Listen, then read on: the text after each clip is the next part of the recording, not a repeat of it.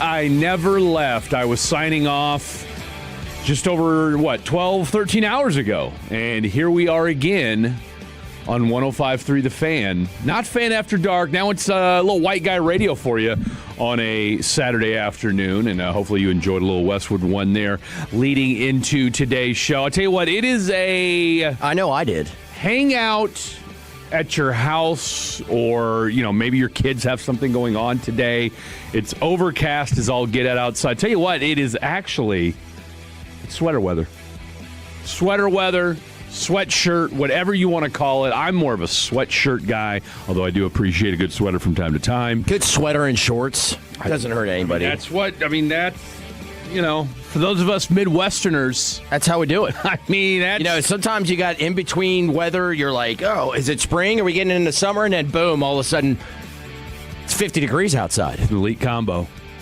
The sweatshirt and short combo will remain elite. And, of course, for those of us that, I was one of those kids that wore shorts to school every day. Mm-hmm. Didn't matter how cold it was outside. I was wearing shorts. I had my co-host on Morning Drive Radio in Cincinnati, shorts 12 out of the year. Yeah. No, dude, look. 8 degrees outside. Sweatshirt, stock cap, stocking cap. Now that's extreme. Yeah. Now, as I've gotten older, yes, if it's that cold outside, I will wear jeans. It's just so easy to put on. Shorts are just so much easier. They're elite. They are. They're elite. it's hard to find a good pair. Especially when you have legs like we do. Well, look, my calves aren't going to, grab anybody's attention, maybe for the wrong reasons. No doubt. I have the shout out RJ Choppy. Chicken legs. Yeah, hey, I will, for what Trevor Beck lacks in dating acumen, he makes up for with his calves. Okay. I've said time and time again, best calves at the station. Wow. No, he and Choppy. I'll stand on that. Pun intended. Diamond calves. That's wild. No, his are elite. I thought about you earlier in the week. Oh, hey. Okay. Crosstalk with KNC and Sean and RJ on Monday, right? Following UConn's huge comeback. It's funny you say that. I was listening to that too. And I texted both of them. And I knew what the answer was, but it was like, okay, would you rather be RJ Choppy watching Game 1 or be Kevin Hagelin in his situation in Game 2? Game 1. Yeah. I guess it is the 877-881-1053. Game 1 all day. I know. And RJ's like, we didn't really expect to be there. But think about this, too. There's other layers to it. Tennessee has never been to a Final Four. Ever. Who's this? Tennessee. Yeah. Never. So they were just geeked.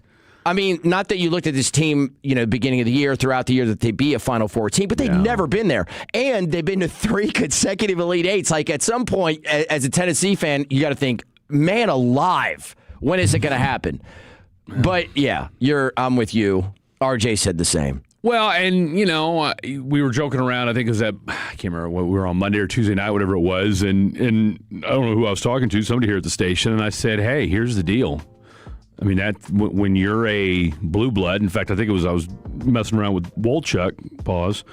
But I said, that's life when you're a blue blood. Yeah. Okay. Like that's, you're not playing you're playing for Final Fours. Right. And so while it was a gut punch, welcome to March. No doubt. Nothing really, even though I can't stand UConn, nothing to make me happier than to see Duke go down the way that they did.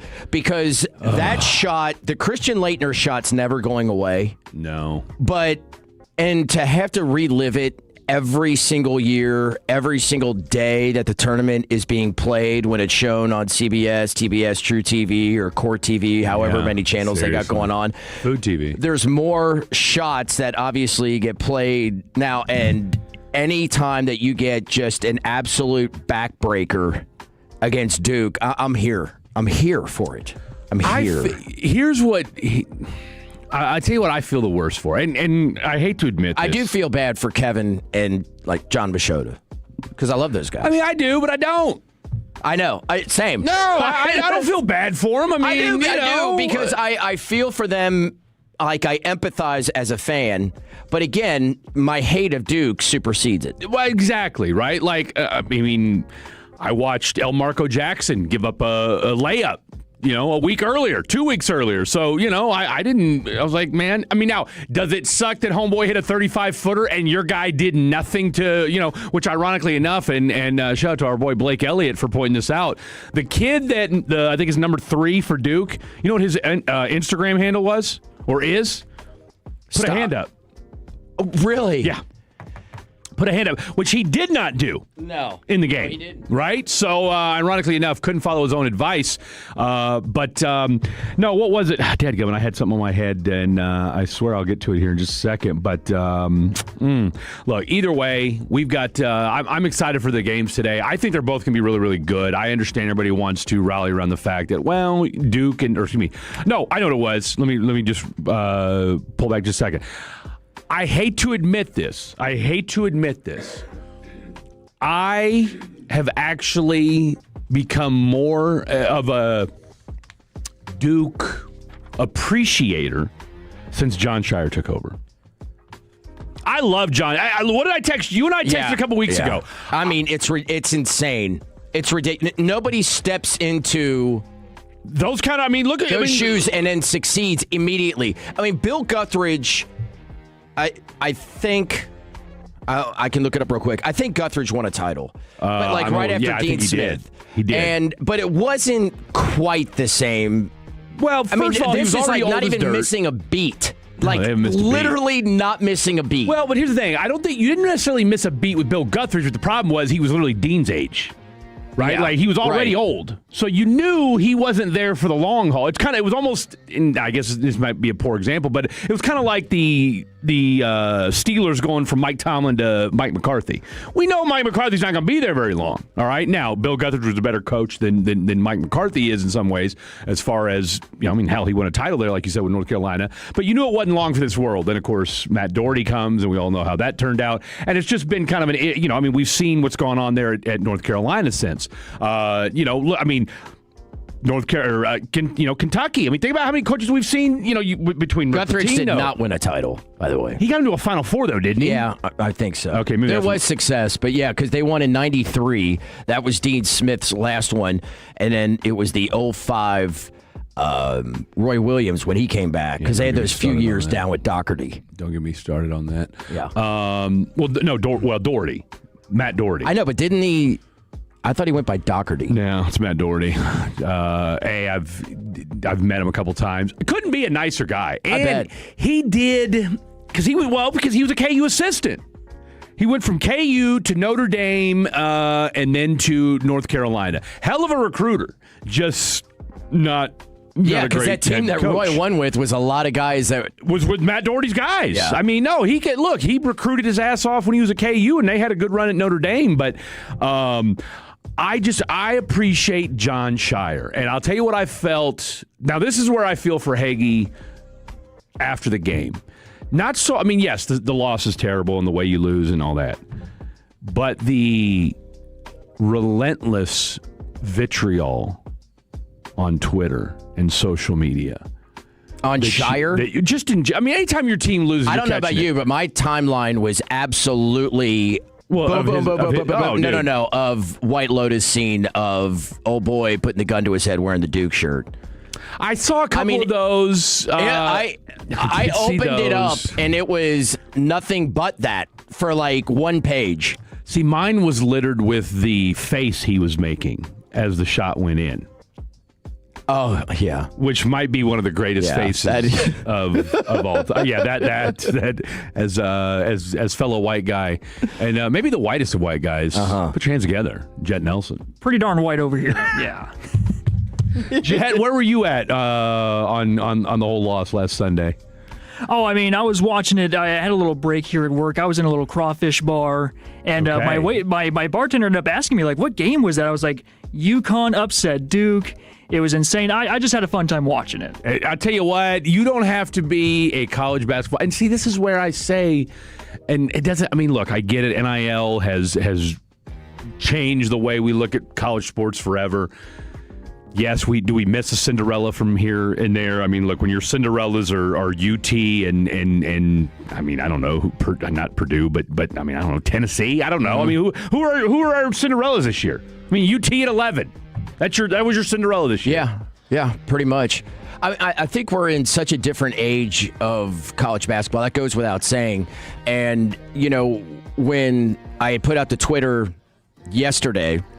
And you responded, and because I've been thinking about this all week, where I can't remember having two teams playing in the Final Four, in the championship game, or just in the tournament in general. Yeah. They wouldn't play before the Final Four because if they were this good, they'd be 1 seeds. But two teams that are this good, have been this good all year, playing each other in the tournament.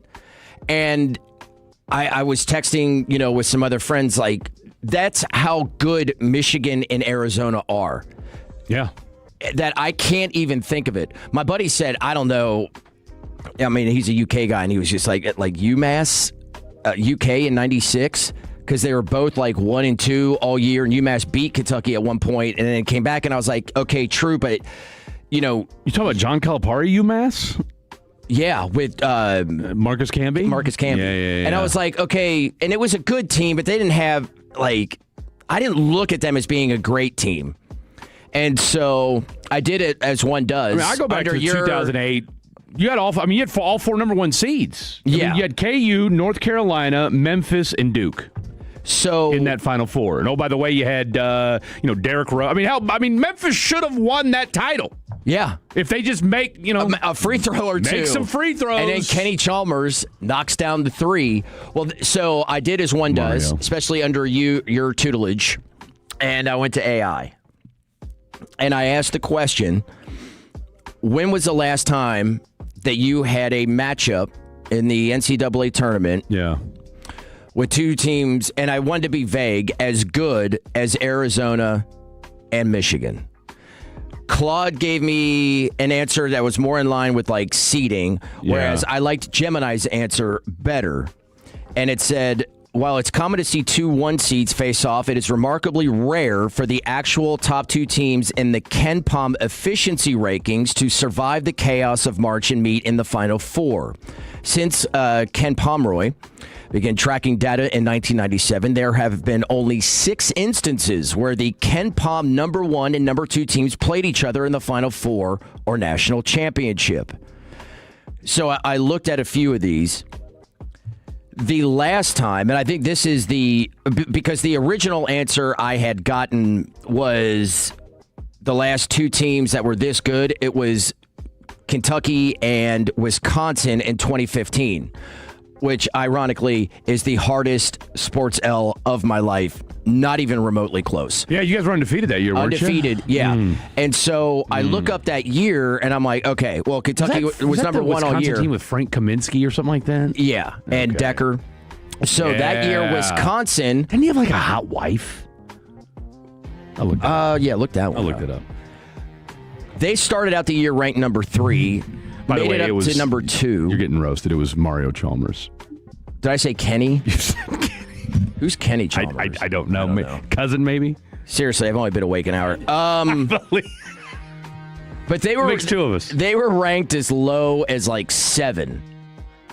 I'm like, I mean, look, losses here and there, but these 2 teams have been ranked 1, 2, or 3 all year long.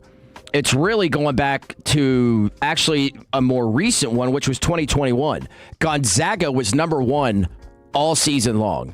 Baylor was number 2 literally all season long until the beginning of March, where they dropped to 3. And then they made it back up to number 2 a week later. So Gonzaga and Baylor in the national final in 2021, where Baylor just smoked Gonzaga 86-70. By the way, Olivia Harlan, Kevin's daughter, is Sam Decker's wife. I remember Olivia Harlan. Yeah. Yeah. TV reporter. No doubt. Huh? 08 is listed on this as well. Damn right. 08, I'm sorry. Kansas, North Carolina. Hands down. That I remember that year. You tell me. Because I had just moved back from Lexington up to Northern Kentucky, and I was working at a at a restaurant, and it was about middle through the year, and I was like telling everybody in the back, I go, Kansas is going to be your national champion. I go, that team is so stacked. Dude, they had so many NBAers on that team. So many. And I mean, Chalmers. not only was it was both games of the Final Four. Well, now, we beat the brakes off of North Carolina in the Final Four. It was kind of anticlimactic. We got up to like a 20-point lead. I mean, we went on like a 27-3 or some crazy run to start the game. But the Memphis game was, I mean, because Memphis was loaded. I mean, you had you had 3 guys. I want to say 4 guys on that team went to the NBA. I mean, come on. Well, Derrick Rose is. I don't know that there's a better recruiter in the history of modern college basketball than incredible. John Calipari. So yeah, that year, North Carolina was ranked number 1 for a great portion of the year. They lost a couple of games, dropped down to 5th, and then made their way back up to number 1. Memphis started out number 3, got up to 2, to 1 for a while, down to 2, where Kansas started out 4th in the country, made it up to 3. They were right around the 3-2 mark, and then 6th in February. Disrespect. 5th and 4th before winning the championship. And then before that was 2005 with North Carolina and Illinois. They say this on the 2008. 2008 is this according to Google Gemini, the holy grail of efficiency matchups. Kansas was so dominant in their win over number 1 UNC that they actually leapfrogged them to become the new Ken Pom number 1 before playing number 2 Memphis in the final.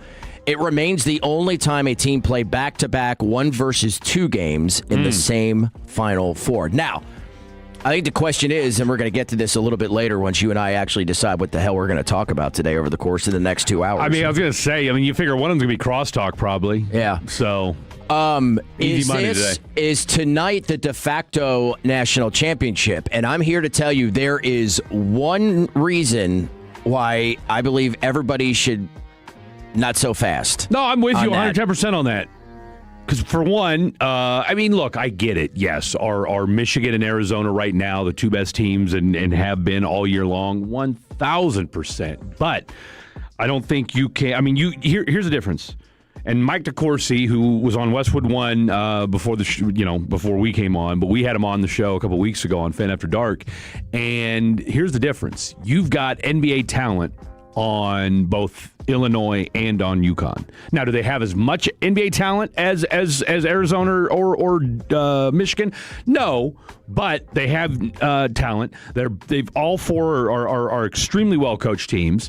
And would it shock me at all if Illinois beats UConn tonight and then were to beat Arizona or Michigan? No, it wouldn't.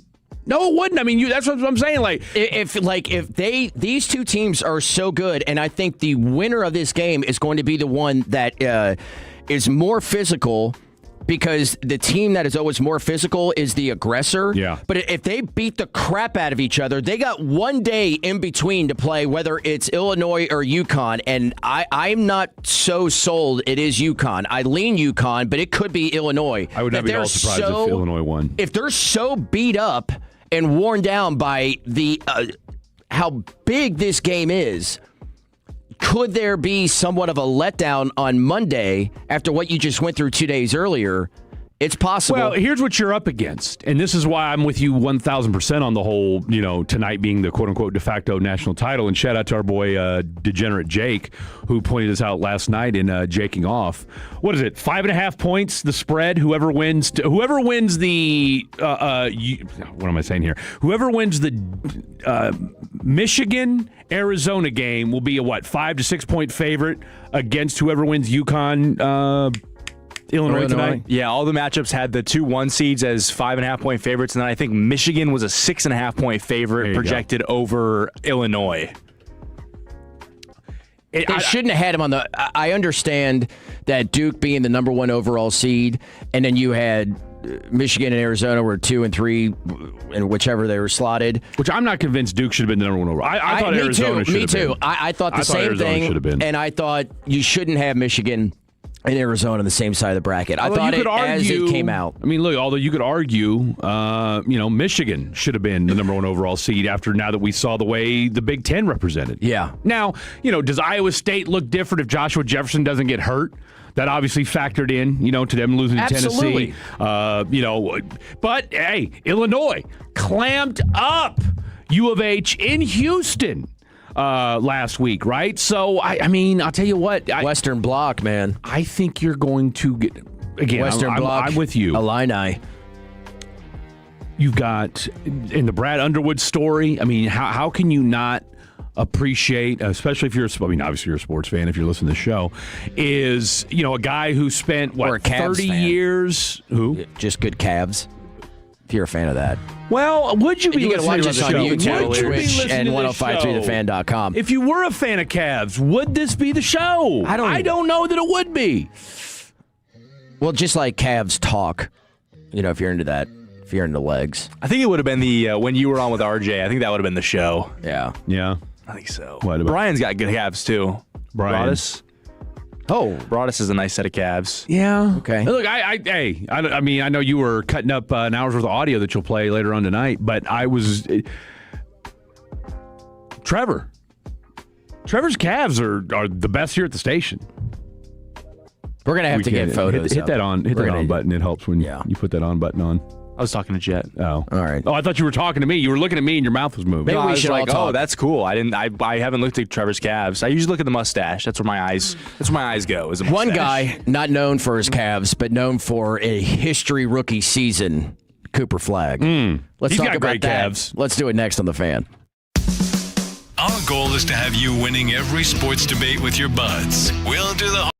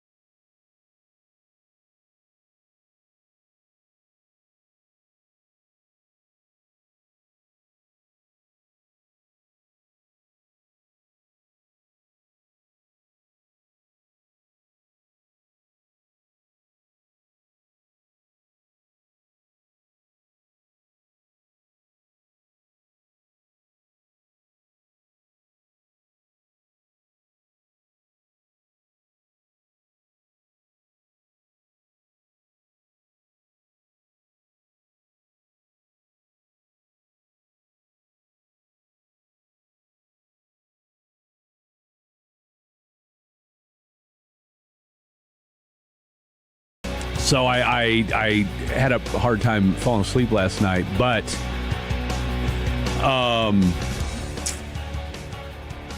have you guys seen that documentary on Netflix about the cyclist who got murdered by the dude she was messing around with, his girlfriend? It was a national story a few years ago in Austin. Like, the chick that killed her, total smoke show. Total smoke show. Who knew that the murderer or the chick that got killed? The murderer. Oh, okay. Goes to show, man. Don't judge a book by its cover. This wild broad, let me tell you something. Cold as ice. Cold. I tell you what, the Austin PD, if they're detectives, I mean, you want to talk about the Keystone Cops. My God. Really? I mean, it was. Now, some of them were, What is the backstory on this? Okay. White Guy Radio here on. Fred and Will, and our other white guy, Degenerate Jake. So, what's her name? Mariah Wilson is her name. And the story was, I said viral, for God's sake. It was a national story 4 or 5 years ago. The girl gets killed, and they thought it was the dude she was messing around with, okay? And they're all in the gravel cycling community, okay? Not like the, Lance Armstrong Tour de France type cycling. Mm-hmm. This is, I think they're on gravel, obviously. So, kind of a niche. Look, cycling's already a niche sport, but this is like a subset of a niche sport. So this is uber niche, right? And I'm sure there's probably some, God bless you guys that are doing this sort of thing. I mean, look, you ain't getting rich doing this sport. Okay, like you're just not going to. Anyway, so old girl, this Mo Wilson, she was kind of like the up and coming star from the female side, and this dude Colin, whatever the hell his last name was the kind of like the Lance Armstrong, minus the doping allegations of the, and I think he had both testicles, I don't know, of the men's side, but allegedly, hey, not a player, he just crushes a lot. Okay. So he's got this hottie girlfriend who runs it, and who's kind of like, he treats like a side piece, basically, because he's out bebopping around, doing his thing. She knows it, whatever, yada, yada. Long story short, Mo and Colin, she's trying to holler at him, but he's playing her like a fiddle, okay? Mo can't figure it out. She, whatever, da-da-da. It really gives you a look into the female psyche. I digress. They think she shows up dead. Her friend shows up. She's shot. Boom. Done. Cancel Christmas. They track down their boy Colin. Colin's just out there. They find a Ring camera. They're like, wait a minute. You were on your motorcycle. You were the last one seen with her. But then he skirts off. Okay. Drops her off at like 8 o'clock. Well, the murder happened at 9. Okay, and he can show that he was at his house at 9:15. So they're like, okay, well, so obviously he didn't do it.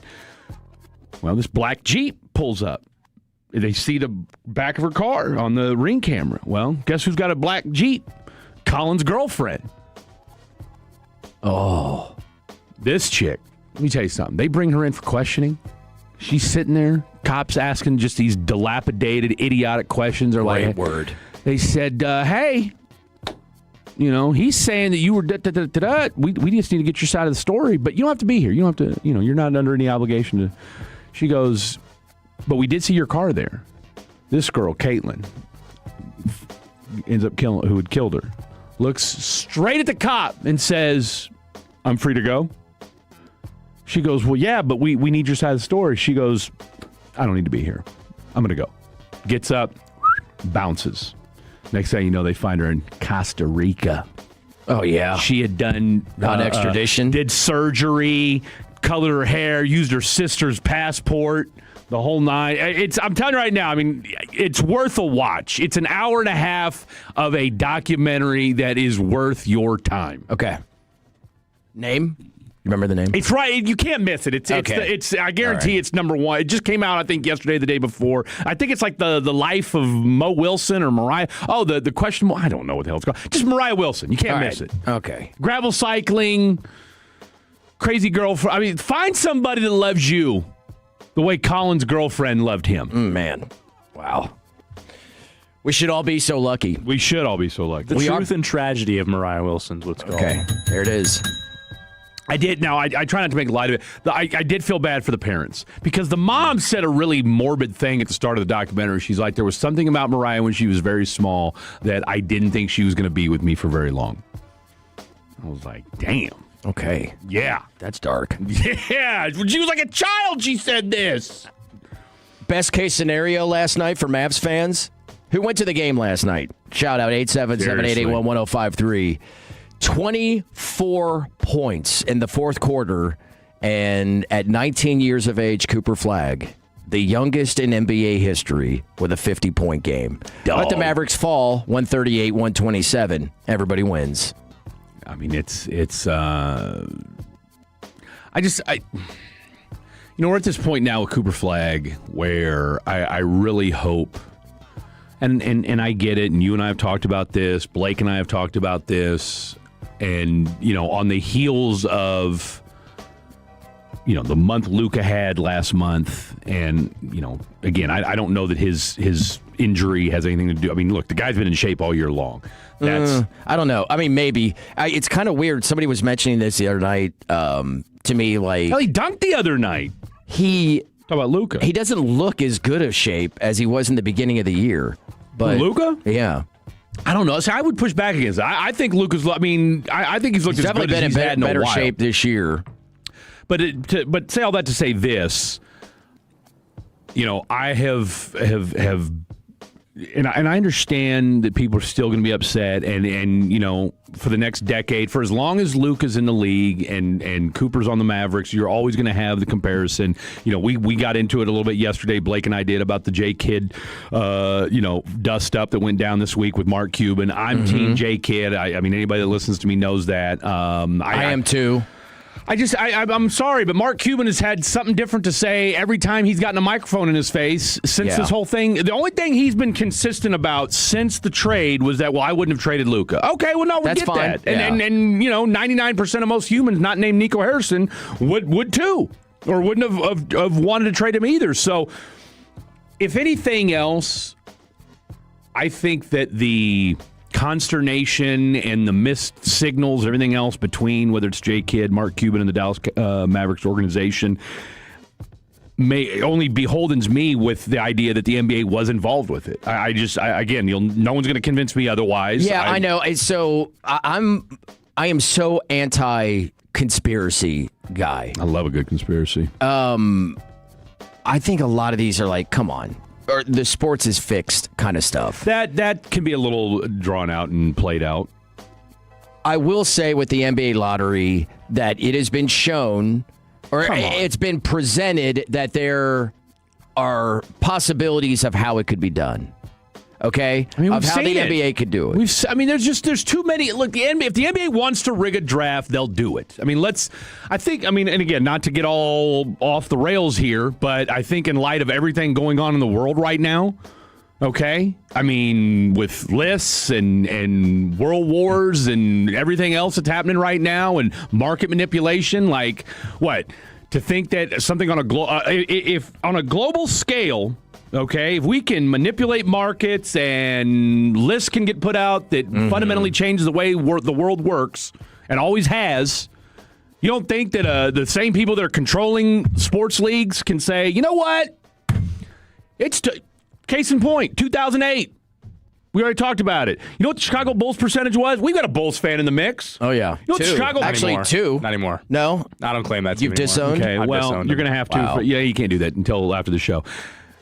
You know what their percentage was? I'll own it. I'm 1.8% the year they got Derrick Rose. Almost the same instance. They had a 1.8. In fact, and I could be wrong, but I'm about 98% sure on this, was that the last time a team like the Mavericks had gotten had such minuscule chances to get the number one seed, the last time a team did that was the Bulls in 2008. And Derrick Rose, where was Derrick Rose from? Chicago. Come on, man. This is what the NBA does. I don't know. I feel like because the last time that there was this, I don't remember if there was this talk. I mean, I'm sure there was a little bit of it, maybe more than I remember. But it was always back to the Ewing, New York Knicks. The frozen envelope. Hello. I can see it from a perspective of them wanting certain teams / markets. Yeah. Like L.A., New York, Boston, and I could see Chicago too. Let's get Chicago back to where they were, because at least make them respectable. Decade, removed from MJ. But do they do that for the Mavericks and for here in Dallas? Absolutely, and I think it had everything to do with two things. One, with the Mavs being able to help out the Lakers.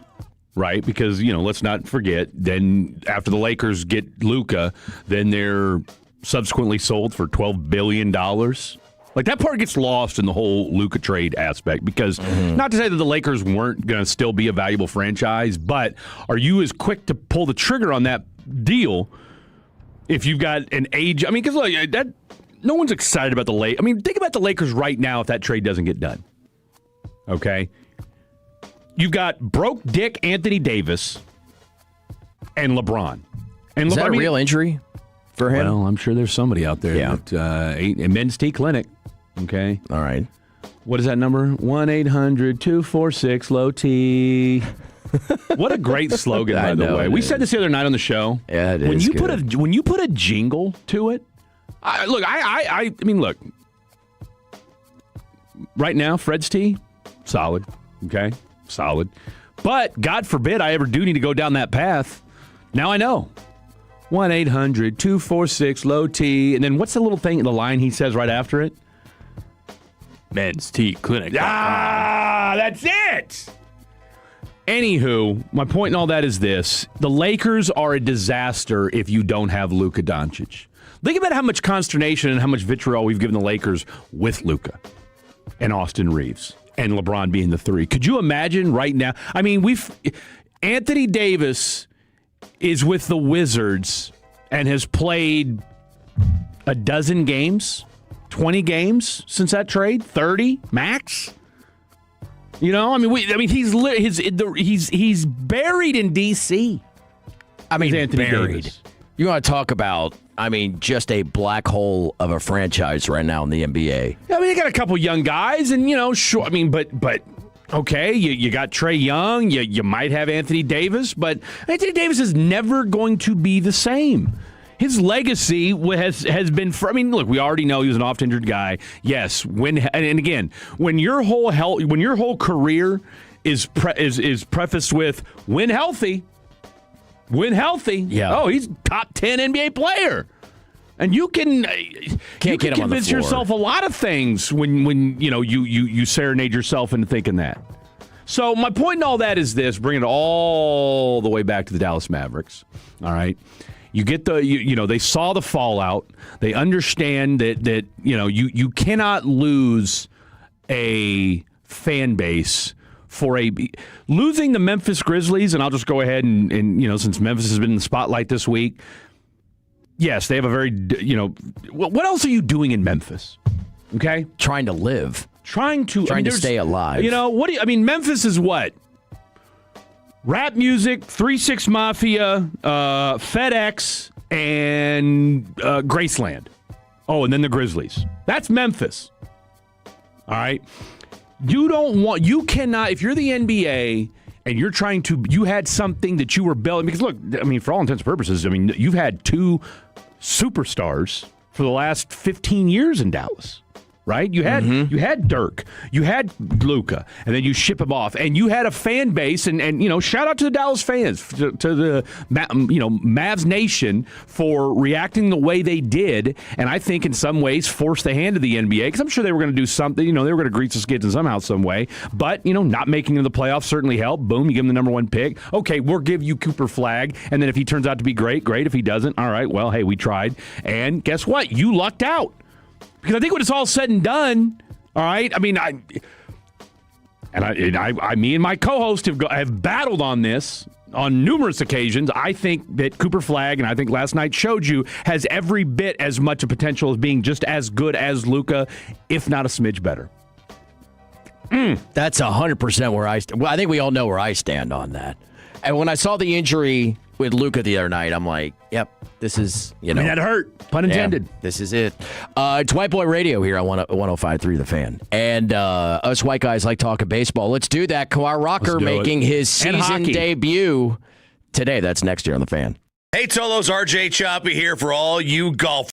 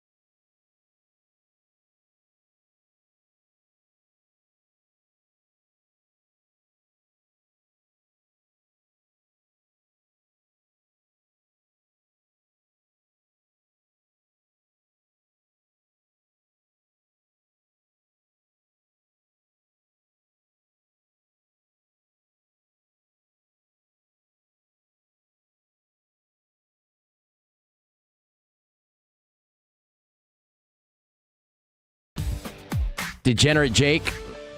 Is that a new one? I don't know. No, he's been Degenerate Jake because our boy Choppy took umbrage with the name Degenerate Jake because his nickname is apparently Degenerate RJ. Yeah, the Degenerate. And so now, and again, I mean, look. Maybe some copyright infringement. I did not. We Let did the lawyers not give him handle that. that. Yeah, you know what I'm saying? Now, he's also New Guy Jake, and he's also Jake Ray. Mm-hmm. So there's just, the beauty of Jacob Ray is that he has multiple nicknames. And then, of course, you could just call him Jacob if you wanted to. I don't see him as a Jacob. I've called him Jake from day one since I met him. But I'm also the guy that I will just, you may tell me your name, but I'm going to go ahead and call you what I want to call you. Mm-hmm. Okay? And that's what's going to stick. I think it shows his versatility. 100%. What do your parents call you? Jacob. Okay. That's fair. Yeah. No nicknames or anything like that? No nicknames in the Ray household. Really? Yeah, nothing. How's your mom's eye, by the way? It's good. It's good, actually. She went to the doctor last week. She's been taking these eye these like fungus killing drops in her eye for like a month now, and every week it's been cutting down. She goes back to the doctor next Thursday, which is also the day I move in. And if our kids growing up before our own eyes. Oh, wow. If Doc says she's good to go, we are off the fungus drops. So we are on the road to recovery. Is she driving around yet? Not yet. She's got to get 2 more surgeries. They're gonna repair her lens and give her a new cornea. But I mean that's just so she can see. A new cornea? Yeah. She already had 2 cornea transplants. She got the third. Do you get that from like a dead person? I'm not sure. I'm really not sure. Apparently they like grow on trees. 877-881-1053 if you've got a cornea that you don't need. That came from a cadaver. Send it to Jacob's mom. She sent a thank you note to the first people, too. I was like, you better get more thank you notes. Okay, so it was a cadaver. Yeah. Okay, so it was a dead person. Yeah. That's typically how that works. I wonder how the compatibility works. Do you think she sees the thing that they saw? Do we know yet? Wouldn't that be cool? That's what they say when you get somebody else's organs, you will feel things that those persons felt. That'd be cool. Makes sense. You think your mom get like a Terminator eye? That'd be really cool. Is it the same? Really cool. Do they look for? Will it be the same color? Or will it? You have a little Max Scherzer thing going I'm on. not in the sure house. how all that works. I'm not sure how that works. These are the things you need to ask, okay? I know it's your mother. She's already had 2 transplants. Her eye still looks the same. It's just foggy because her lens is all scarred, so it's just foggy. But that'll go away. She can wear an eye patch. She had to for a little bit. She had to. So your mom's a with one. pirate, is essentially what you're saying. Yeah. Arr. There were a lot of jokes that first week. She did not not like any of them. No. That's a She wasn't given. feeling them. What are you calling her, like Jack Sparrow and that sort of thing? Yeah. I mean, Peg leg, all that stuff. At least she hasn't been able to, or she's been able to not watch the Cubs play so far this year. kidding. Find themselves at the bottom of the NL Central. The Reds behind the Milwaukee Brewers, and where everybody except for the Cubs are above 500. Your Texas Rangers half a game back of the Houston Astros. who saw that coming? A lot of baseball. Virtually left. everybody. I mean, talk about there's a couple teams that have been like absolutely killing it. The Braves and the Brewers, but I digress. They fall, the Rangers do, in their home opener yesterday to the Cincinnati Reds. Tyler Stevenson with a 2-run home run in the top of the 9th off Chris Martin. And today, They were all yellow. it will be a 6:05 start with coverage starting right here on your home of the Rangers at 5:30. Correct me if I'm wrong there on that. It'll be Kumar Rocker making his 2026 debut opposite Rhett Lauder of the Cincinnati Reds. Right-handed pitcher, 5 innings pitched so far this year. I think he had 3 Ks, gave up a dong in his first start, as you alluded to. Kumar making his 2026 debut.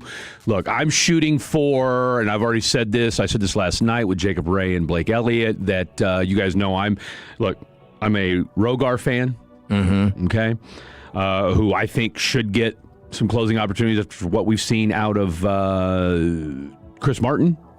I mean, look, you got to figure something out. Chris Martin is not a 9th inning guy. Yeah. Unfortunately. We saw it last night. We've seen it twice this year. 2 2/3 innings pitched. He's given up 6 hits. What's he got, a 13.5 ERA or something crazy like that? I mean, he's and again, he's a You good reliever. You cannot have a whip above 2. No. and be a guy that you're putting in big leverage situations. He's never been. I go back to this, and we talked about this before the season started. No, look, we don't know what this baseball team is until May. That's fair, but he's been in the big leagues for, I think, 14 years, 13 years, something like that. I think his first year in the league was 2014. He's got 9 career saves in 13 years in big league play. Okay, like that just tells you he's never been a high leverage guy. Is he a great setup guy? Is he a great 6th, 7th inning guy? I mean, we had somebody text in last night. He's been a great. He was your best reliever last year. Well, 16, that's all well and good. 16 in 13 years. It is 13th. Okay, 13 exactly. So it's like, man, look.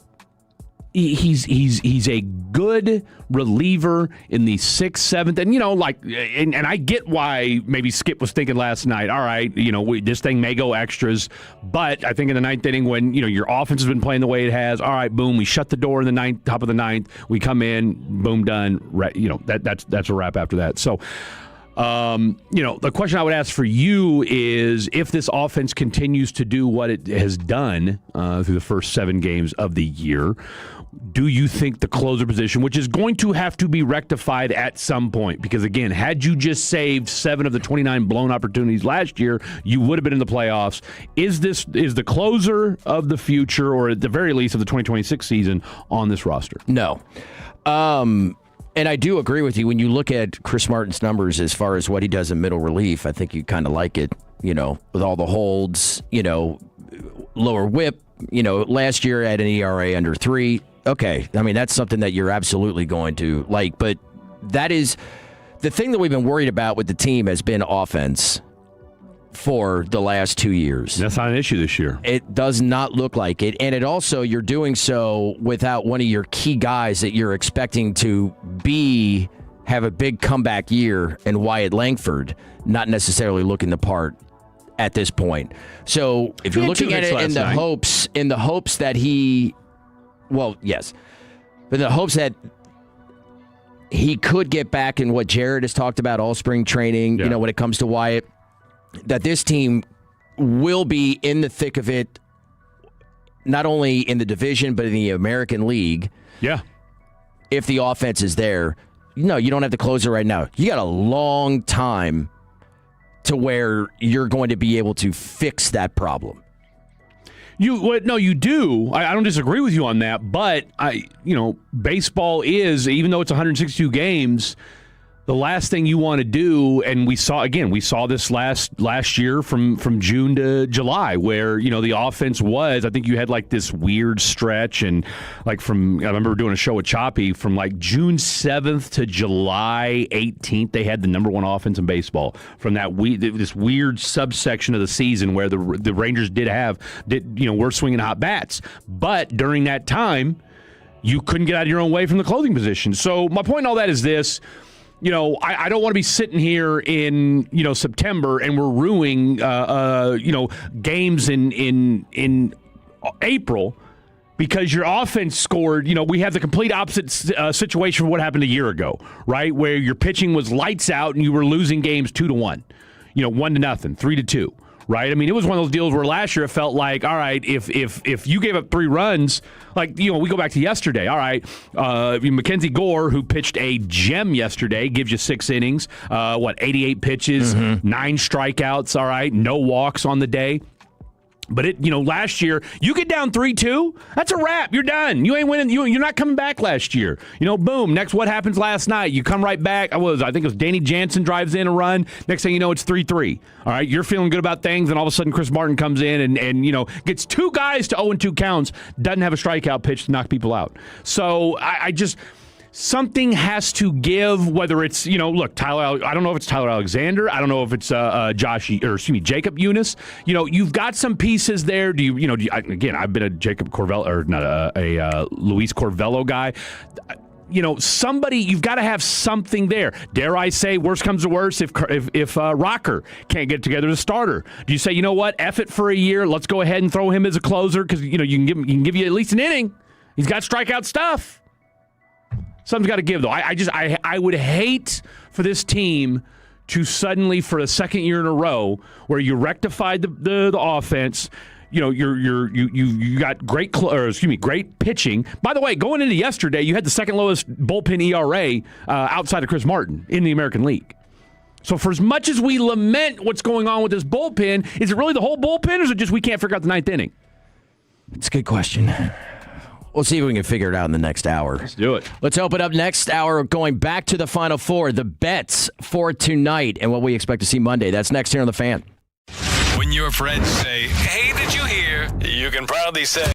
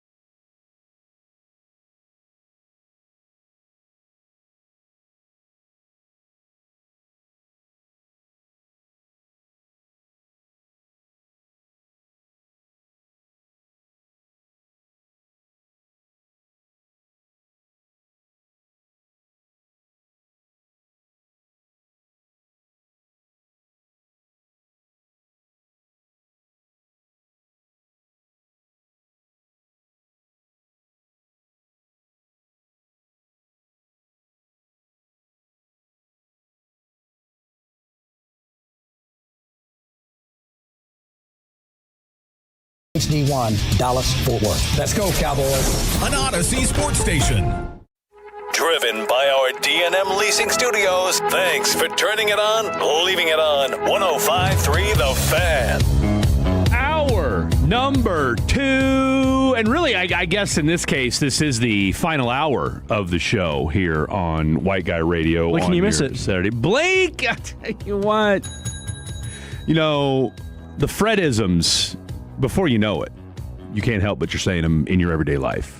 Okay. I noticed that when I host shows with Kevin. There's just little things. Let me tell you something. I listen to you and Kevin like a proud father.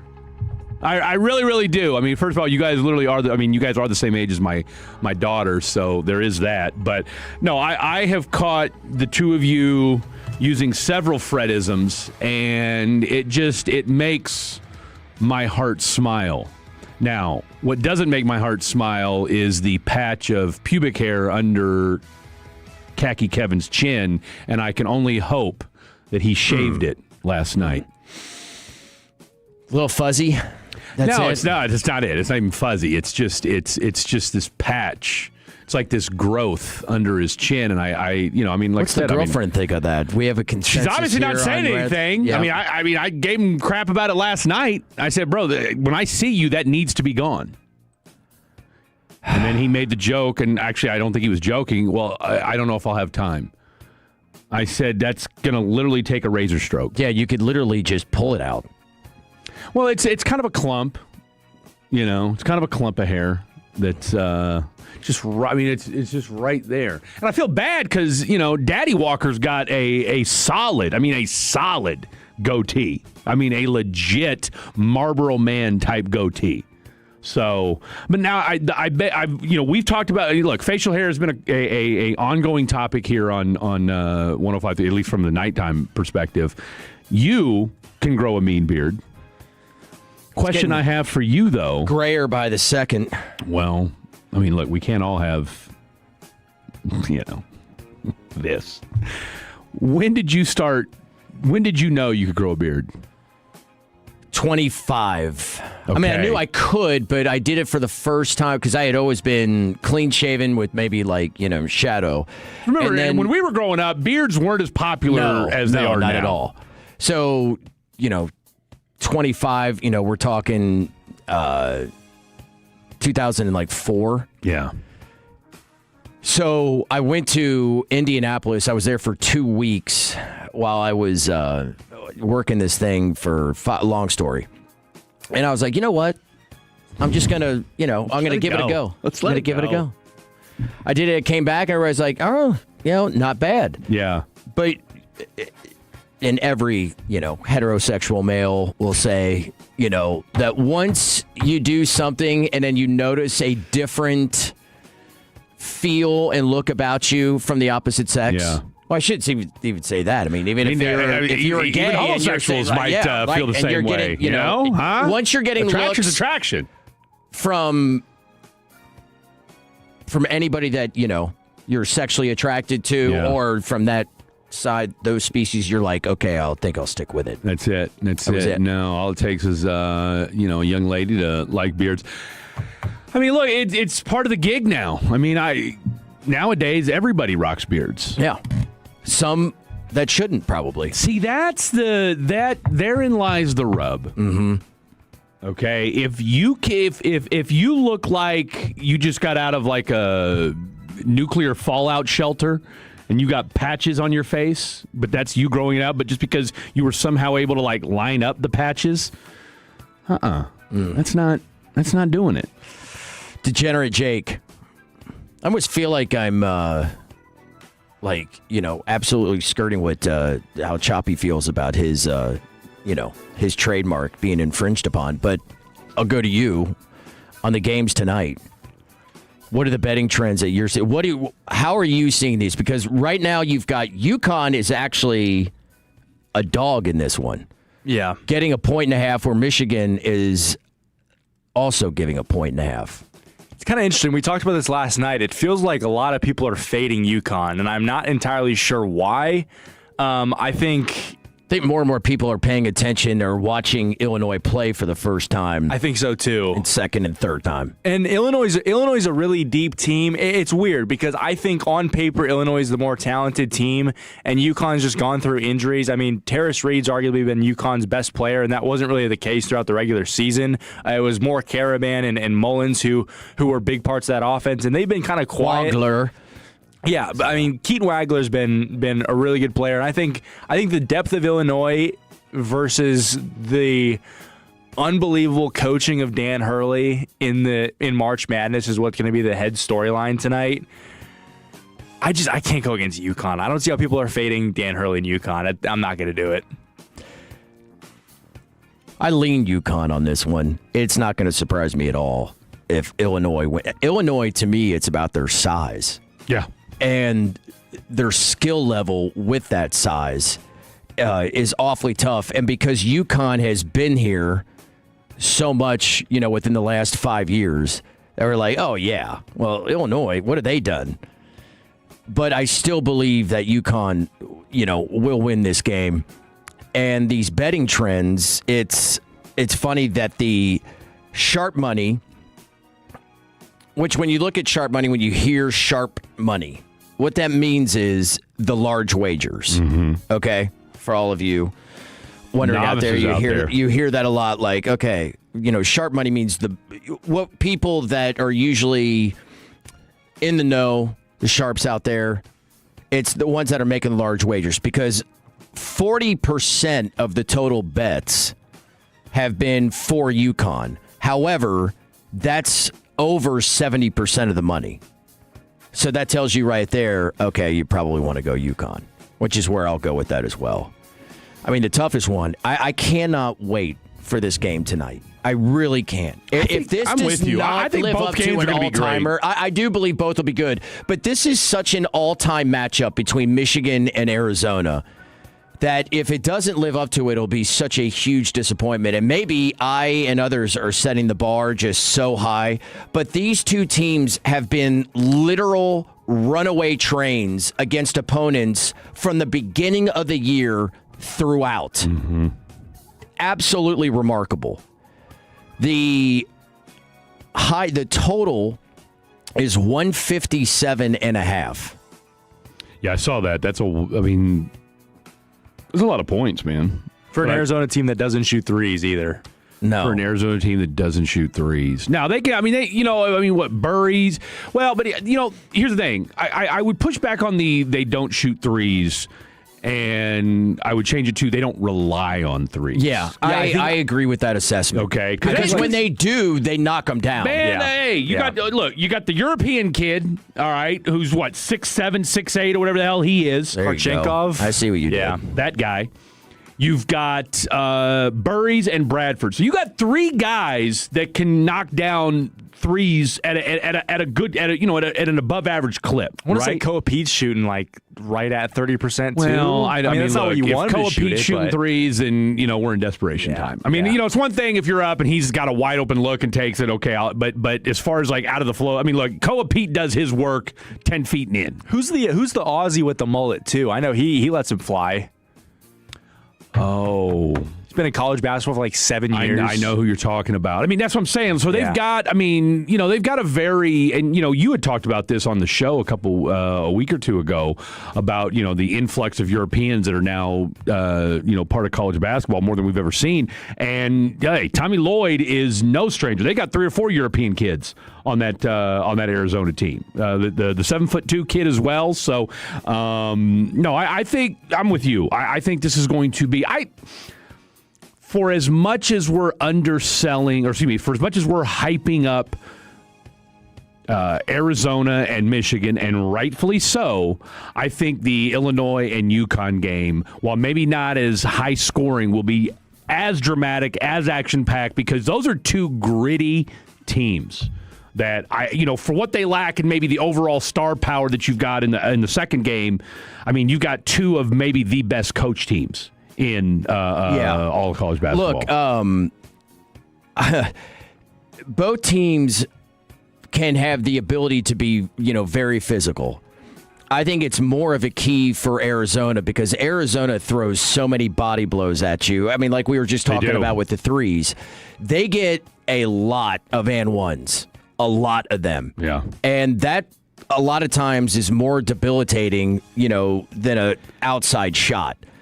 I think, like I said earlier in the show, if Arizona is able to get to the free throw line like they have all year, they've made over 100 more free throws than their opponents have attempted this year? That's nuts. Arizona? Yeah. Well, they're so relentless, dude. Like I think this thing that gets underrated about Arizona is they just don't stop. They come in waves. Yeah. And they've got an NBA front line. When they don't have many of them, but they will have some droughts. You may only get like 2 droughts a game, and it may not be for a long period of time. But if you do not score, if you do not outscore them during those points, you don't have a shot. You have got to capitalize when Arizona is missing because they don't do it very much. I still but the thing, and I have been leaning Arizona. Well, I mean, I picked them to win the whole thing. I thought they were the best team coming into the tournament. And then what Michigan did in dismantling Tennessee, I was just like, man, I still feel like it's Arizona, but I don't feel as strongly as I did, and that's why I think that this game could be one of the best games that we ever see in the national tournament. You've got 7 guys on this Arizona team that average 9 points or more. I mean, think about that. Our boy Braden Burries. I mean, here's a crazy thing about and we talked about this, Jake and I did on Fan After Dark. Jaden Bradley was the Big 12 Player of the Year, and isn't even the best player on his own team. Now, how that happened, I mean, how A.J. DeBonsta wasn't the Big 12 Player of the Year is anybody's guess. But again, that's another conversation for another time. Braden Burries averaging 16. Koa Pete, 14. Bradley, 13. Karchakanev, or whatever the hell his name is, he's at 10.5. Krivas, he's at 10.5. Toby Awaka, who's averaging 9 and 9. Sixth man of the year. Okay, sixth man of the year. And then the Australian kid you were talking about, Anthony Del Orso, he's at 8.6. I mean, they just come in waves at you, and that's what the thing about Arizona that I think is going to ultimately be the difference tonight is, number one, they don't rely on the three, and you've just got so many different guys that can score. And that's what helps you win games. And look, and not to say they're going to do it, but if you shut down or slow down Yaxel, I mean, you got other guys that can score on there, but I mean that's a huge part of their offense. Go ahead and shut down Koa Pete. All right. Mm-hmm. Oh, okay. I mean, look, I watched KU do it. And they still only won by a couple points. Why? Because you've got 5 or 6 other dudes. You got 3 guys that can knock down threes. So ultimately, I like Arizona to win this game, but I'm with you. I think it's going to be. I think this Final Four tonight. Let's tell you this: for as very top heavy NIL, we get it, blue blood heavy as everything is these days. I think we're at the very least we do have the 4 best teams, and we're going to get 2 very, very competitive, fun games tonight. Okay, the state of college basketball and what this Final Four tells us about how you can win. I want to have this discussion. We're going to do it next here on The Fan. Sean and RJ, the KNC Masterpiece.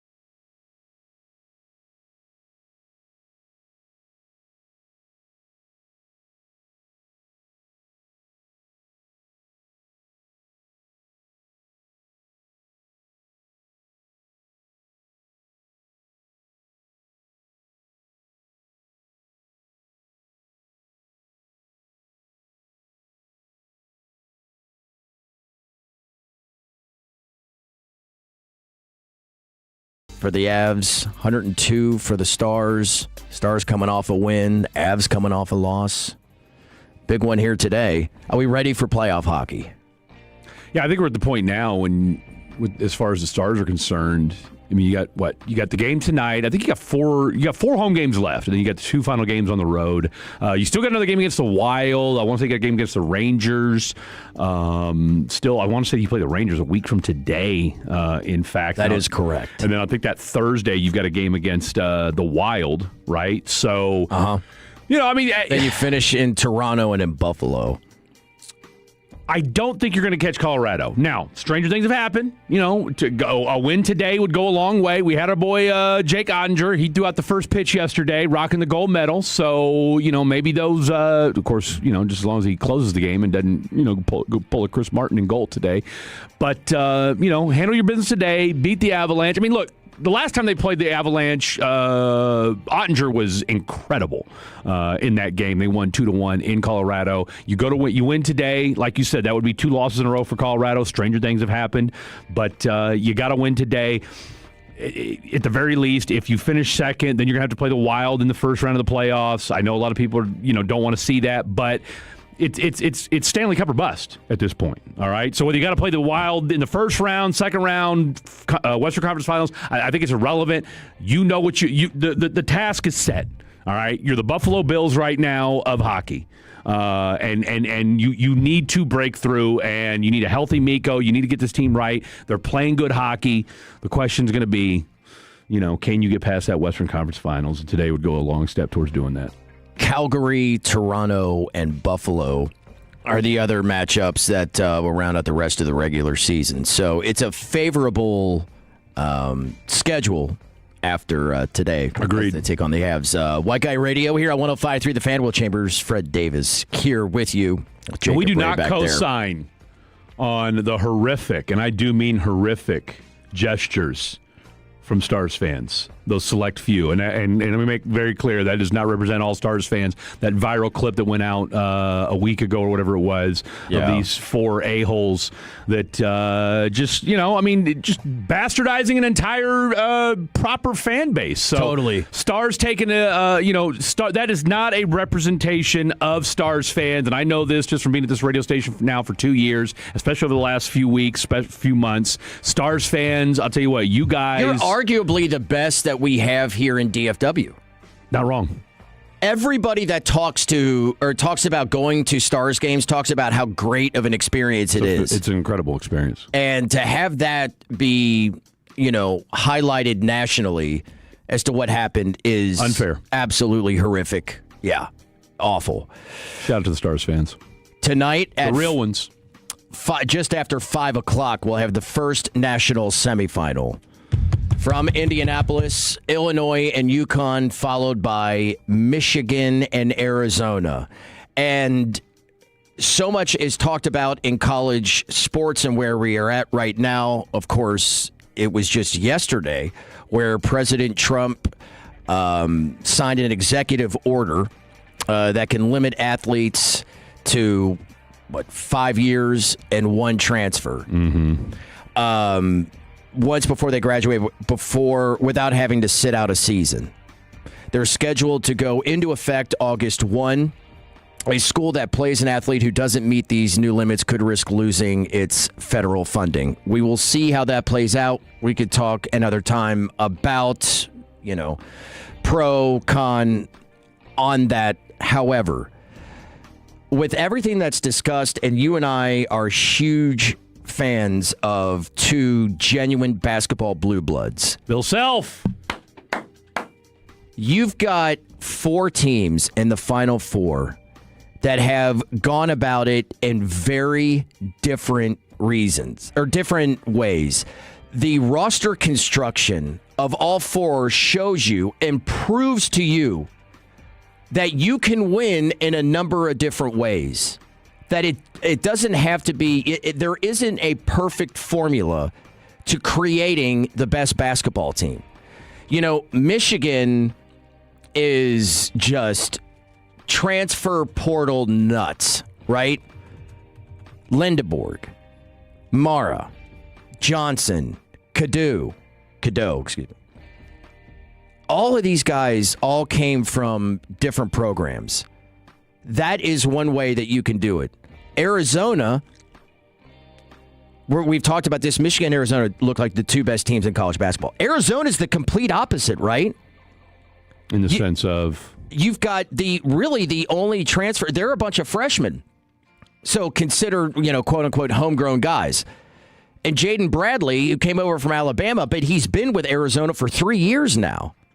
So you could do it those two ways. UConn, they've had some guys come over in the portal, but they're guys that stay there for a while, right?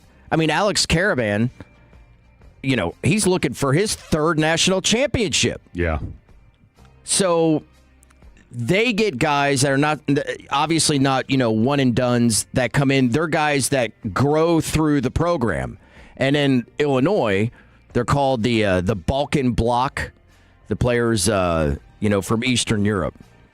So I thought, you and I discussed things on and off the air about, what we like, what we don't like, about where our programs are at, how they're coached, how they're going after, certain players. I know right now with my squad, it looks like it could be a mass exodus of transfers. And I know from where I stand, I'm like, okay, the biggest thing that I was worried about with John Calipari leaving was, okay, who is going to come in and then recruit like Cal did? Or at least resembling it of some sorts, because you would hope if you are one of the four, and I always say this as the four, and it's Kansas, Duke, Kentucky, and North Carolina. Mm-hmm. You should be able to recruit the top, incoming freshmen. Those would be the ones that if you're everybody else, you're competing against to get the top talent. And then as far as transfers goes, it's kind of the same thing, but that's a little bit more mixing and matching, right? And I think that's the biggest problem where I have with my program is that you're not doing that at all. You can do it a number of different ways, but none of it is actually working as we sit. So I'm looking at the numbers here. All right, so every team, Michigan, Arizona, UConn, and Illinois, all spent between $8 to $10 million. Mm-hmm. All right, like all four of them. In fact, all of them operationally, and that's just their NIL spend, right? That's just the cost of doing business for this roster.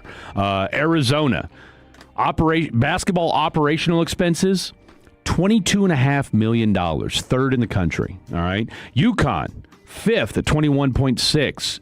Illinois, 12th at 18.6. And Michigan, ironically enough, 25th as far as nationally with operational expenses at $14.4 million. But again, all four of these teams spent anywhere from $8 to $10 million on their respective rosters. So, what we're running into now, and I'll go back to something that Bill Self told me. I don't know if you guys knew this. Yeah, little littering here on a Saturday afternoon. I mean, just ran into Bill. We just, chatted it up, chalked up a conversation. Just a little this, a little that. But one thing he said to me that really stuck out, and this is something, and again, this dovetails with what you were saying, is that when it comes to the Blue Bloods now, it's not like it used to be where the four teams you just mentioned, I mean, that's where you had to be, right? And yes, I mean, I think we can all agree Kentucky's paid players, Kansas has paid players, Duke's paid players. I mean, we know that for facts. I mean, there was an FBI probe. I mean, we know it that these schools, our schools, have paid for players. It was just how you went about doing it. We all know it was under the table, yada yada, all this other stuff. But you also had a lot of teams that did so and never won a damn thing. Never won anything, right? And so plus it was a bigger deal about, all right, okay, I need to get my I need the national attention, and I get a little scratch on the side. Okay, boom, done. But one thing he said is that, yes, being a Kansas, being a Kentucky, being a Duke, that obviously gets you in the conversation. But, look at what Bruce Pearl did at Auburn, mm-hmm. right? Like you can be these schools that if you've got the bread, if you've got the money to do it, all right. I mean, look, NC State, Darian Williams, your guy from Texas Tech, had $1 million offer, was going to go to KU. Will Wade comes in and says, you know what, I'll give you 1.5. He goes to NC State. Didn't even make the tournament. Okay, first four. That doesn't count. Fair. So, yeah, I mean, look, it's about, you have to do more than just spend money. everybody like, well, it's all about the money. Not in this specific. Not anymore. It's not.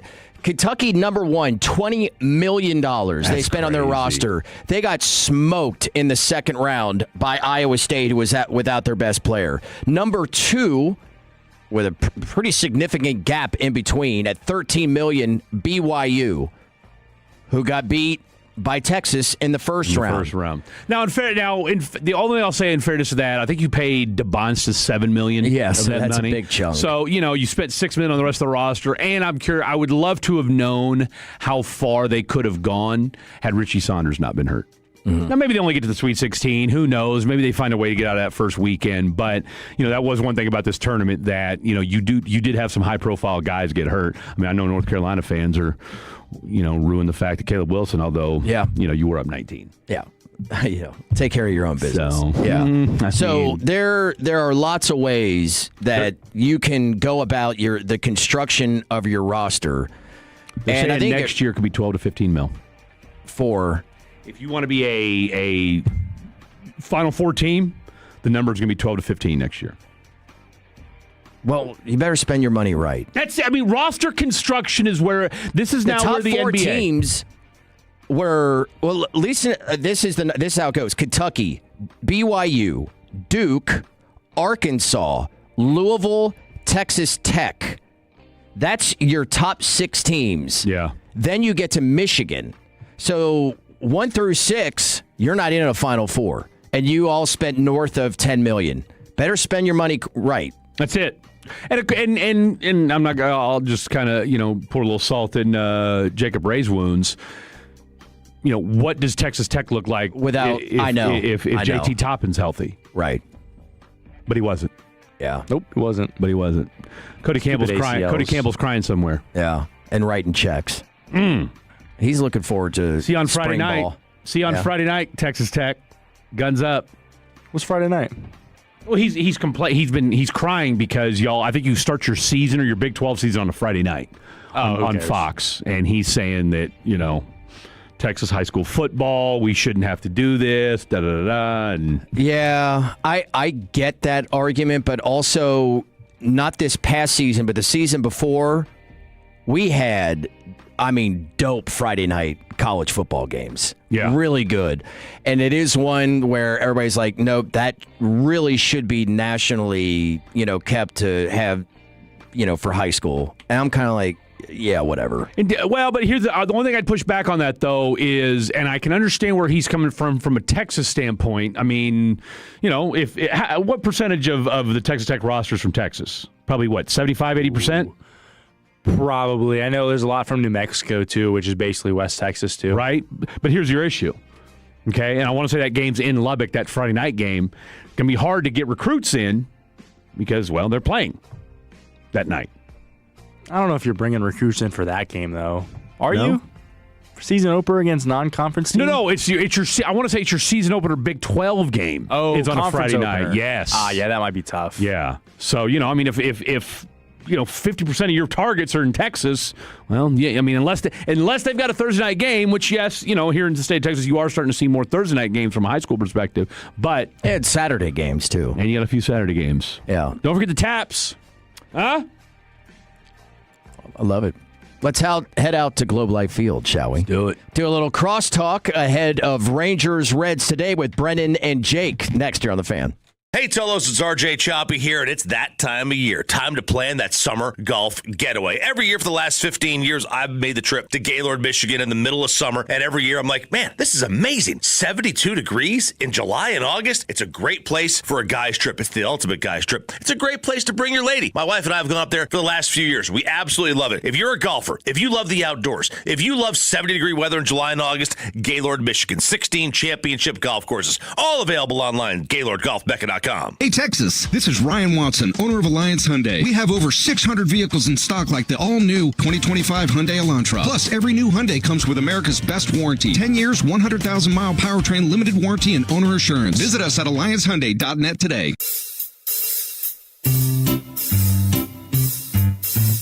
1-877 Cards for Kids. KARS Cards for Kids. 1-877-cards for kids. Donate your card today. 1-877 Cars for Kids. KARS Cars for Kids. 1-877 Cars for Kids. Donate your car today. Ready to get rid of that old car? Donate it to Cars for Kids. Call 877 Cars for Kids to speak to a friendly live agent. Donation is super easy, and your car can be picked up as soon as tomorrow. Go to carsforkids.org now or call 877 Cars for Kids to donate your car today. 1-877 Cars for Kids. KARS Cars for Kids. 1-877 Cars for Kids.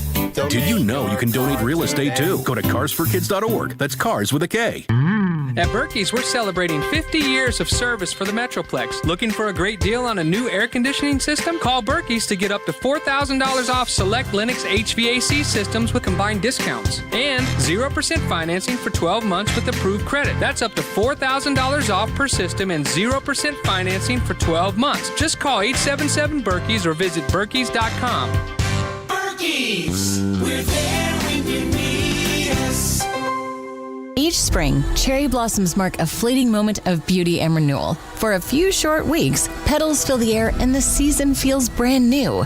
Inspired by nature's beauty, the Cherry Blossom Martini at P.F. Chang's captures that first taste of spring. Bright, floral, and delicately sweet. It pairs perfectly with the butternut squash dumplings. Take in something beautiful together and savor the flavor in full bloom at P.F. Chang's. See more seasonal specials at pfchangs.com. Must be 21 and over. Please drink responsibly. Best Buy Windows and Siding. You hear it once, and suddenly it's stuck in your head all day. Best Buy Windows and Siding. But that's not the worst thing, because we're the home of 10 windows for just $59.50, plus 0 down and 0% financing with approved credit and a lifetime warranty. Best Buy Windows and Siding. The only way to get it out of your head is to call 469 Windows or visit us online at bestbuywindowsandsiding.com. Best Buy Windows and Siding. It's a baseball weekend on 105.3 The Fan, presented by K-Post Roofing. Time is approaching to protest your property tax. Don't trust some blind call center. Contact North Texas Property Tax. #1 property tax firm in North Texas. No reduction, no fees. Save more, get more with NorthTexasPropertyTax.com. Ready to celebrate? Hop into Easter festivities with everything you need at Target. First, get ready for your special occasion with 25% off stylish looks. With spring vibes, vibrant colors, and fresh florals, you'll find outfits that match everyone's style. Then, fill up their baskets with endless joy. From select Easter plushies to fun toys they'll love at 20% off. Don't miss out. Make this Easter unforgettable at Target. Springfest is happening now at Lowe's. Keep the spotlight on your yard with Stay Green Premium 2 cubic foot mulch, 5 bags for $10. Plus, when you want more help indoors, get up to 40% off select major appliances that help you supercharge your chores. Our best lineup is here at Lowe's. Valid to 4/22 while supplies last. Selection varies by location. See Lowe's.com for details. Mulch offer excludes Alaska and Hawaii. Texans enjoy more ways to save at Kroger, like low prices in every aisle. And you can clip and save more with digital coupons in the Kroger app. Plus, you can earn fuel points to save up to $1 per gallon at the pump.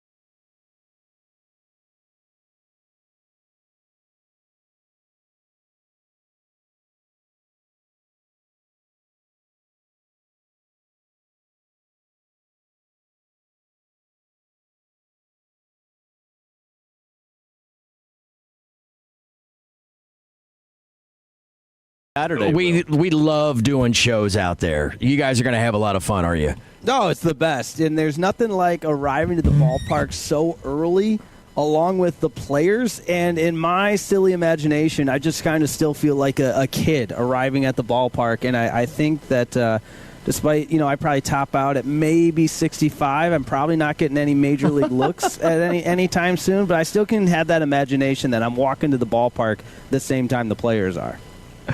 I could still knock a baseball pretty hard at 65 miles an hour. Well, we'll have to set that one up. I'm a great wiffle ball player, though. Great wiffle ball player, and I got people that could back that up. Even people here in the great DFW area could back up my wiffle ball prowess.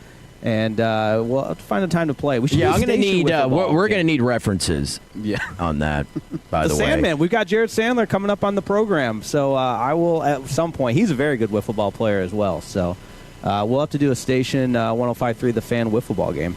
That'd be fun. Do that on the field. Might want to ask Jared if we can set that up. We'll get that going. All right. I do want to talk a little Rangers and Reds today, but you guys obviously Fan U and great college sports coverage here on 105.3 The Fan. So what are your guys' thoughts on the Final Four and then heading into Monday? Man, I think this is probably, and I was listening to you guys earlier talk about this, one of the most dominant Final Fours we've ever seen in terms of the strength of each team. Like when you look at Michigan and Arizona and what they're bringing to the floor tonight, I don't know the last time we've seen two of the most dominant teams of the season go off with, you could have 10 NBA draft picks playing tonight in that game. And I'm more intrigued about that game. I think Illinois is one of the more sneaky teams in this entire tournament. I know now that they are a Final Four team, but if you had watched any of Illinois basketball this year, you were just amazed at the skill level of a lot of their European talent and the offensive ability under Brad Underwood there. And then you've got Dan Hurley just going crazy, obviously, with UConn and headbutting referees, and so you're going to have an entertainment game there as well, too. Ref walked into him, It was all the ref. What do you want from him? Right? What do you want from Dan? Blocker charge on the ref there. I think his feet were still moving when he made contact with Hurley. So this is one where I think either the Illinois-UConn game is going to have less of the draw, I think, but I do believe that the winner of that game will still have a chance to beat the winner of 1,000%. Michigan-Arizona, too. So when you have four teams that could easily win the national championship left in the field, I saw a lot of people talk about there weren't enough upsets this year, but I think this was one of my more favorite March Madness years in a while, just because of the skill and the basketball talent that we saw in this tournament. And with these four teams, I think it's a fantastic finish. I disagree wildly with the one of the better March Madness. I don't know how much fun I had. For Kansas and Kentucky fans, and hey, I'm a Texas Tech guy too. It was disappointing as well on my end as well, but just the talent and skill level, man, it's so much fun to watch. And to brag on myself a little bit, if Illinois and Arizona win, I think I clinch the Odyssey bracket challenge. Wait, wow. Do you really? I do think so. Yeah. Let's go. We should have led with that. I've got a rooting interest tonight for sure. I know. I didn't get in on that, and I wrongfully blame. I blame if I don't know anything that happens at the station, I just automatically blame Sean for not telling me. And I thought that Sean had, somebody had put it together, and I forgot that it's an email, sent out by the big boss, Bob. To sign up for it that I must have just missed. So I actually had a pretty good bracket this year. I'll tell you what, though, guys. My brother and his company are 15 rows up. They do a lot of work with Michigan, so they are in Indy all weekend. He said the Fan Fest, everything. Indy knows how to host a college event. They do. And between St. Elmo's and everything else that they've got going there, obviously with the Combine. But Indy is, for what it lacks as far as a big major market, I think they found their niche with college events, and the Big Ten championship game should always be there in football, and the Combine, and now with the Final Four, he said it's just been absolutely electric, and the vibes are high. They probably had it the most. Going all the way back to the Hoosier Dome. As far as, a city hosting Final Fours, I got to think it's at San Antonio does a great job. Yeah. I went to a Final Four in San Antonio. I think it was 2018 when we got blown out by Villanova.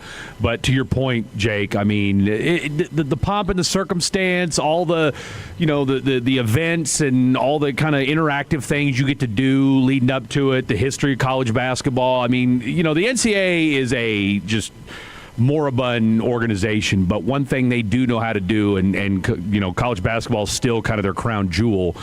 They do know how to put an event together around the Final Four. Oh, you're absolutely right. And I do wonder, and curious your guys' thoughts on, speaking of the NCAA expanding the tournament. We're going to talk about that a little bit, but what are we doing? We can't. We already have the best. The basketball, the way the format is already the best tournament in sports. Just diluting the product, I believe, is what happens when you add more teams. I was listening on the way in because whoever that You Better You Bet guy is, it sounds like a AI version of Casey Kasem was on with Michael DeCourcy, and I'm a big Michael DeCourcy guy.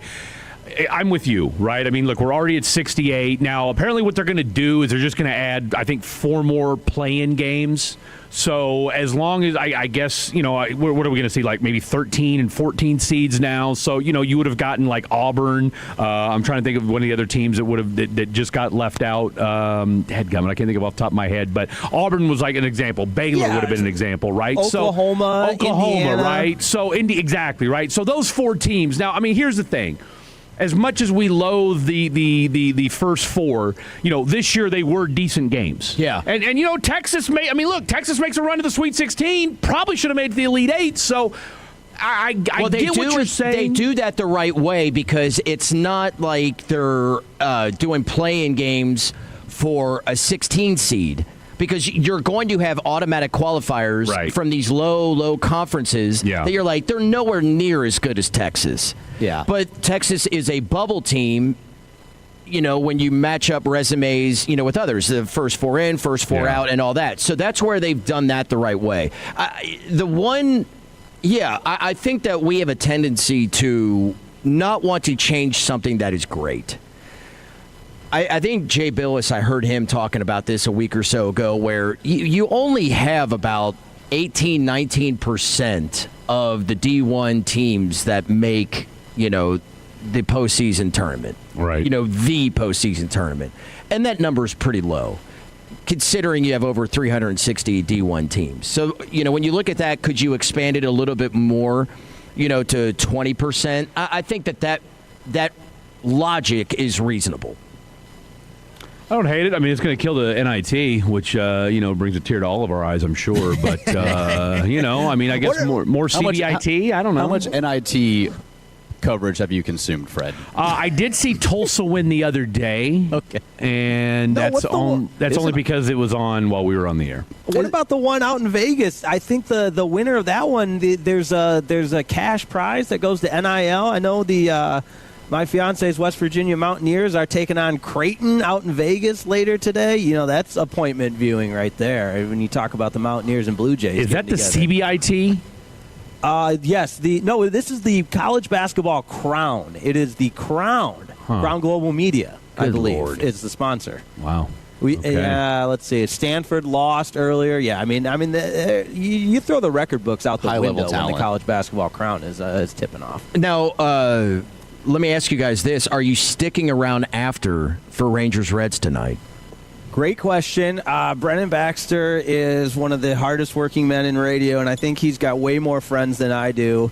So to throw him under the bus, I think you're getting together with people to watch the game, the basketball games. I'm gonna take in a little baseball. It's a big hockey weekend as well. I heard you guys talking a little hockey. The Stars playing the Avs right now, so I'm going to make sure that the traffic has cleared of the American Airlines Center, which is where my apartment residence is, before I head home. So depending on timing, should be good there, but I do plan to take in a couple of innings here at beautiful, beautiful Globe Life Field. At least you got, the big matchup tonight. Is the second matchup, because that would be really disappointing if that was the first one. Oh, it's Michigan, Arizona. Yeah. Yes. And you're a big Michigan guy, Jason. Oh, yeah. Listen. If I have to, unfortunately, the number of Michigan fans I know that will just, and that's what we do, they're front runners. But Michigan basketball, and I always felt this when Beeline was there, it was such a better program than Michigan football for so long, but they didn't get any credit. And then, this time of year, all their bandwagon fans went, big basketball school, big basketball school. And it's somewhat similar with what Dusty May has done in a short time. But everyone in Ann Arbor, they want to be a football school, and they want to cheer on Sharon Moore and some of his off-the-field choices. And then, by the way, you got a great basketball program. So I'm rooting for Arizona tonight, guys. What do you guys have coming up ahead of pregame tonight?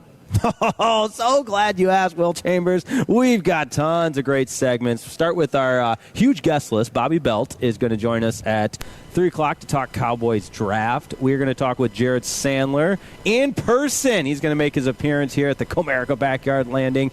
And my good buddy Tyler Jones, that does the Final Four pregame show for TuneIn Radio, he's going to join us. And then we'll mix in some of our staple segments as well. I had poor Jacob Ray cut up about 25 cuts of audio for our sights and sounds. It's always electric here on your college football fix in April on a Saturday from Globe Life Field. I know he's pumped about it. I know he's been very excited back there, telling us during breaks about some of the audio. So we're looking forward to it. Have fun out there today, boys.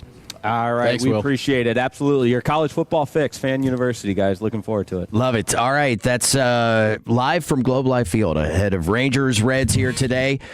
Brendan Baxter and Jake Riepma, they'll take you home. That's all coming up next here on The Fan. Tolo means turn it on and leave it on.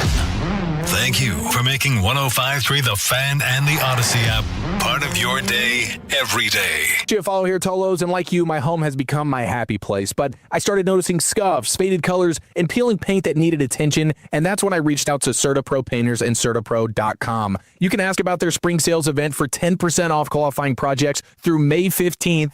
And here's the deal. Each CertaPro Painters business is independently owned and operated right here in our community. So whether inside or out, you can protect your home with quality paint and a worry-free process. Schedule your free estimate online at CertaPro.com. That's Certa with a C, CertaPro.com. Come see the Bynum Springs Club this weekend, the Dallas Metro's newest resort community. Open house Saturday and Sunday, noon to 4 p.m. Pools, sports courts, fitness centers, and more. BynumSprings.com. That's BynumSprings.com. During Window Nation's The More You Buy, The More You Save sale, you could save up to 50% off new windows for your home. Plus, you could get them with 0% interest financing for 5 years. Sale ends soon. Visit WindowNation.com now to book a consultation.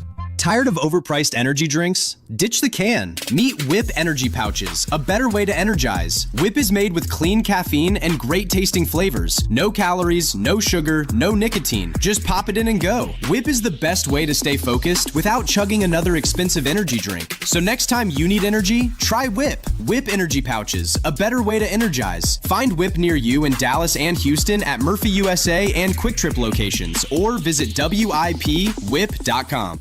Sick of crashing out on sugary energy drinks? There's a better way. Meet Whip Energy Pouches. No calories, no sugar, no nicotine. Just clean caffeine crafted for smooth, lasting energy. Whether you're up early, grinding through the day, or staring down a workout, Whip is energy that moves with you. Find Whip near you in Dallas and Houston at Murphy USA and Quick Trip locations, or visit WIPWhip.com. Whip Energy Pouches, a better way to energize. Most car buyers don't know this. The longer your loan, the more likely you are to owe more than your car is worth. Millions of drivers are stuck in 6- and 7-year loans facing negative equity. Leasing with D&M avoids that trap, letting you drive the car you want without years of depreciation. For 50 years, Texans have trusted D&M to keep payments under control and drive smarter. Call 817 or 972-35-LEASE or visit dmautoleasing.com. D&M Leasing, the smarter way Texans drive. We make leasing easy at D&M.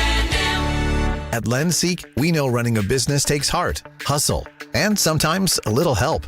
That's why we stand with you with our exclusive AI lending platform, connecting you to over 100 funders. If you've been in business for at least 2 years with a minimum annual revenue of $500,000, you can get up to $1 million in funding in as fast as 24 hours. No collateral, no prepayment penalties, no red tape. Apply today with no cost or obligation at lendseek.com. That's LENDSEEK.com. Is your financial advisor managing your risk or just a spreadsheet? Hi, I'm Jeff Jr., founder of Trajan Wealth. Many financial advisors rely on target date funds, which are one-size-fits-all portfolios that don't know your your name, your family, or your goals. And that passive management can leave you dangerously exposed. At Trajan, we look at the whole picture, not just the stocks everyone else buys, but the private market opportunities most advisors ignore. And as fiduciaries, we build a strategy around you, coordinating your investments, tax strategy, and estate into one cohesive plan. Your financial life deserves more than just a generic portfolio. Real planning isn't a stack of statements. It's the confidence of knowing where your income will come from for the next 30 years. Good enough isn't good enough for your family. It's time for a change. Schedule your complimentary consultation today. Call Trajan today at 469-890-0098. That's 469-890-0098. Advisory services through Trajan Wealth, LLC, an SEC registered investment advisor. Private equity investments require accreditation. Other services through Trajan Estate and Trajan Tax. Additional disclosures at TrajanWealth.com. Your turn it on, leave it on. Home of America's team is 105.3 The Fan. Go low, baby. KRLD-FM and HD1, Dallas-Fort Worth. An Odyssey sports station. Driven by our D&M Leasing Studios. Thanks for turning it on and leaving it on. 105.3 The Fan. From Globe Life Field, the friendly confines of the Comerica Backyard Landing, baseball season is here, or as they say, it's baseball time in Texas. Fan University live, leading up to Rangers baseball. My name is Jake Rietma. He's Brendan Baxter. Your first Globe Life Field remote experience. I had to coach you getting into the parking lot. You handled it. I'll give you, how about this? I'll give you a C+, B-, room for improvement. B-?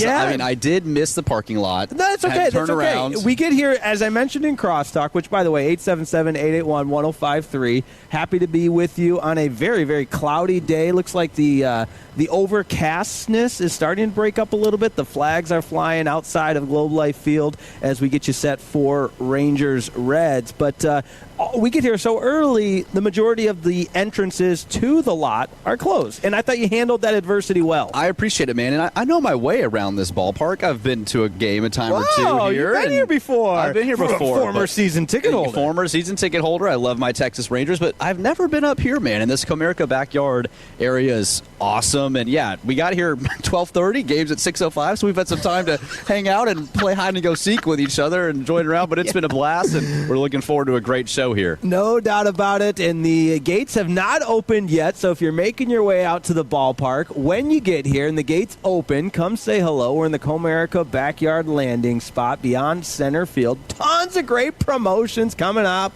How about the dot race results? Oh, yeah, Saturday, April 4th, presented by the Golden Chick. We got Ice Cream Sundays. That's on Sunday, April 5th against the Reds. And the theme night tonight, Leon Bridges night. And that includes potentially, maybe, a Leon Bridges appearance. That's still a 50-50. It's a 50-50 chance. Coin toss at this point. I actually met Leon Bridges at a Mavs game about a month and a half ago. So he does like his sporting events. Maybe he'll be here at the Ranger game. We'll see. Close personal friend, Brendan Baxter. Shout out to Jacob Ray, keeping us on the air back at the home studio. It is a little bit sad.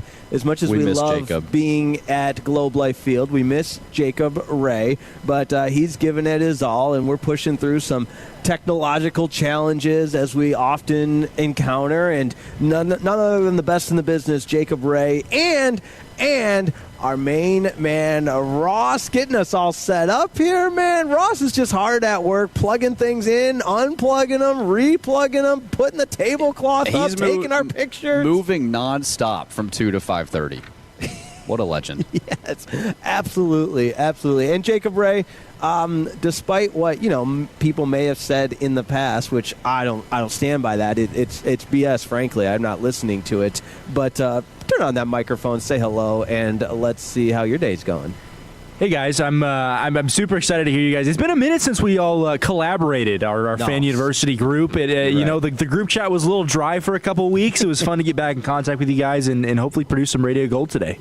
Dude, you couldn't have said it any better because and we'll get into the tales of the travel a little bit in the Jake break as we set up our our show here with a very, very involved run sheet. I mentioned in Crosstalk that we've got Bobby Belt joining us at 3 o'clock. Jared Sandler live from Globe Life Field at 3:40. My buddy Tyler Jones, who's in Indianapolis for the Final Four. He does the pregame show for TuneIn Radio. He'll join us at 4:20. All kinds of things to get into. But the tales of the travel, when you put together a run sheet on a 3-hour flight like I had the opportunity to do, I was just firing, guys. I was firing all cylinders. I was looking up audio. I bought the Wi-Fi for the flight, so I felt like I needed to make the most of my time on that flight. This is some of your best work.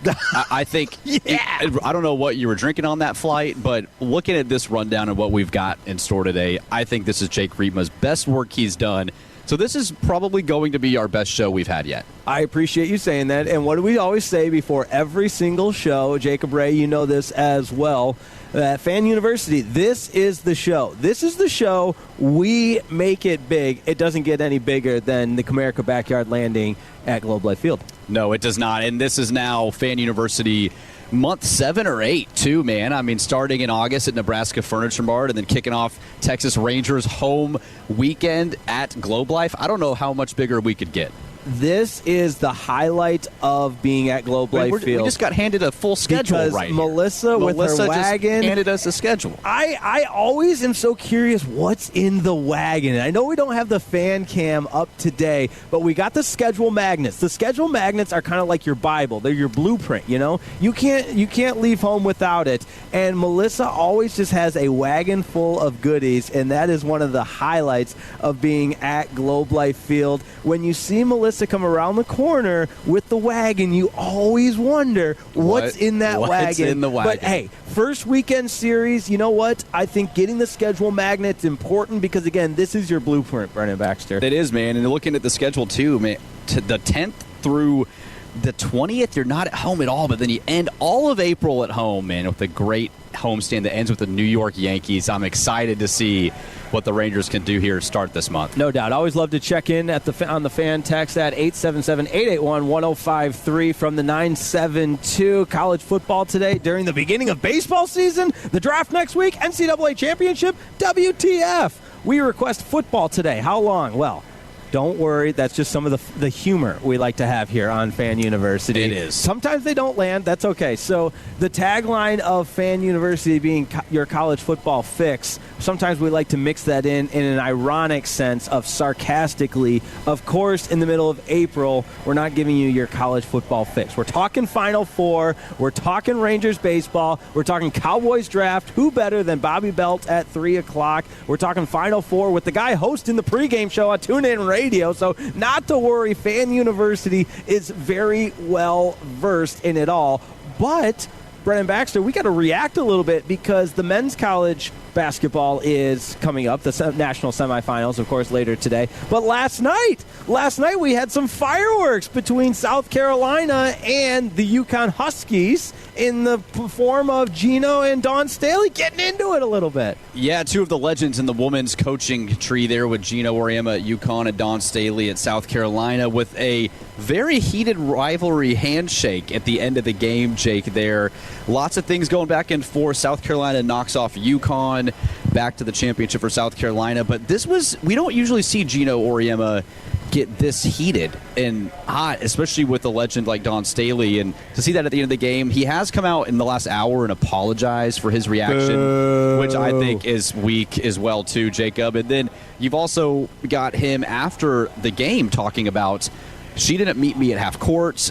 Every coach I've ever been with prior to a game meets me to shake my hand at half court, but there's video suggesting otherwise. So just kind of weird. It's hard for me to tell. There's either two sides of the coin here. It's either Gino's just a little PO'd that he lost a game and found a way to take it out on Dawn, or he really was ticked off at something, and that led to him feeling like he needed to go after her after the game. Well, not to worry, Brennan Baxter. We'll have an even deeper dive in Jake's takes on that one, which is coming up at 3:20. My other teaser for Jake's takes at 3:20 is the NCAA ruins everything. They ruin everything. They ruin everything, and I think I know where you're going with that one. And is expansion involved in that conversation? Yeah, everybody gets a trophy. Everybody gets an invite. Everybody gets a blue ribbon in today's society. Hey, you tried hard. Come on into the tournament. I'm looking forward to that conversation during Jake's Takes. All right, we'll talk some hockey as well because it is, in fact, a huge day at the American Airlines Center. I was excited, as always, to be at Globe Life Field, but the action right now is at the American Airlines Center. We're getting you ready for the action here. Don't get me wrong, at Globe Life Field,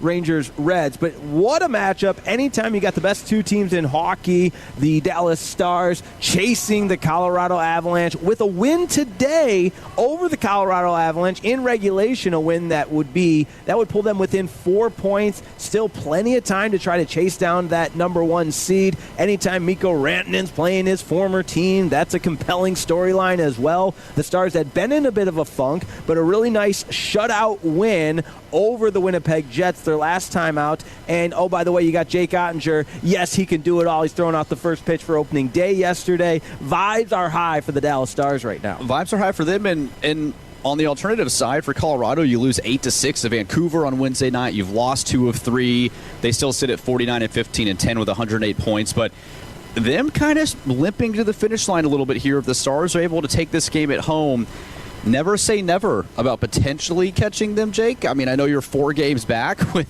not many games to go, but this win, I think, even momentum, just having that remembrance of if you do see them in the playoffs. And getting healthy. And then getting to knock them off at home. And then if you hopefully see them in a month and a half, you're able to then utilize that victory you had there, here at the American Airlines Center as a building block to knock them off in a 7-game series. 100%. And the clouds are really breaking up. I'm not a Beautiful weatherman. day. I don't understand how that works. My drive in, I was thinking, wow, it's kind of, and I heard Fred and Will say this, it's one of those days where you put the hoodie on and you just kind of hang out.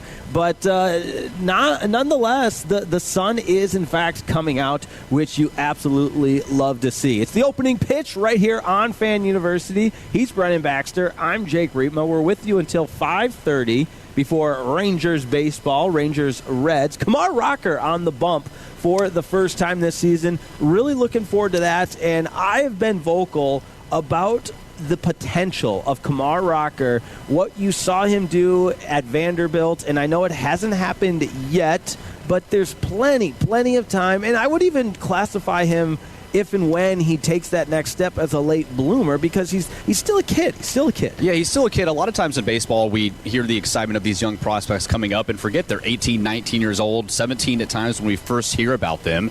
And I'm excited. Look, for the Rangers to be successful this year, we know that this rotation needs to be deep. They need to be able to give serviceable starts and stay healthy. And if Kumar is able to add value to this rotation, it's going to be an exciting year, I think, for the Texas Rangers, because Uvalde's going to figure it out. DeGrom's going to figure it out. We know those are 2 world-class veteran pitchers in Major League Baseball. But with Gore and his outing yesterday, I was really pleased with how Mackenzie Gore pitched yesterday. And now you get to see Rocker.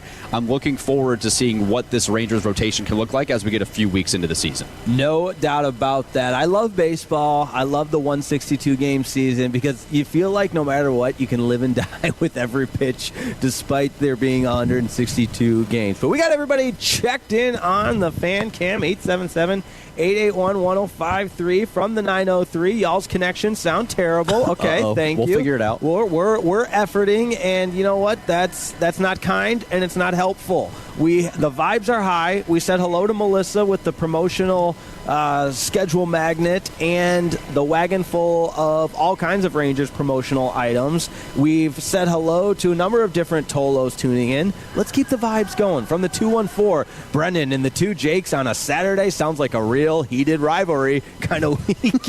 It is, man. It doesn't get any more heated than our rivalry. It's always an entertaining show when it's Brendan and the 2 Jakes together, man. That you don't get a more heated rivalry show in Dallas-Fort Worth. And sometimes there are repercussions that follow a Brennan and the 2 Jakes show that are not always the most favorable. Yeah, especially for one of the Jakes. Yes. Right. Hey, happy for that to be my cross to bear. But we also got what looks like stadium tours going on right now at Globe Life Field before the gates officially open for the rest of the paid attendance, fans, and the patrons that will come this way. But getting the inside look of Globe Life Field, there's no better way. You gotta love it. More and more people showing up to the Comerica backyard. Stadium tour is going on. The Final Four is on tonight. You've got Rangers baseball on tonight. The Stars are going to beat the Avalanche at home today. And Cooper Flagg dropped 50. Like, what? Yes. The vibes are high in DFW, man. The Cowboys draft, always hopeful, a few weeks away. And then Luka Doncic is out for the rest of the season. He is. And Cooper drops 50. So, oh, man. Deep breath. An omen for the future, maybe. We're going to hit all of our breaks on time, and we're coming up against it here. This is being added to the Jake Take, and it happened. I saw it after I had concluded the creation of the Rundown show. But the Dallas Mavericks and Cooper Flagg's 50 points, amazing, impressive, incredible. He should be Rookie of the Year. I 100% think he should be Rookie of the Year. And if you're watching this and taking your emotions out of it with Luka Doncic in the trade and Nico being fired and everything that's gone wrong for Dallas since last February, over the last 13 months, and watching what Cooper Flagg did this year, you're going to have another top 10 pick. I'm personally very excited for the future of the Dallas Mavericks. And you could not have said that 10 months ago, 12 months ago, but here we are. Cooper has been phenomenal. I would argue that if he proceeds to continue to do this, his projection will ultimately lead him to be a better player than Luka Doncic. Whoa. All right, that's not where I was going with it on the Jake Takes that we will discuss. That's fine because I love that. I love that opinion. Maybe we get to that in the master class as well. The Baxter class. Well, we got some fun Rangers conversation for the Baxter class today in honor of being at the ballpark. I love that. I can't wait for that. The Baxter class is coming up in just a little bit. That's in fact coming up at 2:40. But at 2:20, coming up next, are Sights and Sounds, the best sounds of the week that was. And anytime there's a little tension, there's a little drama, it gets a little fiery on the court, you absolutely love it. Shout out to Jacob Ray for cutting all those sights and sounds up, because that is coming up next right here on your home for the Texas Rangers. We're live from Globe Life Field at the Comerica Backyard Landing, leading up to Rangers and Reds. It's Fan University, Jake Rietma, and Brennan Baxter on 105.3 The Fan. The more time you give, the more our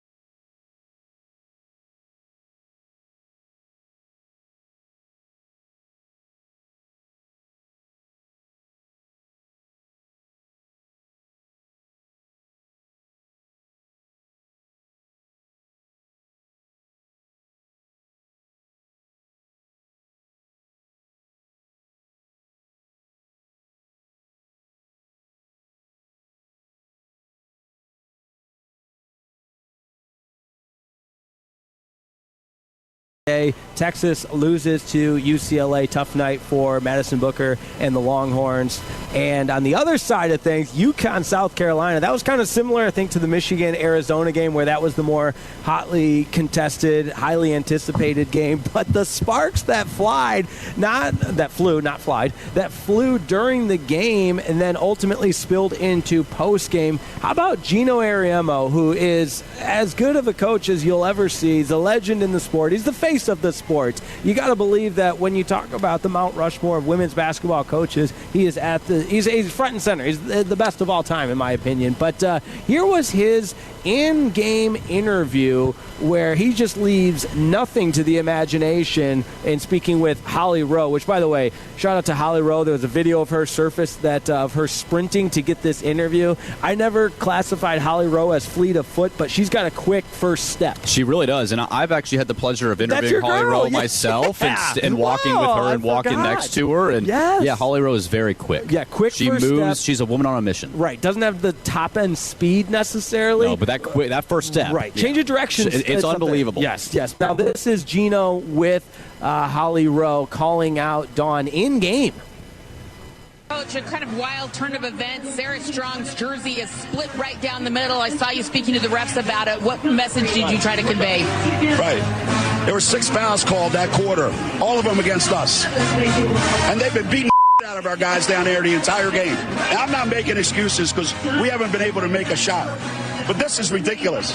Their coach rants and raves on the sideline and calls the referee some names you don't want to hear. And now we get 6-0, and I got a kid with a ripped jersey, and they go, I didn't see it. Come on, man. This is for the national championship.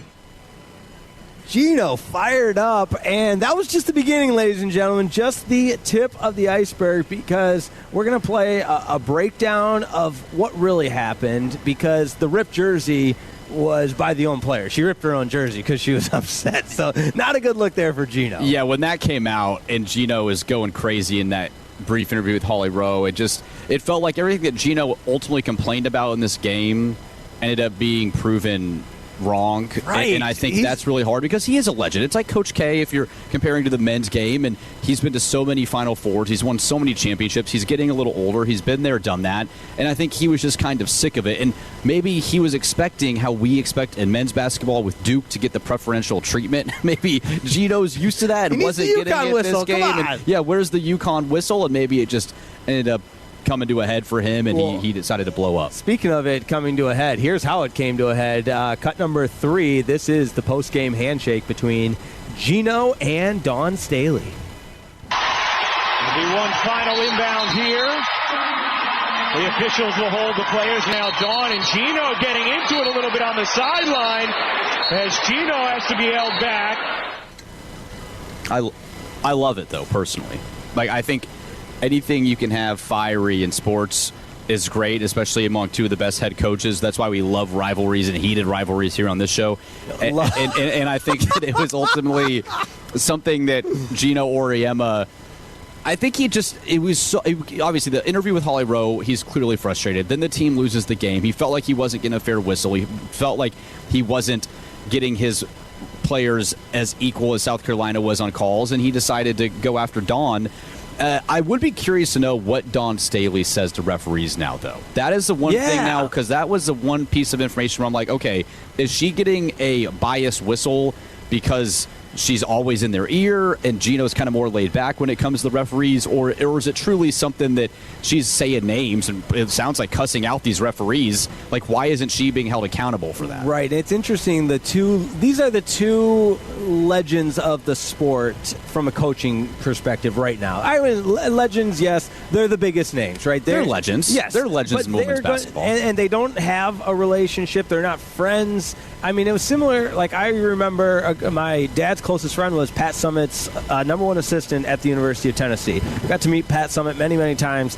And at that time, Tennessee had their run. UConn had their run. They were never really great at the same time, whereas UConn and South Carolina have been great at the same time before. We got all kinds of things going on. But here's what Dawn had to say, Dawn Staley, post-game, because you're right, Brennan Baxter. You are exactly right that I'd be curious to see what she calls these officials. But here's what Dawn had to say, cut number 4. End of the game. What went wrong on the sideline right now? I have no idea. But I'm going to let you know this. I'm of integrity. So if I did something wrong to Gino, I had no idea what I did.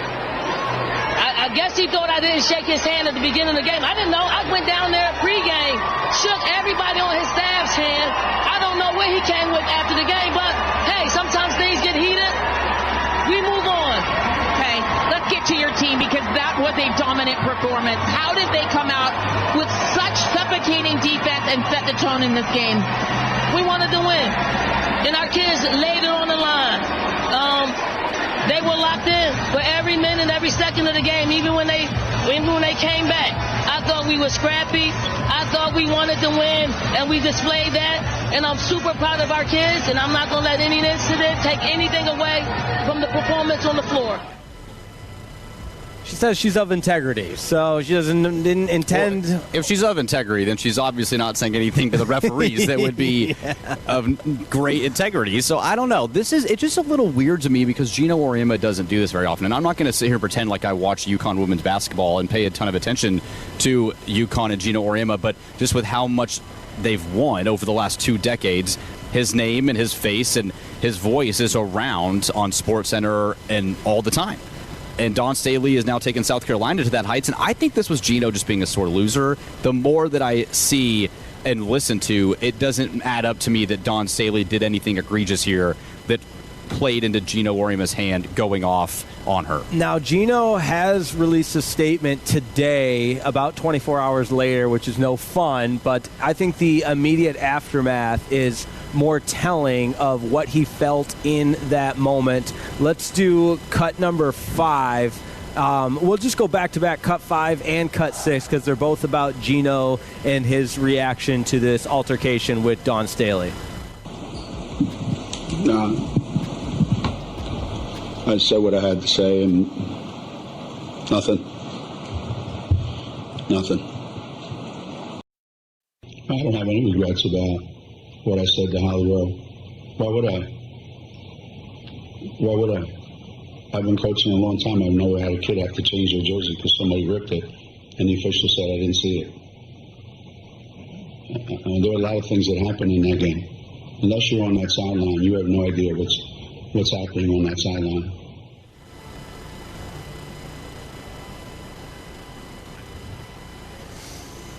So that he comes out after that today and apologizes, and we know that the ripped jersey wasn't from a South Carolina player, it was from a UConn player. So this makes Gino Auriemma, as great as he is, look a little weak, in my opinion. No, I completely agree. Now, I did want to read Gino's statement. He said, "There's no excuse for how I handled the end of the game versus South Carolina. It's unlike what I do and what our standard is here at Connecticut. I want to apologize to the staff and the team at South Carolina. It was uncalled for in how I reacted. The story should be how well South Carolina played, and I don't want my actions to detract from that. I've had a great relationship with their staff, and I sincerely want to apologize to them." Now, when I read that, everything is them, South Carolina. Not Dawn Staley. No, exactly. Yeah, not Dawn Staley. So there's no some love beef lost here. there. There's some beef here, and as long as both of these coaches are coaching next season, which I have every reason to believe they will be, the first game of the year in women's basketball on ESPN next year has to be UConn and South Carolina. Yes. But I love the take from the Instagram voiceover guy, Mike Dodino. And if you don't know, he just does some of the best voiceovers. It was one of the best summary of what happened. So let's sum up the sights and sounds with cut number 7. Mike Dodino breaking it down. UConn versus South Carolina. So if you missed the women's Final Four tonight, I don't blame you. But you missed some fireworks between the UConn coach and the South Carolina coach. So Gino, a.k.a. Whitey Ford, he's upset over the officials. But there's one play in particular Whitey Ford is upset about. And I got a kid with a ripped jersey, and they go, I didn't see it. So very simple. Let's watch the play he's upset about. So let's slow it down. This right here is the play that Whitey Ford is upset about. This girl ripped her own jersey, you stupid egghead! said. And I got a kid with a ripped jersey, and they go, I didn't see it. Let me break this down for you. South Carolina beat the out of UConn, and this old, crusty, depressed is upset that he got taken behind the woodshed, and he can't deal with it. I think that's probably the best way to summarize it. We probably should have just led with that. We should have led with that whole thing. I don't know why we spent 10 minutes talking about this. And then when Didino did such a phenomenal job, to me, I think that's what it looks like now, too. And when you've won as many championships as Gino has, do you really care that much still, like, about some coach? Maybe it's because Dawn Staley's, like, maybe taking his crown, potentially, like, as she continues to win and win championships, and maybe he just really doesn't like her. And that's fine. You don't got to like her. I love the fact that there's more rivalries in sport. If you can add and if you can add that to women's basketball, that's great. So no doubt about it. That's your sights and sounds. We're just getting the program rolling as the gates are not quite open yet at Globe Life Field. We are in the friendly confines of the Comerica Backyard Landing on your home for Texas Rangers baseball. 105.3 The Fan. We've got not a master class, but a Baxter class coming up next. Brendan Baxter, where are we going? I got into a good argument with a friend on the top 5 Texas Rangers of all time. Wanted to bring it to the station. So let us know your top 5 Texas Rangers. 877-881-1053. We will debate next on The Fan. I'm worth a lot more. I'm worth a lot more. I'm worth more. You know what? You're right. At GiveMeTheVin.com, you are worth more. And your car's worth more. And we want to pay more at Give Me The VIN, because good cars are worth more. And so are you. For top price, trust, and ease of transaction, GiveMeTheVin.com, America's best car buyer. And remember, if we don't beat a deal from Carvana or CarMax, we'll pay you $100. Sell us your car. GiveMeTheVin.com. So easy you can do it in your underwear. Sean and RJ here with the greatness of Underdog Fantasy. The tournament is back. The upsets, you know they're happening. Underdog is the place to get in on all the action. Make picks, win money right here in Texas. Promo code TOLO, boys and girls. When you sign up on Underdog, it's very easy to pick whether your favorite players go higher or lower. On stats like points, rebounds, steals, and more, you get your picks right, and you can win up to 5,000 times your cash on Underdog. Download the app today and use promo code TOLO to score $50 in bonus entries when you play your first $5 with promo code TOLO at Underdog. Make picks, win money. Must be 18 plus and present in Texas. Terms apply. See assets.underdogfantasy.com/web/play and get terms _DFS_.html for details. Concerned with your play? Call 1-800-MY-RESET or visit www.ncpgambling.org. Best Buy Windows and Siding. You hear it once, and suddenly it's stuck in your head all day. Best Buy Windows and Siding. But that's not the worst thing, because we're the home of 10 windows for just $59.50, plus 0 down and 0% financing with approved credit and a lifetime warranty. Best Buy Windows and Siding. The only way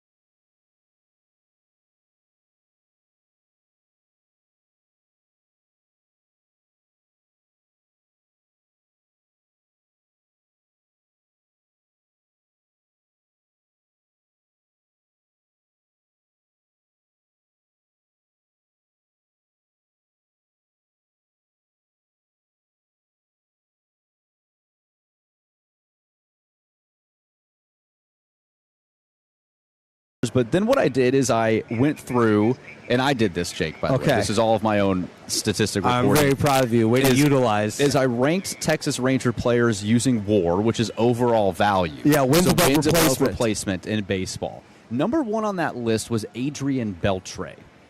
That makes sense. So then you had Pudge at number 2. You had Palmeiro at number 3. Really? Number 3 was Rafael Palmeiro in WAR for Texas Rangers. 4 was Juan Gonzalez, and 5 was Michael Young. And man, I could say this about Michael Young. He was my favorite Ranger growing up when I grew up in the early 2000s.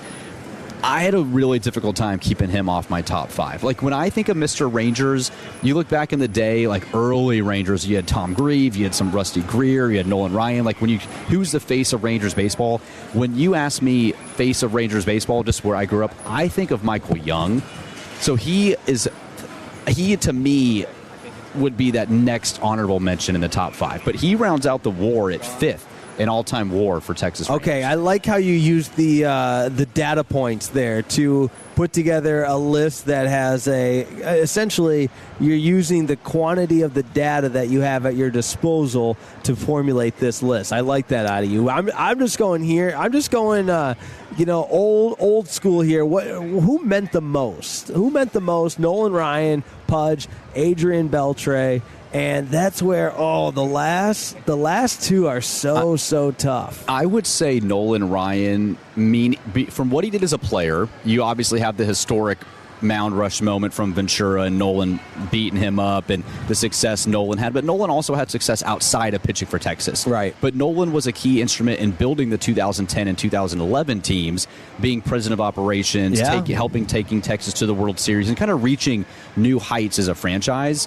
So I would say Nolan Ryan, in terms of the overall structure of what he's meant to the Texas Rangers, player personnel, front office management, and as an individual player, would probably rank him for me into that who's meant the most to the success of Texas Ranger baseball. But if you're just going off top 5 players, he's right there at 1 or 2. I would put Pudge above him, though. For sure. I like this from the 469. You can have your favorite players. Favorite player was Pudge, but you got to give it to someone who won a World Series. 10 years from now, you'll see people wearing Corey Seager jerseys. There you go.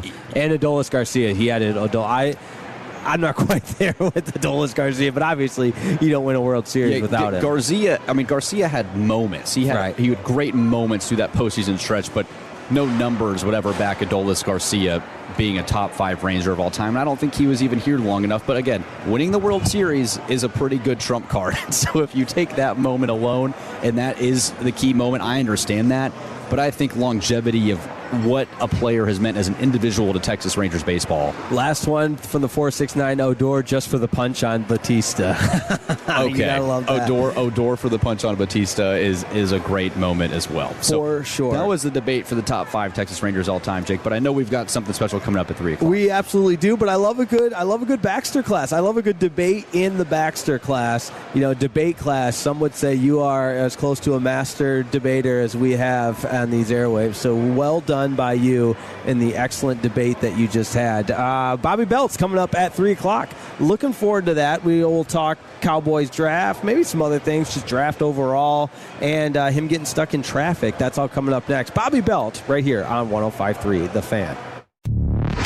Take us with you wherever you go. Now heard on the iHeartRadio app, YouTube, Twitch, the TuneIn app, our Odyssey app, and of course with the biggest mother of a radio signal in DFW. Thanks for making your favorite travel buddy 105.3 The Fan. Give follow here, Tolos, and I am a proud CertaPro Painters customer because they really are the best in the business. Each CertaPro Painters business is independently owned and operated right here in our community. And you can ask about their spring sales event for 10% off qualifying projects through May 15th. And now's the time to complete that painting project you've been putting off. CertaPro Painters provides a free estimate quickly and at the right price. CertaPro Painters knows how important your home is to you, and now is the time to capitalize. Schedule your free estimate online, CertaPro.com. That's Certa with a C, CertaPro.com. Come see the Bynum Springs Club this weekend, the Dallas Metro's newest resort community. Open house Saturday and Sunday, noon to 4 p.m. Pools, sports courts, fitness centers, and more. BynumSprings.com. That's BynumSprings.com. KFM. Hey, Texas, this is Ryan Watson, owner of Alliance Hyundai. We have over 600 vehicles in stock like the all-new 2025 Hyundai Elantra. Plus, every new Hyundai comes with America's best warranty. 10 years, 100,000-mile powertrain, limited warranty, and owner assurance. Visit us at AllianceHyundai.net today. Do you owe back taxes or have unfiled tax returns? The IRS won't quit until they get your money. Here's great news, fresh from those in the know. Major changes have happened at the IRS. If you owe more than $10,000, you may be eligible for a 99% reduction of what you owe. Haven't filed a return for a while? Their happy clients are talking. The IRS was going to levy my bank account, but Guardian was able to prevent that and fix all my IRS issues. Thanks again, Guardian Tax. Need relief from crushing tax debt? The IRS now has special programs. Guardian Tax knows all about them. Personal or business, this is the fresh new break you've been hoping for. We aren't the company you call when you need a hug because you're scared of the IRS. Guardian Tax is the company that wins when you need it most. Guardian Tax Service is really great to work with. They really helped me out. I'd recommend them highly. Call now for a free confidential consultation. 800-499-1424. 800-499-1424. 800-499-1424. Sean and RJ here with the greatest of base power. Peak storm season is right around the corner. And for the first time in over a year, base power can install in weeks, not months. Thousands of Texans are switching to base power to get a whole home backup battery that automatically keeps your home running. For a limited time, get $100 off with the fan while install slots are open at basepowercompany.com/thefan. That's basepowercompany.com/thefan. Take advantage of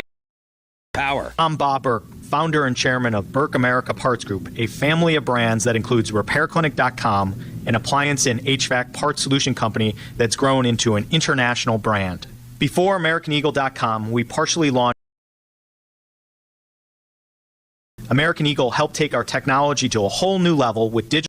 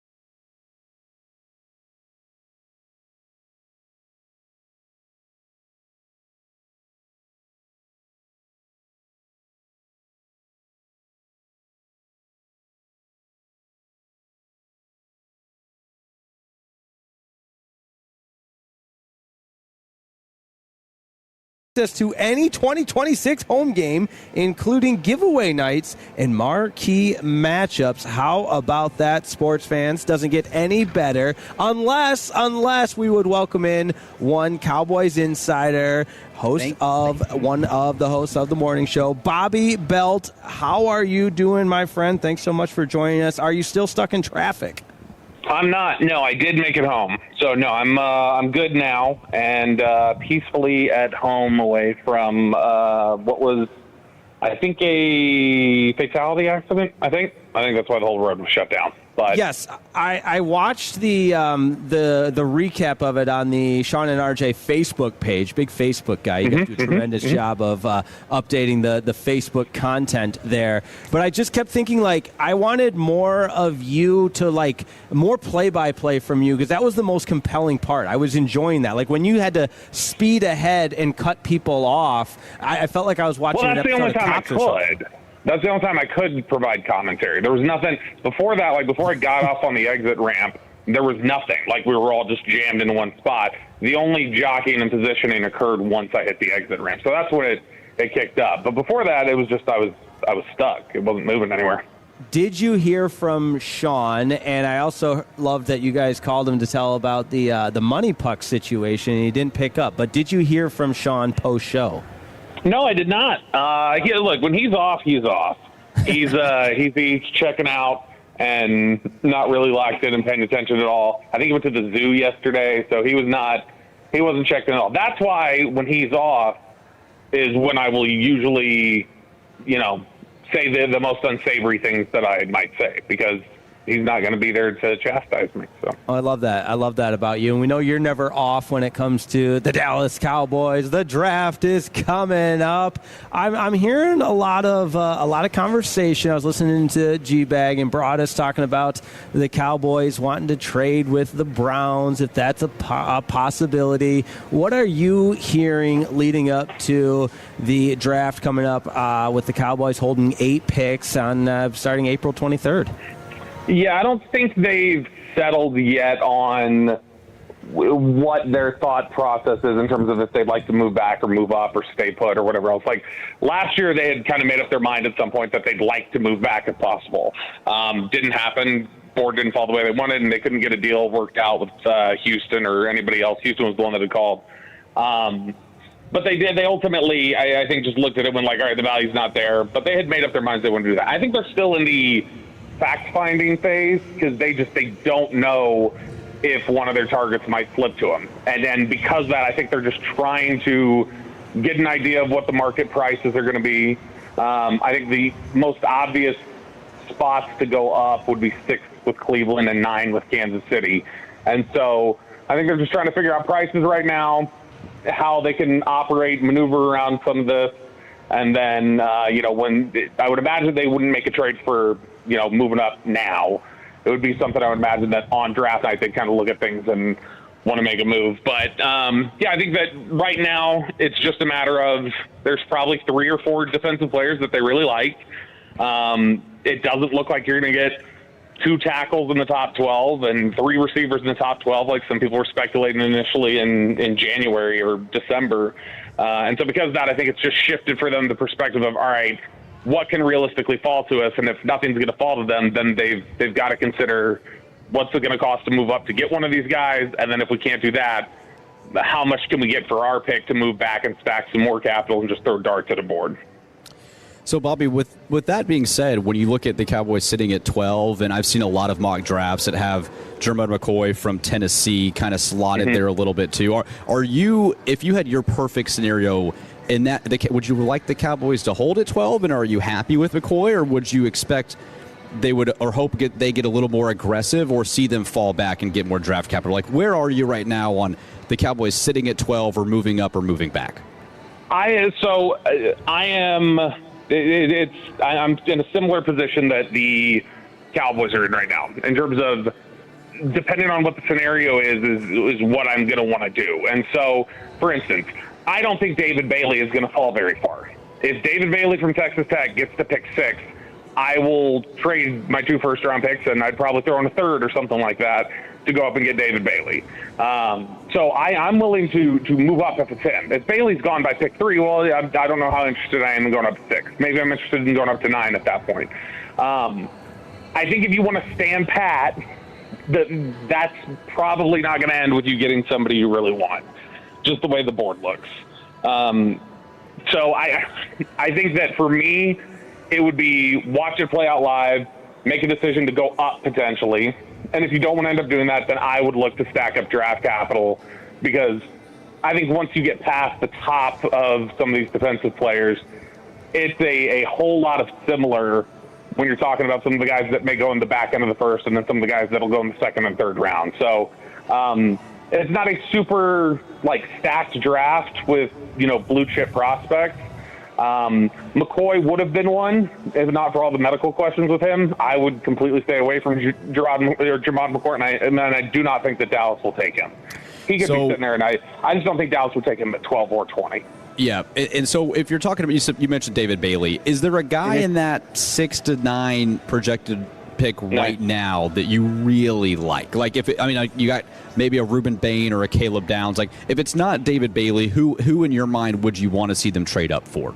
I would go up to 6 for Bailey. I would go up to 9 for Styles, Downs, Delane, probably. I would move up for Ruben Bain. And that's just me personally. I don't think they would move up for Ruben Bain. I think there's an increasing likelihood that Ruben Bain gets to them at 12. And who knows? They may pick him there, or they may look to take somebody else, or they could trade back even with Bain sitting there. Because I don't think that they're as high on Bain. I don't think the NFL is as high on Bain as a lot of people initially talked about. I don't think people just think yep, 100% it's a top 5 pick for us, like some of the discussion that started earlier. Teams really like him, but there's some off-the-field stuff that teams got to figure out there. He's obviously got very unique measurements with his arms, and I know a lot of people want to blow it off, and they say, well, he's just a football player. But as NFL talent evaluators will tell you, when you're looking at a player who's good in college and you're like, man, he's a baller, he's great, who cares if his measurables are different? They say you always have to stop and say, why has no one ever looked like him, though? Out of all the great players that have come through, why has nobody ever looked like that? And in some instances, nobody's ever looked like that and even made the league.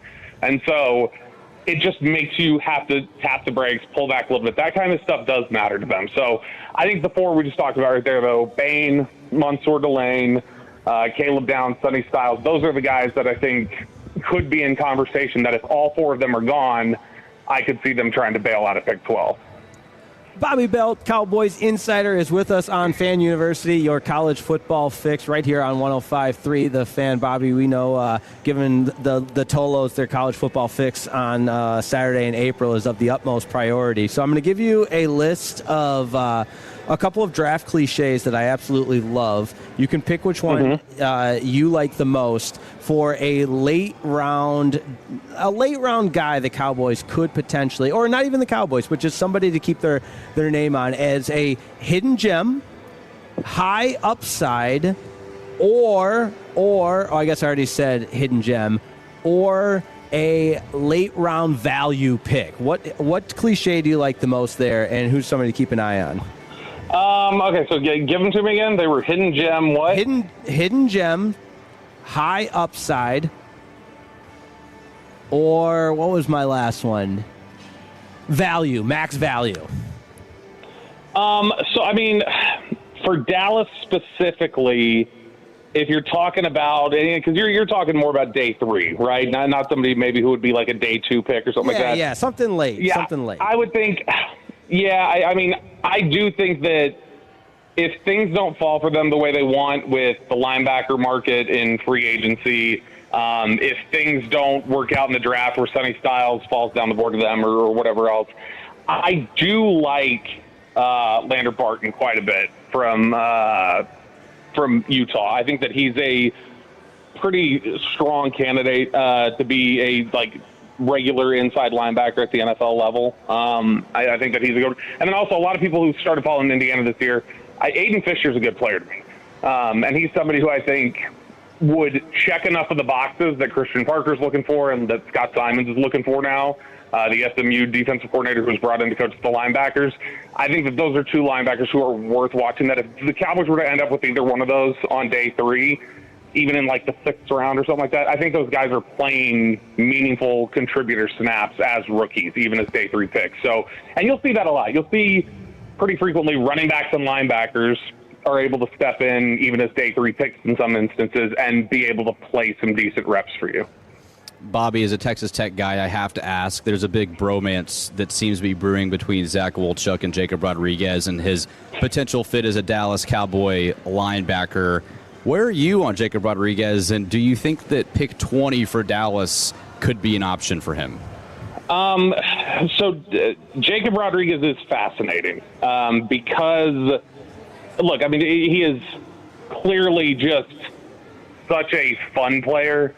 And I think it's really hard to watch him play football and feel anything other than like, yeah, that's like just a football player right there. And that's somebody who you love those kinds of players on your college team, your NFL team, whatever else. It's just very easy to watch them and root for them as competitors and different things like that. So I like him. I do have questions about him.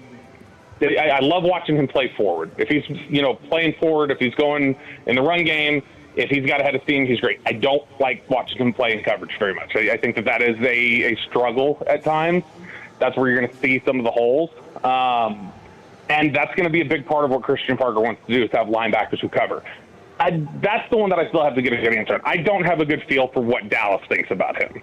I think that there's a lot that they clearly have shown some interest in, in terms of the meetings that they've had and, the obvious Texas connection that I'm sure, Jerry Jones would be all over. It's just like easy, like, all right, here's like basically a state college hero. This is a perfect person to, center this around, as we need this new Captain America type of linebacker. But when you look at some of the linebackers they've just talked about this offseason, Patrick Queen, Nakobe Dean, Quay Walker, Jordan Brooks, Azeez Al-Shaair, Devin Lloyd, all of those players that they talked about. Jacob Rodriguez's arm length and his wingspan is like 2 to 3 inches shorter than all of them. And I think that they do have very particular measurables about what they want in terms of length and burst. And like, obviously we saw that he tested as a good athlete, but I do wonder if some of those length questions would be problematic for them, because he's good, but that ability to play as a coverage defender, to be able to extend, get off blocks, that kind of length stuff that they like, that's going to be a bit of an issue, I'd imagine, for Jacob Rodriguez, because you're talking about the guy who he came in with under 31-inch arms and his wingspan's under 75 inches. It's one of the reasons why, as much as I like C.J. Allen, I don't know that C.J. Allen's going to be somebody that's in play for them. Terrific stuff per usual. Bobby Belt, Cowboys insider, kind enough to join us on Fan University as we get you set for Rangers Reds. Bobby Belt, one more thing. Stars Avs deadlocked at no score apiece early in the second period. Money puck giving the Stars a 51% chance to win, though. So feeling good there about that deserve to win meter there. I mean, that's a coin flip, though. So that means it's been represented pretty well. Like, I think that, I mean, if it's nothing right now and they're deadlocked, then 51-49 sounds right to me. So I don't know what Sean's complaining about. No, of course not. We're going to do Who Said It later in the program. I know that's one of your favorite segments. Yes. Just guess Fred every single time. That's my guess. All right, Bobby. Appreciate you, brother. Have a great rest of your day. See ya. All right, there he goes. Bobby Belt, Cowboys insider. You hear him every morning, part of the Sean and RJ program. That's why you turn it on and leave it on. Terrific NFL draft insight. Coming up, I've got some opinions. I've got some takes. They're all part of the Jake's Takes. It's a smorgasbord on the Jake's Takes. But here's what you need to know. The NCAA ruins everything. And this Dallas Mavericks post-game occurrence kind of rubbed me the wrong way. That's next on 105.3 The Fan. Our goal is to have you winning every sports debate with your buds. We'll do the homework. You just listen and enjoy. Turn it on and leave it on. The Fan and our Odyssey, iHeartRadio, or TuneIn apps. Follow here, Tolos, and like you, my home has become my happy place. But I started noticing scuffs, faded colors, and peeling paint that needed attention, and that's when I reached out to CertaPro Painters and CertaPro.com. You can ask about their spring sales event for 10% off qualifying projects through May 15th. And here's the deal. Each CertaPro Painters business is independently owned and operated right here in our community. So whether inside or out, you can protect your home with quality paint and a worry-free process. Schedule your free estimate online at CertaPro.com. That's Certa with a C, CertaPro.com.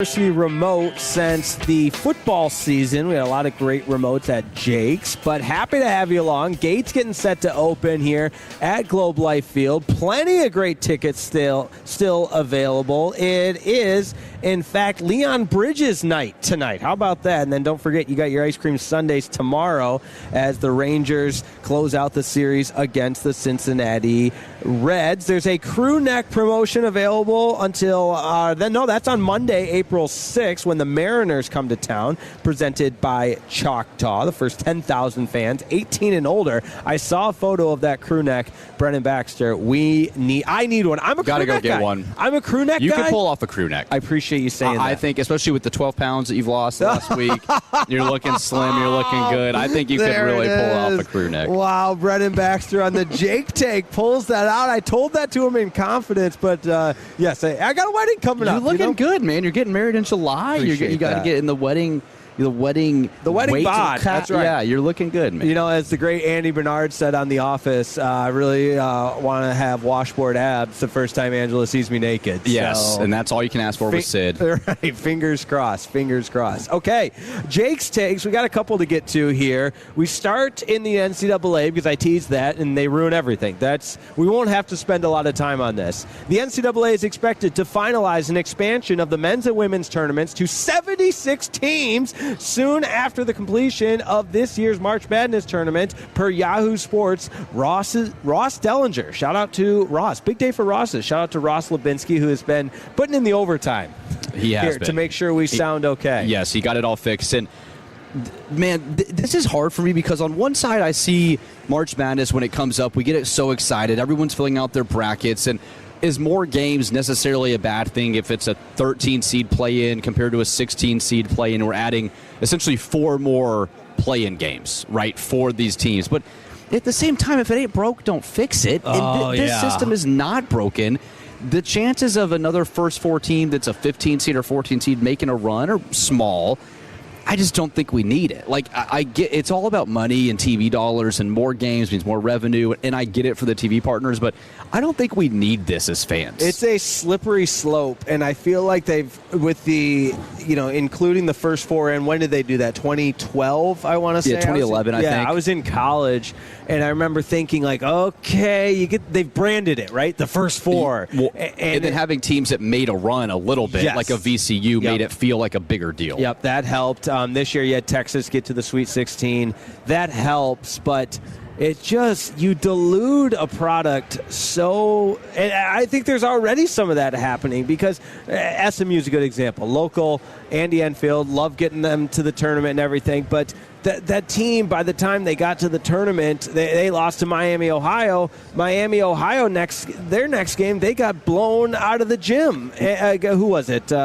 Maybe Tennessee? Tennessee. Yeah, and so I understand the format of the tournament lends itself to some blowouts in the early rounds, but you just keep adding these teams. Like, I think this year, Auburn, right, and Stephen Pearl. Is an Auburn-Oklahoma play-in game in the first 4 really going to do it for me? Probably not. And at the end of the day, sure, you have the chance of a Cinderella from a 15 or a 16. I mean, Siena was a majority of the game over Duke as a 16 seed, and so you get the really small schools, or you get the kind of mid Power 4 schools that really aren't that good and either snuck their way in or are playing for a way in. And certainly those teams have good players and are capable of making runs, but at the end of the day, like, I don't think it's necessary. I don't need that to make the tournament what it already is. Right. The only, and maybe this is all that really matters, and I'm saying something that we all are aware of, but the only reason to expand is for money.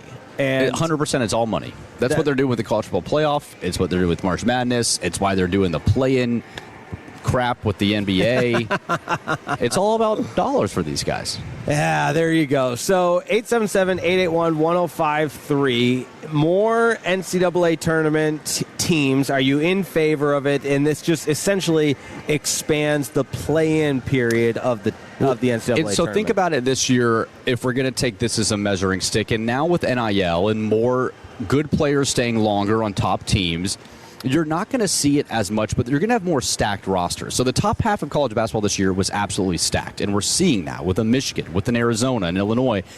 You're not going to see the 12 seed or the 13 seed as frequently as you might have, which was still lower than you actually realize, into the field of the Elite Eight or the Final Four very often. So just to add another one of those games, to me, is essentially irrelevant. I don't think it needs to be done in order to give us a great March Madness tournament. You're already going to watch the Siena play-in game on a Monday or Tuesday. You only need one or two of them. To have four of those on a Tuesday night, in my mind, it kind of takes away what the Thursday is. Yes. I've got one or two games on a Monday or Tuesday, or a Tuesday or Wednesday for the first four, and maybe I'll pick one of those teams like a Texas to make a run after watching them win against a North Carolina State. But do you need four of those? Do you need five of those games in order to fix your bracket, which ultimately is what we care about anyways, is chaos and picking upsets and Cinderellas and winning our office challenge bracket pools? I don't know. You absolutely do not. It's Jake's Takes right here on 105.3 The Fan University. We're going to talk with Jared Sandler at 3:40. But the second part of Jake's Takes, Brennan Baxter, Cooper Flagg. Incredible performance. Does it again. He's the, in my mind, undisputed Rookie of the Year. I'm not taking anything away from Cooper Flagg with this Jake Take. He scores 51 points last night. Incredible. But the Dallas Mavericks lose the game. And what transpired, and I understand, listen, they're not trying to win games, they're tanking and everything else, but the celebration that transpired in the locker room after was kind of a little bit off-putting for me. So, and I don't think it was Cooper Flagg. It's not Cooper Flagg's fault. It's the rest of his teammates. So I'm showing you the video. We don't have the fan cam up, but everybody's got the bottled water. They're dousing him. They're mob seshing. They're hooting and hollering. They're chest bumping. They're smiling. It goes on and on for probably 2 minutes. And I'm watching that, and here's what I'm thinking. That is a collection of guys that it doesn't, and I understand tanking, I understand losing, I understand all of that, and celebrate the 51 points. But the mob session, the dumping water on them like you just won a playoff series is a little bit much after a game you lost. I don't love to see that. No, this is embarrassing. This is 100% embarrassing. You are a professional NBA team.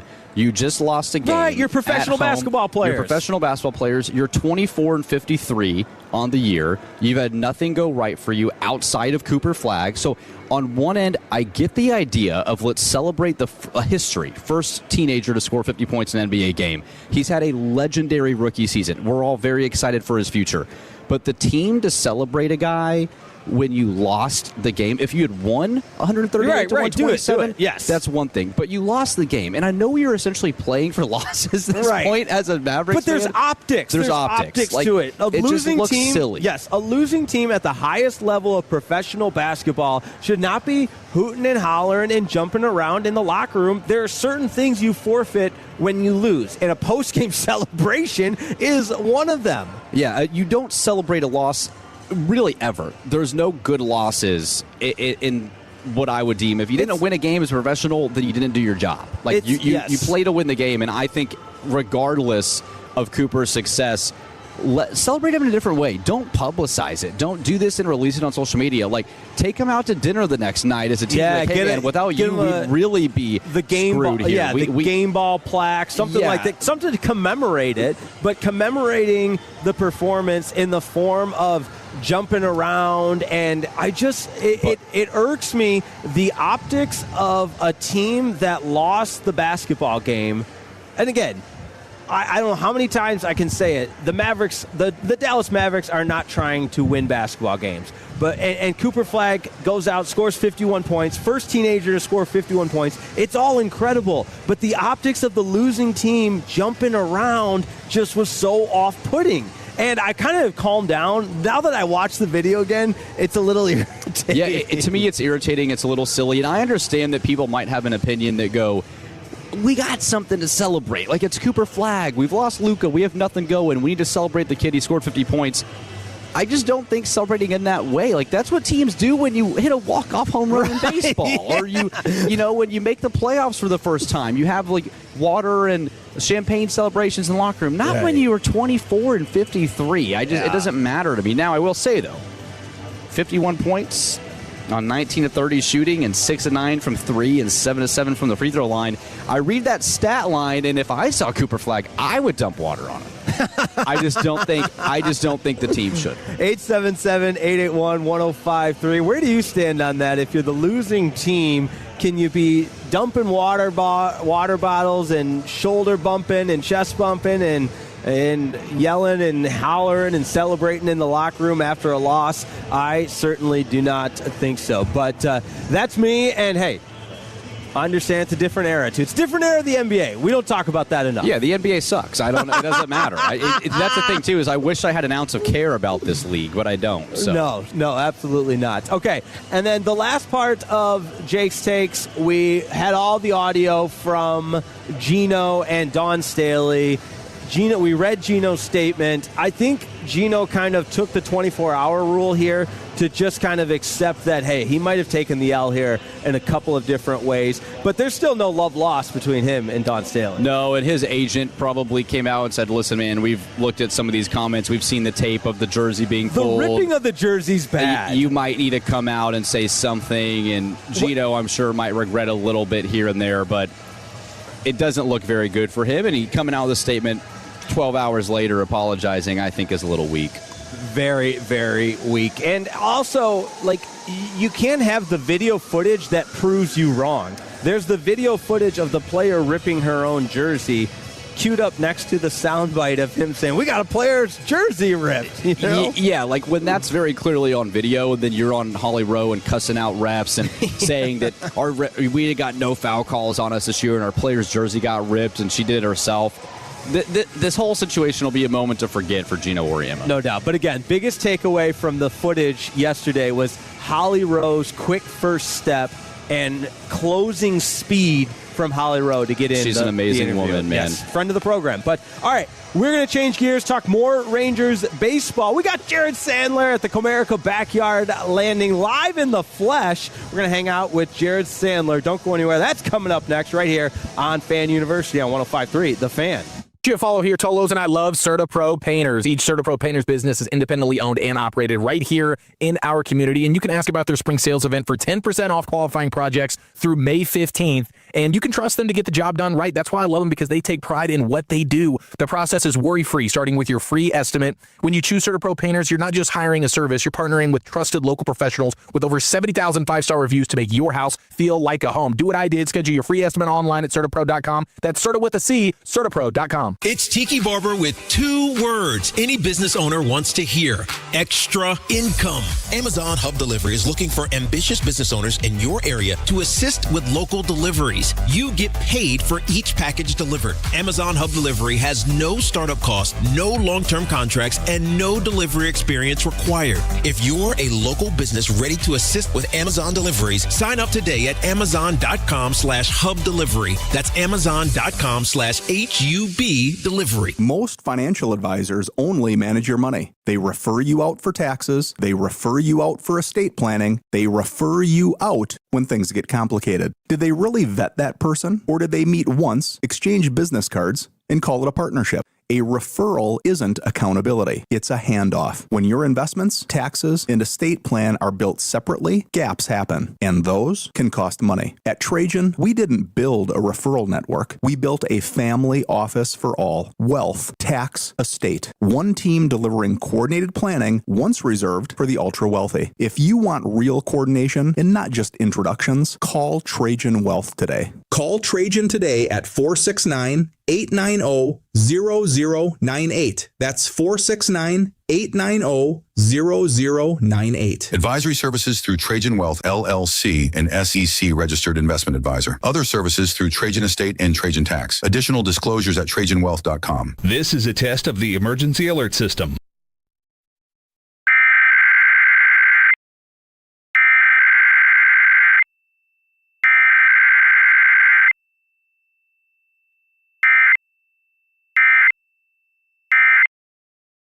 Majors here with Dax Kirks from Best Buy Windows and Siding. This time of year, everything's about baseball, sunshine, and fixing stuff around the house. Windows are usually at the top of that I'll get to it later list. Until that electric bill hits. Exactly. Old windows can cost you money every single month. Best Buy Windows and Siding is the home of 10 windows for just $59.50 with 0 down and 0% financing with approved credit and lifetime warranty. Upgrade now and start saving on energy bills. Call 469-WINDOWS or visit bestbuywindowsandsiding.com. Best Buy Windows and Siding. Each spring, cherry blossoms mark a fleeting moment of beauty and renewal. For a few short weeks, petals fill the air and the season feels brand new. Inspired by nature's beauty, the Cherry Blossom Martini at P.F. Chang's captures that first taste of spring. Bright, floral, and delicately sweet. It pairs perfectly with the butternut squash dumplings. Take in something beautiful together and savor the flavor in full bloom at P.F. Chang's. See more seasonal specials at pfchangs.com. Must be 21 and over. Please drink responsibly. This is the story of the one. As a procurement manager for a hospital system, she keeps every facility in her network stocked and ready. That's why she counts on Grainger to be her single source for thousands of products, from disinfectants to lighting, air filters, and more. And with fast, dependable delivery, Grainger helps her keep every facility stocked, safe, and running smoothly. Call 1-800-GRAINGER, click Grainger.com, or just stop by. Grainger, for the ones who get it done. My name is Christine, and I'm a widow. My husband, Ryan, was a healthy 34-year-old, and 3 months later, he was gone. Thankfully, he had life insurance. Ethos made it so easy. You can get a quote in seconds, apply in minutes, and get same-day coverage. 100% online, no medical exam. Life insurance didn't take away the loss, but it did give us the space to just grieve. Get your free quote at ethos.com/protect. ethos.com/protect. Paid spokesperson. Time spent on application may vary. Online health questions required. I'm Jeff Stewart with Reliant Air Conditioning. Did you notice that we hit 92 degrees in March? That's a full month earlier than usual. And that means most AC systems already have weeks of extra runtime. And we're not even to May yet. But here's what most homeowners don't realize. Breakdowns don't just happen. They start as small issues, like a clogged drain line that should have been caught weeks earlier with a simple tune-up. Because small problems can turn into expensive repairs. So for a limited time, Reliant Air Conditioning will tune up your AC system for just $85. But here's the best part. When you join our Hero Club maintenance program, your AC tune-up is absolutely free, and you'll stay protected year-round. Our schedule is filling up fast, so call us at 877-YOUR-HERO or schedule your AC tune-up online at ReliantAirConditioning.com and see how we've been gimmick-free since '83.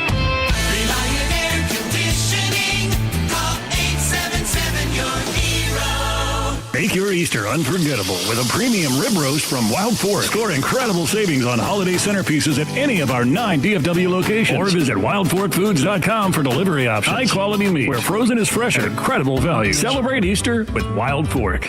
Working the phones, at the practices, and covering the biggest events, we call it the Fan Difference. The more you listen, the more you know when you turn it on and leave it on. The Fan.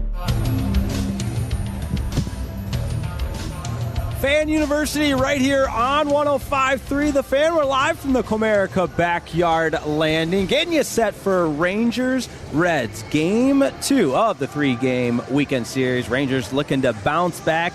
Gates not quite open yet, but the hard-working staff of the Texas Rangers are ready to welcome fans in, and nobody harder working. Although I'm a little disappointed, no suit today.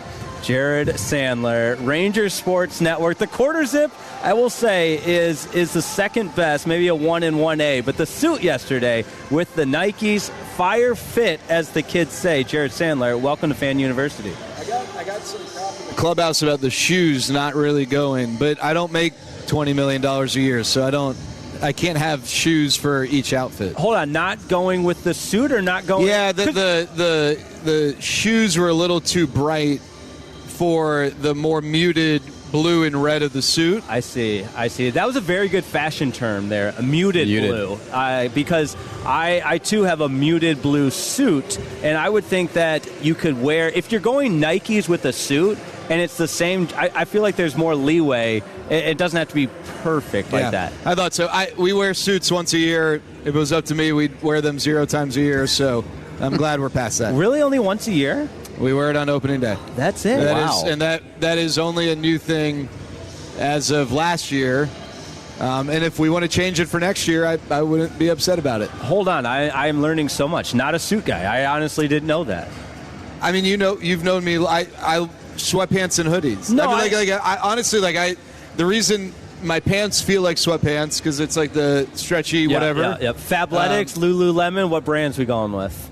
I have no idea. Okay. They look good though. I appreciate it. It doesn't matter what it is as long as it looks good. Yeah, I mean, suits are fine. I appreciate suits. I don't like if you told me, hey, like you can wear one thing. Like who would choose a suit? I mean, I would choose for me. I know some people do like jeans and a button down. That's their comfort spot. For me, it's sweatpants and a hoodie. All right, as a former minor league baseball intern of yours, a big dress for the job you want kind of guy, I feel like if you're wearing a suit on TV before a Major League Baseball game, you've made it. Like that is the top of the top. Like, so I'm shooting for that. Okay.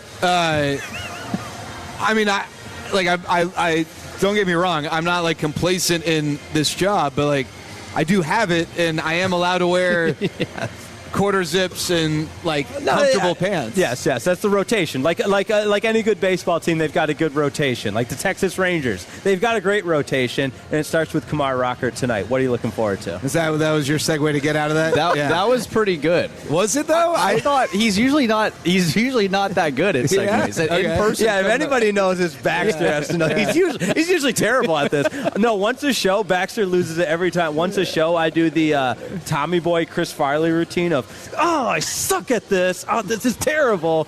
Gets him every time. Yeah.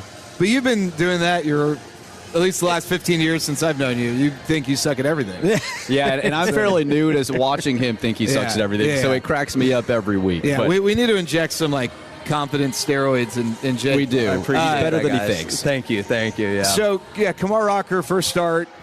I think the two things. One, last year was really good at home, not so good on the road. Slider is always a big topic of conversation, but then also controlling the running game.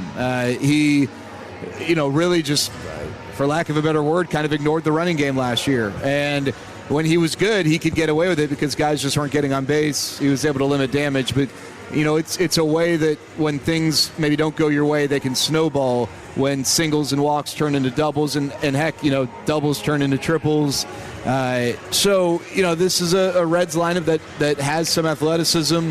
I love Jose Trevino. He's one of my favorite people in the world. He's not much of a stolen base threat, but Ellie De La Cruz is, and TJ Friedel is, and they got guys at the top of the lineup who can kind of wreak havoc. Matt McClain can do a little damage if you're going to give him a green light. So how Kumar Rocker does with runners on base is going to be something that I focus on here tonight. So we're 8-9 games into the season now. You're 4-3 to start. Biggest surprises to you? I know it's so early, but 9 days into the season, 7 games in, what has surprised you about this team, and what have you felt like, I kind of expected to see this early on? Well, I think in general, expected the offense to look better, right? To be able to consume it with more confidence that there's something in there that's sustainable for long-term success. It's not that I'm surprised Brandon Nimmo's a good ball player because I think we knew that, but I mean, he's just been awesome, right? Yep. So I hate to put that in the surprise, like I had no idea he was going to be good, but he's got the second most hits through 7 games out of the leadoff spot in franchise history. So I don't know that I could have, forecasted that. And then, another element, I guess that, is in the surprise bucket is, I think just the fluidity from day one of the bullpen. If you go to that Saturday game in Philly, which I guess technically day 2, Robert Garcia is there to start the 9th, and in most cases a closer is going to get the runway to finish the 9th unless he's just getting knocked around. But situationally, it was 4 or 5 batters in, righties are coming up, and they go to Chris Martin, right? So I think we knew that the bullpen had a lot of questions to answer, but I think the fluidity and the openness to which this staff is approaching it from day one is something that I don't know anyone could have really predicted. Jared Sandler with us on Fan University, your college football fix in April on Saturdays. Happy to be with you here. Sandler, I know you're with these guys every day. and you see some of the differences from Bruce Bochy now with Skip, and it's early. Every question's going to be, prefaced by, hey, it's only a couple of games in. But have you noticed just any vibe difference, for lack of a better term, just overall chemistry within the clubhouse here in the month of April? So I think, first of all, whenever there's a managerial switch, head coach switch, whatever, and you've got a new decision maker, especially someone who, even though Skip was a part of the organization last year, he wasn't on staff as a coach, right? So Skip wasn't here in 23 when the Rangers won the World Series. These guys didn't win a World Series for him. There's no nostalgia factor there. And I think whenever there's a new boss, what do? You show up and you wear the suit, right? You want to show. Good callback. Yeah. And so I think just that in and of itself is always going to be present. I think that this is a much looser group, and I don't think that's necessarily a reflection that should be an indictment against Boch at all. I think you just got a new mix of guys in there, right? Yeah. I think that you obviously don't have 26 new players, but I think you've got some changes in areas that allow for the field to be different, right? I think, with Skip, when you start fresh, you can establish things from day one that are tougher to establish if he were to change his mind a year from now. And I just think that accountability is going to be a big part. And I think that Skip, watching last year's Rangers team, a team that had talent offensively but didn't have sustained success because of, we can boil it down to one word, discipline at the plate. That has been enforced from day one, or preached from day one. And I think you're 8 games in or 7 games in, seeing that seeing that come to fruition. Even a night like last night, Rangers scored 3 runs, but just the quality of at bat, even in a loss, was a lot better than what we saw oftentimes last year. I wanted to get to Josh Young because last year he had a rocky year, got sent down for a little bit too, and then this year off to a 3-for-24 start, hitting 125. It's so early. I mean, he could have a breakout game this afternoon, we'd feel good about it. But with what happened last year and then kind of getting into this season so far, are you sensing a lack of confidence from Josh? Are you surprised he's come out of the gate struggling again, or where are you just with him right now? Yeah, I think Josh is in a tough spot, or like just right now in the present, because he missed a decent amount of camp dealing with an injury, but he's able to get enough at bats in at the end of camp to be ready for opening day. He understands that one of the labels is that he's had a tough time avoiding injuries, right? Mm-hmm. So when you've got a guy like that who wants to prove that's not the case, they want to be on the field, right? If Josh had been more or less an Iron Man, maybe he waits another week and gets more at bats. So, and then on top of that, he's coming off a last few years where he's left something to be desired, and I think that Josh even knows he doesn't have an endless runway, and so I think for the first 5 games, and he sat. Let's see, the Rangers are 4-3. He's played the last 2. Sat the 5th game, right? Mm-hmm. That makes sense. Yep. Yeah. So the first 4 games, it didn't look great, but he kind of did look like a guy who, didn't have the normal build-up to the season. That's not to say that he's going to, for sure, return to all-star form. He's got to show that. But I'd say the last 2 games were a step in the right direction. Yesterday had a base knock and then a walk, and he's playing well defensively. But Brendan, we get to May 15th and the numbers aren't there. I can't tell you for any of these guys that it's not in their head. I don't know. That's a part of what makes this so incredibly difficult. And when you're a guy who, it's one thing if it's Corey Seager, because he's been there, he's done that. If Corey goes through a rough stretch, he knows that he is going to be in the lineup every single day. He doesn't have to prove that he is deserving of playing time, right? But I think Josh is aware that, if other guys are doing it and I'm not, maybe, right? Maybe. It feels like there's just some scar tissue buildup from the offensive struggles last year, even from 2024, and you're just hoping to see a change of the guard this year, and you want to root for a guy like that, obviously. 100%. And I think if we want this, guy, right? I'm a tech guy. So I've seen Josh at the height of his talents from college, and also I think just knowing that the offense needing to take that step forward, he could be such an integral part of that, and you want to see it. I'll say this. And I wouldn't say this about every guy. If Josh doesn't have a great year, it is not going to be for a lack of preparation, a lack of work in the cages and all of that stuff. And so I want to bet on those guys, right? We see guys who, they've got this unique level of natural ability, and it catches up to them when they don't do the little things to prepare at this level, especially with how detailed scouting reports are on the other side. I mean, there's so much more information and data this year than ever before. And so, I think with Josh, if he can stay healthy, if he can just have a stretch of health, that would, I feel good about him having results. Now, I would say for Josh, as an offensive player, you got to be one or the other. I mean, if you can be both, you're both. But you get on base or you slug. And Josh is probably not a guy who's going to be a 360 on base guy. So you need to see the slug. We need to see the ball go over the fence. And I think Josh knows that, and hopefully, again, with health, he'll be able to tap into that power. Jared Sandler's with us, getting us ready for Rangers Reds. We got to get you out the door on this one. And I realized that the promotional giveaway today is a dot race bobblehead. And as somebody that's ran a dot race before, what would be your biggest piece of advice for somebody running? You and Elvis ran the dot race, right? Yeah, I beat him. Yeah, of course you did. Yeah. Yes. Yeah, so why are you laughing about that? I'm laughing because you're so... You're slow as ass. I'd beat you in a race. Oh, yeah, right. Of course you would. I did see a lot of the Rangers players like to do the wide receiver drills as a football, play catch with the football. Listen, I know you... Yeah, I'd route you up so hard, dude. Chance. Yeah, dude. You wouldn't get off the line. I got some of the fastest feet. I could play off the line. First move. No, I'm saying I would jam you at the line. No, but I would play off the line to give myself Yeah. I struggled with that. Bigger guys when I would play on the line. You're right. You could get, but I make an adjustment. There you go. You're not fast. All right, I'm getting. Well, I say it's about 50-50 on the fan text line here. I tossed it out there that I was kind of Cooper Flag, amazing, 51 points, incredible performance, undisputed rookie of the year.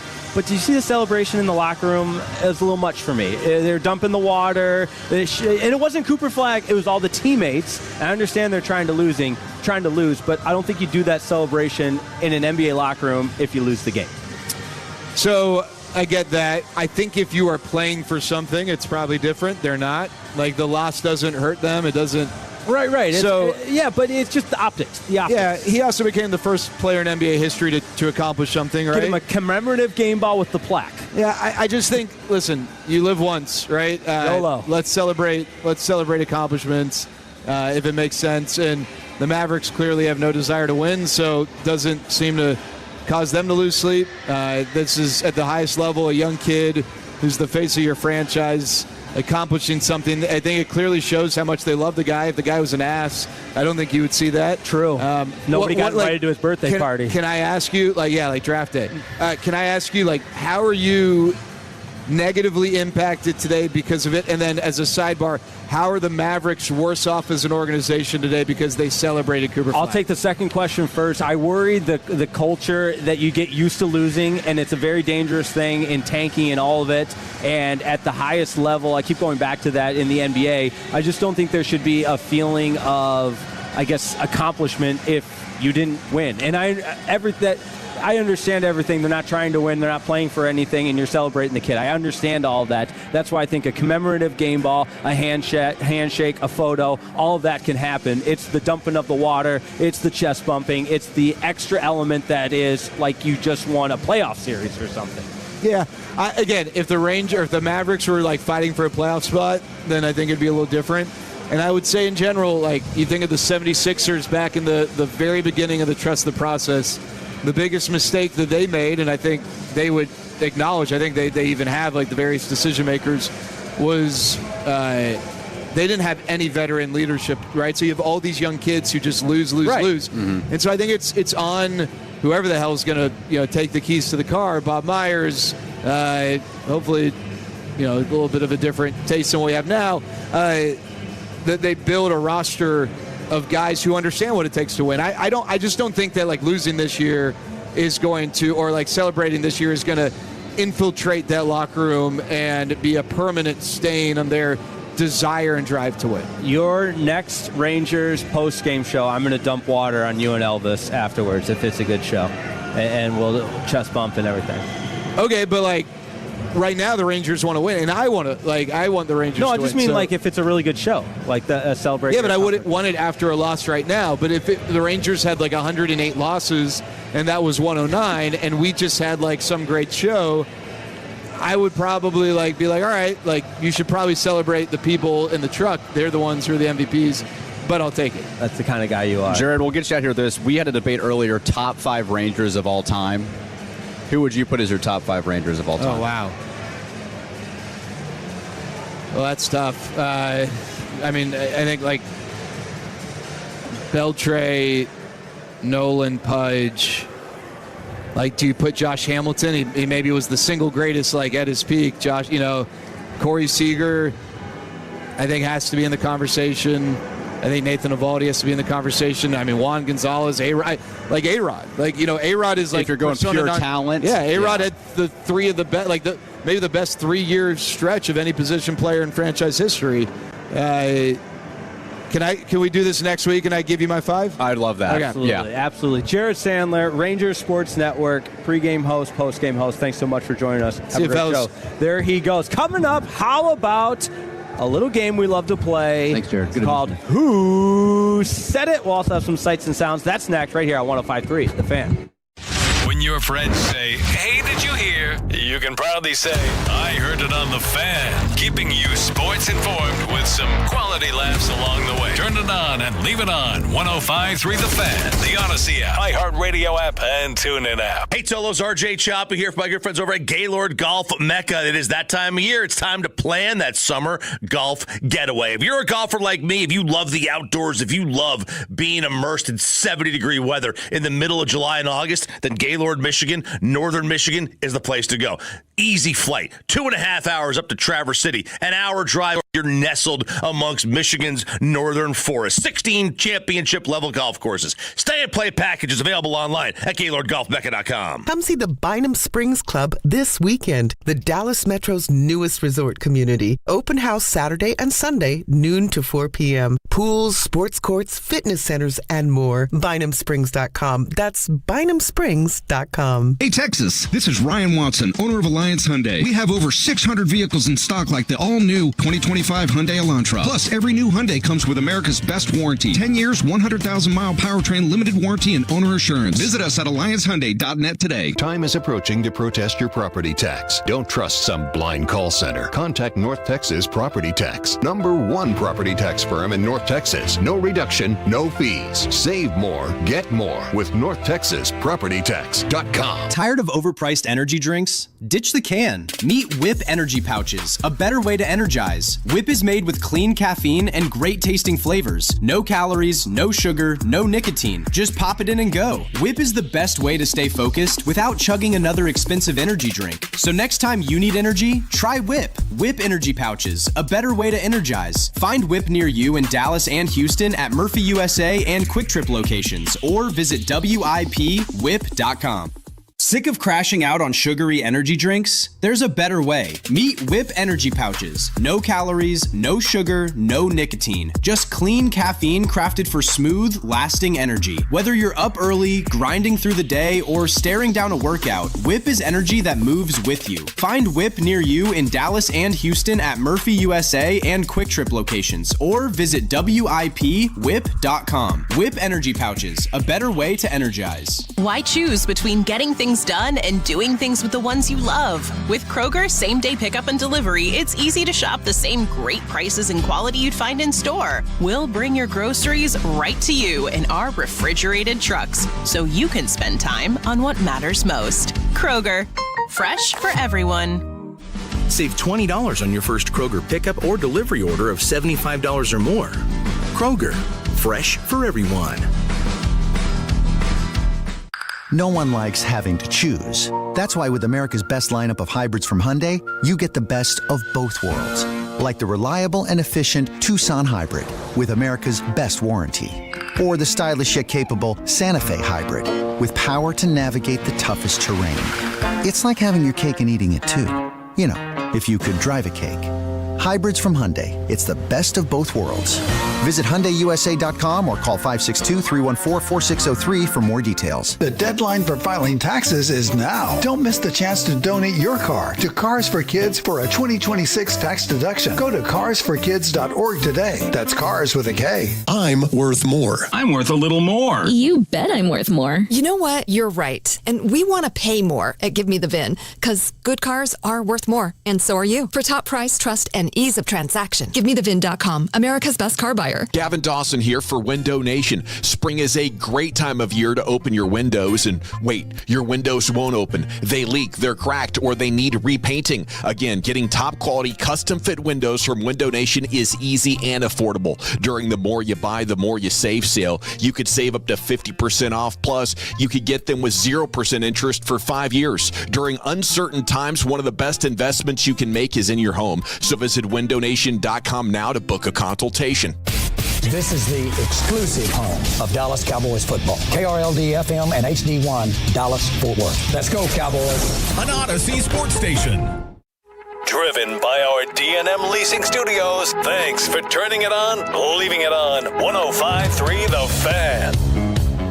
And the gates are open here at Globe Life Field as the Rangers get set to take on the Cincinnati Reds. Game 2 of a 3-game series. Kamar Rocker making his first start for the Texas Rangers. Looking forward to that. My name is Jake Rietmo. We got Brendan Baxter here, and we are live from the Comerica Backyard Landing inside the friendly confines of Globe Life Field. Nothing better. Inside Globe Life Field, man, and the fans are pouring in. They've got the bobbleheads for the dot races, which is awesome. What a great idea for bobbleheads. You got the dot race bobbleheads. The people are flowing in. Can we get a look at the bobbleheads? It looks like, oh, perfect. We're going to have someone bring one over. It's a dot race win counter. Hello, win column. With golden chick on them. That's amazing. Okay, thank you. I'm just kidding. I would not take that from you.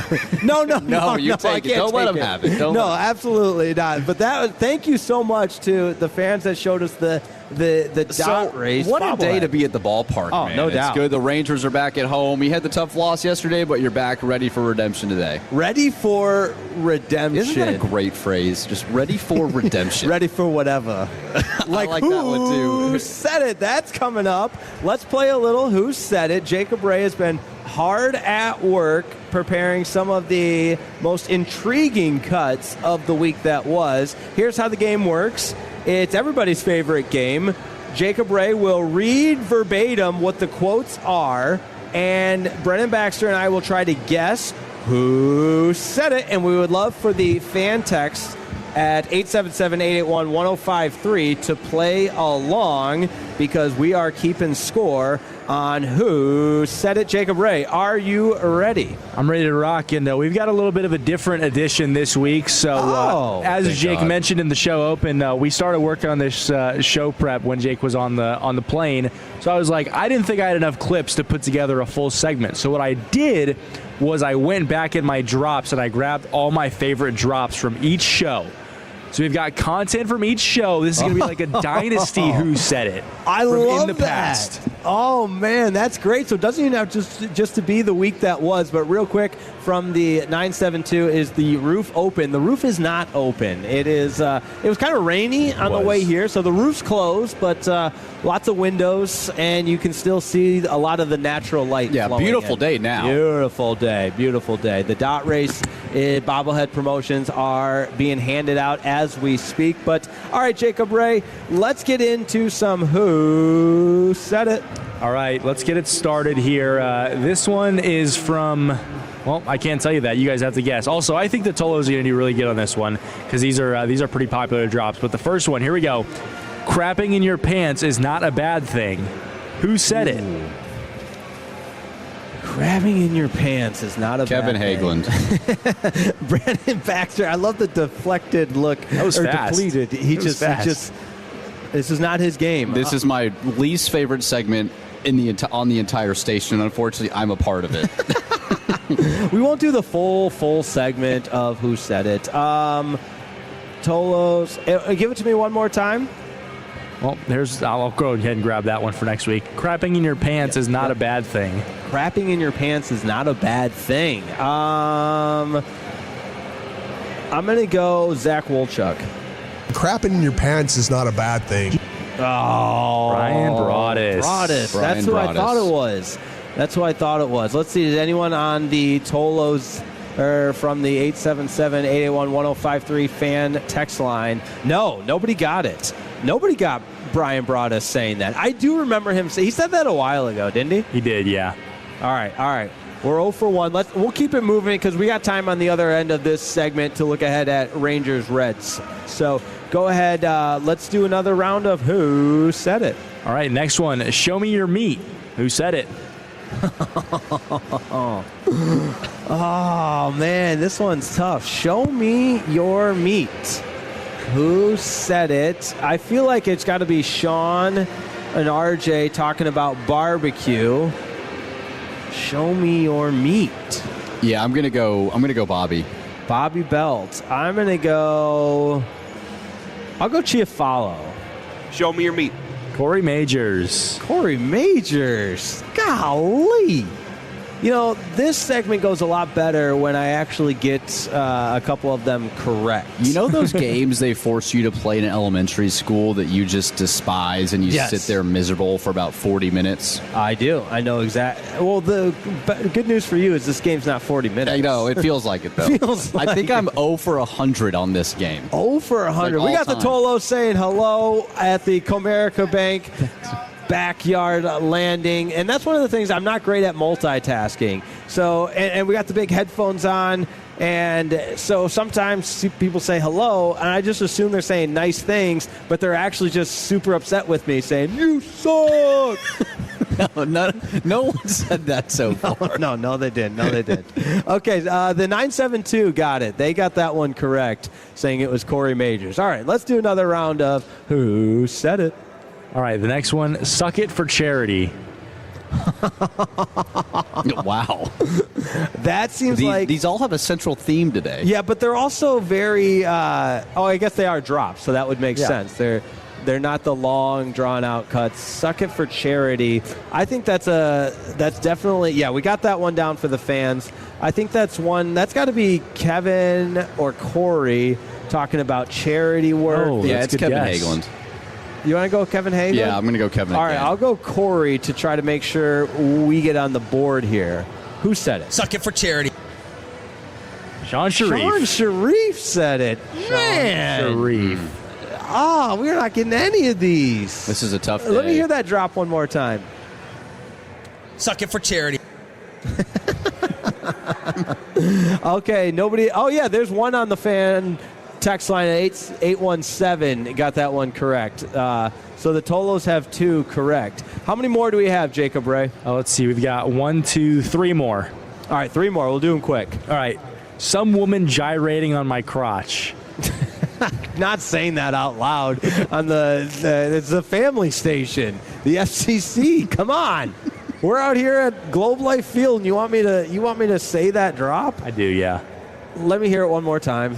Some woman gyrating on my crotch. I feel like that's I don't know if that's what that should be said in the Comerica backyard. I didn't think about this very well. We are happily positioned at the Comerica Bank backyard landing spot, and you can hear us loud and clear inside Globe Life Field, but I should not have set ourselves up for this. Yeah, unfortunately, it's died down a touch here right now. Go Rangers indeed. We are live right here on 105.3 The Fan, and we got an awesome promotional giveaway on the dot race. We got some Tolos hanging out here. You absolutely love to see that, and we're playing Who Said It, and my guess for this is Eric Chiafalo. Who said it? Okay, I'm going to go Zach Wolchuk. All right. The nosebleed guys. Some woman gyrating on my crotch. Fred Davis. Oh, Fred Davis. That sounds about right. Yeah, that fits. That definitely All right, fits. we got 2 more. We got to get one correct. The 903 said that's RJ all day. Incorrect. It was Fred Davis. All right, give us the penultimate. Who said it? Penultimate. Right. We'll try and keep it a little cleaner here for families. This one, shake and explode. Shake and explode. No, in fairness, we got no chance with these drops. Like, if we get one, it's a lucky. These are all lucky guesses. This one, you guys were against the 8-ball on this one. Shake and explode. I'm so out of whack of who I've guessed. I'll say Blake. We haven't had a Blake Elliott guess, and we just had the Fred drop. So I'm going Kevin Hageland. Shake and explode, shake and explode. Oh, I've guessed Chiafalo like 4 times. I was so close. And it's a bummer that I didn't get that one correct. We got one more here on Who Said It. All right, let's see. Which one do we want to go with? Do you guys want to do... Here, I got 2 options for you. Do you want to do... Actually, we'll do this one. Did they touch the balls? RJ Choppy. Okay, your guess is RJ? I'm going with Jake here. No, we got to expand our... But what if I need a point? It probably wasn't him. Guess somebody else. Okay. I will guess Eric Chiafalo. Did they touch the balls? Was that Sean? That was RJ. That was RJ? Oh, I got one right. Let's go. We didn't go over. I did not go over. Come on, man. You just took a point away from me. Yeah, that's true. We could have both gotten the points. But, all right. Well done, Jacob Ray. Well done, Tolos, on the text line. Thanks for playing along.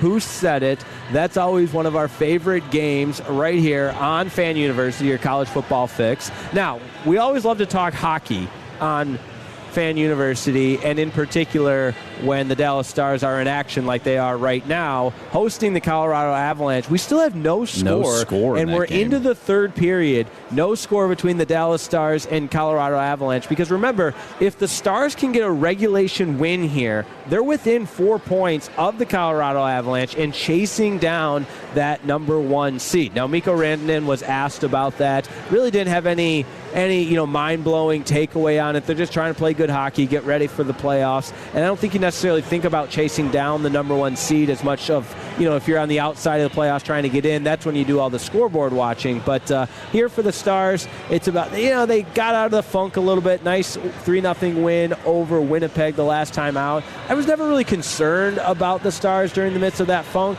but they continue to get down early. Like they allow the opposition to score the first goal far, far too often.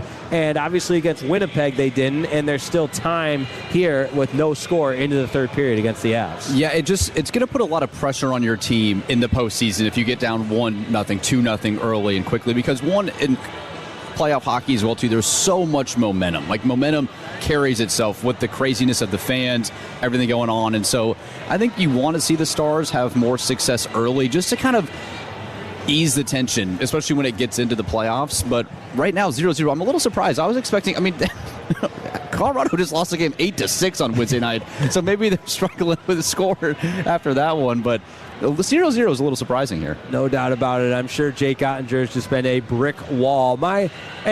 I probably, my Victory Plus app, I couldn't get to work on my phone. I was trying to watch the game. Yeah, it's having a harder time here as well. It is. Okay, it's not just me then. There we go. But we got plenty more to get to. We haven't talked a ton of college basketball yet, but good news for the Tolos. We're going to check in with one of my closest friends, Tyler Jones, who is the pre- and post-game host for TuneIn Radio. He's out at the Lucas Oil Stadium right now in Indianapolis, so we'll check in with him, talk all things men's Final Four. And that's coming up next right here on your home for the Texas Rangers, 105.3 The Fan. Sean and RJ, the KNC Masterpiece, G-Bag Nation, and Fan After Dark. Live and local. Turn it on and leave it on. 105.3 The Fan and our Odyssey, iHeartRadio, and TuneIn apps. Giafalo here, Tolos, and I am a proud CertaPro Painters customer because they really are the best in the business. Each CertaPro Painters business is independently owned and operated right here in our community. And you can ask about their spring sales event for 10% off qualifying projects through May 15th. And now's the time to complete that painting project you've been putting off. CertaPro Painters provides a free estimate quickly and at the right price. CertaPro Painters knows how important your home is to you, and now is the time to capitalize. Schedule your free estimate online, CertaPro.com. That's Certa with a C, CertaPro.com. Here at Academy, we're putting the outdoors back in Academy Sports and Outdoors, especially for firearms and ammo. Whether you're punching paper at the range or heading to the field before sunrise, you'll find what you're looking for, and probably a few things you didn't know you needed. Trusted brands, tons of options, and undefeatable prices. Right now, get up to $50 off select Taurus firearms through April 6th. Academy. Fun can't lose. Age restrictions apply. Remember to always keep it safe. March matchups are down to 4. Trade the tournament with Kelsey. Arizona and Michigan are trading at 34% to cut down the nets. A $100 trade pays out $273 if either one wins it all. Download the Kelsey app. Use code FAN to get $10 when you trade 10. Kelsey, trade on anything. Jeff Cox here, president of Berkey's Plumbing, AC, and Electrical. If your home is over 8 years old, you might be due for an electrical inspection. If you're dealing with breakers tripping, dimming, or flickering lights, don't let these issues leave you in the dark. Save $75 on any plumbing, AC, heating, and electrical repair. $250 minimum service required. Call us today at 877-BERKEYS or visit us at Berkeys.com. Berkey's, we're there when you need us. Frankel and Frankel, let's just talk about how local you guys are, how local you guys have been, and all the different connections and relationships you have within the Metroplex. We've got access to doctors, and you don't have to pay out of pocket for them. How do we have that? Because we've been working with these doctors for 30 years, and they trust us. Those are the kind of differences you get when you pick a firm that's roots are in DFW. That's 214 or 817-333-3333. Franklin Frankel, attorneys you can trust. Principal office, Dallas, Texas. Solos. Keep it tuned to the KNC Masterpiece every Wednesday at 1:30 p.m. for the FC Dallas Show. Brought to you by Michelob Ultra. Featuring interviews with players, coaches, and front office staff. No one likes having to choose. That's why with America's best lineup of hybrids from Hyundai, you get the best of both worlds. Like the reliable and efficient Tucson Hybrid with America's best warranty. Or the stylish yet capable Santa Fe Hybrid with power to navigate the toughest terrain. It's like having your cake and eating it too. You know, if you could drive a cake. Hybrids from Hyundai. It's the best of both worlds. Visit HyundaiUSA.com or call 562-314-4603 for more details. You know that Big Bargain detergent jug is 80% water, right? It doesn't clean as well. 80% water? I thought I was getting a better deal because it's so big. If you want a better clean, Tide Pods are only 12% water. The rest is pure, concentrated cleaning ingredients. Oh, let me make an announcement. Attention shoppers, if you want a real deal, try Tide Pods. Stop paying for watered-down detergents. Pay for clean. If it's got to be clean, it's got to be Tide Pods. Water content based on the leading bargain liquid detergent. It's the first day of the first grade, and she found a new best friend. It's a laid-back Sunday afternoon, you wish would never end. The homemade taste of Bluebell and good friends gathered round. The good old days are being made right now. New Bluebell Brookie a la mode ice cream brings brownies and cookies together like never before. Big chunks of brownies, soft chocolate chip cookie pieces blended into a rich, creamy brown sugar ice cream. It's not too good to be true. It's just that good. The good old days are being made right now. The good old days are being made right now. Look for Bluebell ice cream at all Fiesta supermarkets and all United supermarkets. And it's back to the Fan University right here on 105.3 The Fan. This segment's brought to you by the personal injury lawyers Frankel and Frankel. If you've been injured in a car or truck wreck, call Frankel first, 214-817-333-3333. With Frankel and Frankel, there is never an out-of-pocket cost. They only get paid when you win. Frankel and Frankel, the go-to car and truck wreck attorneys in Dallas. It's Fan University right here on 105.3 The Fan. We're live from the Comerica backyard inside Globe Life Field. Rangers, Reds. Getting you set for that. Of course, the pregame coverage can be heard right here on 105.3 The Fan, and that begins at 5:30. But it's not just all baseball. Jake Remo alongside Brennan Baxter. We're getting you set for the Final Four as well. Michigan, Arizona, Illinois, UConn. One of my favorite Saturdays of the year, Brennan Baxter. My father, the late, great Coach Pat Riepma, used to say, you're guaranteed two good games every Final Four. I don't know if you're guaranteed two 2 games. But tonight, I think you're going to get 2 really good games. Yeah, these 4 teams are some of the most dominant teams we've seen in the Final Four as a total in a long time. You think back to a couple years ago, you had a San Diego State, Florida Atlantic matchup, and no disrespect to those, or the Purdue-UConn national championship game from a couple years ago wasn't great, but these 4 teams are some of the best teams in college basketball. Michigan and Arizona alone probably have 8 to 10 NBA draft picks on their roster playing tonight in that 7:49 matchup. And then Illinois, if you haven't had a chance to watch the Illini, they are some of the most skilled players in college basketball. It's something about those Europeans, guys, man. They're just skilled. They're graceful. And so it's going to be a fun matchup there, even in that first game with UConn and Illinois. Well, let's go out to Indianapolis right now. We got a college basketball insider on the line, the host of the pre- and post-game show for TuneIn Radio, good buddy of mine, Tyler Jones. We had him on last March Madness. Kind enough to join us live from Indy. Tyler Jones, good afternoon, my friend. What are the vibes like in Indianapolis? Jake Ritma, it is good to hear your voice, my friend, and everybody back in Dallas. Hopefully you guys are doing fantastic. The vibes are immaculate here in Indianapolis, and I just found out a little while ago, guys, that this is one of the few football venues that had the Final Four in mind when they built this place, with the idea that there would be as good of a seat as you possibly could get out of having a football stadium host a basketball event like we're seeing here this afternoon. But 2 fantastic games. I agree with the late, great Coach Ritma that we are going to see some great basketball here. I'm already feeling like this Arizona-Michigan game is the de facto national championship, but I'm not taking away from what Illinois and UConn are certainly capable of. Both those teams are very good and deserve to be here. Tyler, Brennan Baxter here. Out of the 4 teams, the Final Four, it's one of the most fun sporting events across all 4 or 5 major sports. I had the pleasure of being at the 2019 one in Minneapolis and just having 4 different fan bases in one place at one time. Who's showing out right now for you? Who are you seeing the most of? Is it Illinois, is UConn, Michigan, Arizona? Which fan base are you seeing the most so far in Indianapolis?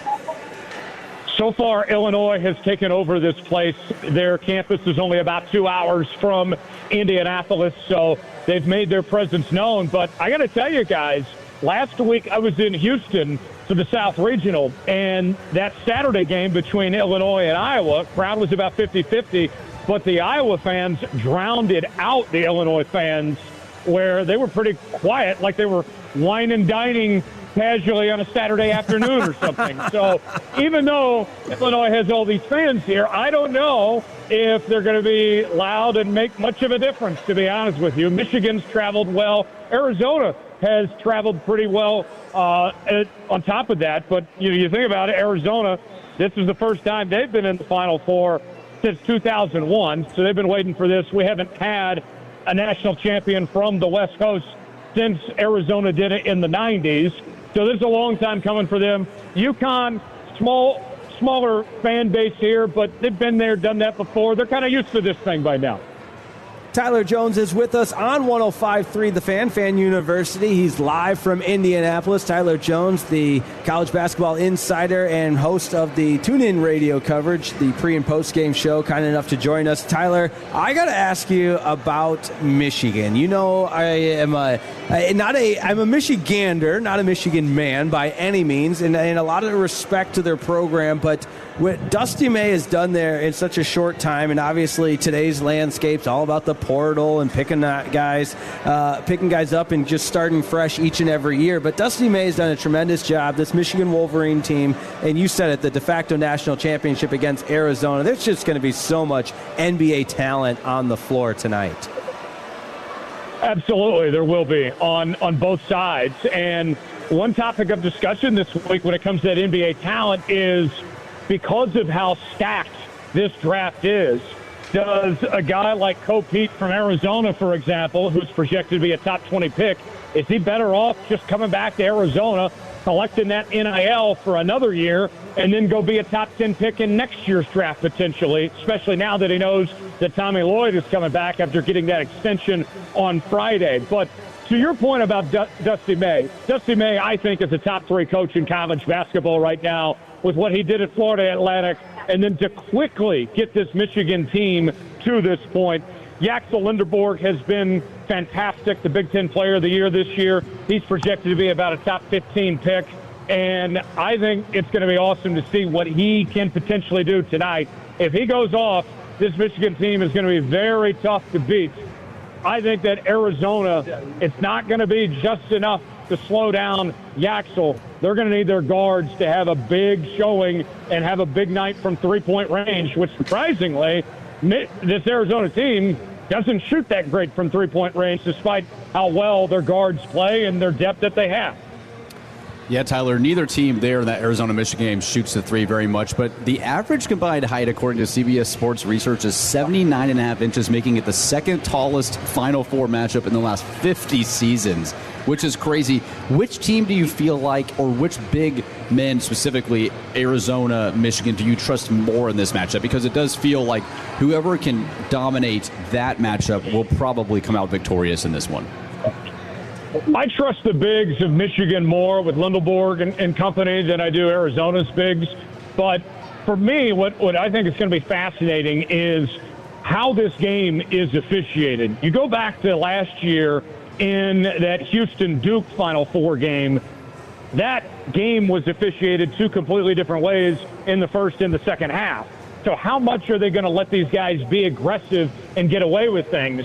If they can be a bit more aggressive, I think that bodes well for Michigan. But if Michigan can get in foul trouble early in this game, if Arizona can force that to happen, if their guards can be clicking right away, then I think that bodes well for Arizona as far as that goes. But to me, when it comes to down low, I give an advantage to Michigan, but not a significant advantage. I think these two teams are very close. The line is only about 1.5, and it's one that could really go either way. Tyler Jones, host of TuneIn Final Four coverage on the TuneIn radio side of things, live from Indianapolis, joining us on Fan University. Tyler, I can appreciate a hard-nosed coach. I can appreciate a guy that's not afraid to get in the grill of his players and maybe the officials. And we haven't talked any UConn basketball yet. But Danny Hurley, I think he might even go over the line a couple of times. It's a really bold take from me. But what have you just observed about the demeanor of this UConn team and Danny Hurley specifically? And are you worried about any kind of emotional letdown when you get a team like UConn that wins in such a dramatic fashion to get to this point? Do they have anything left in the tank?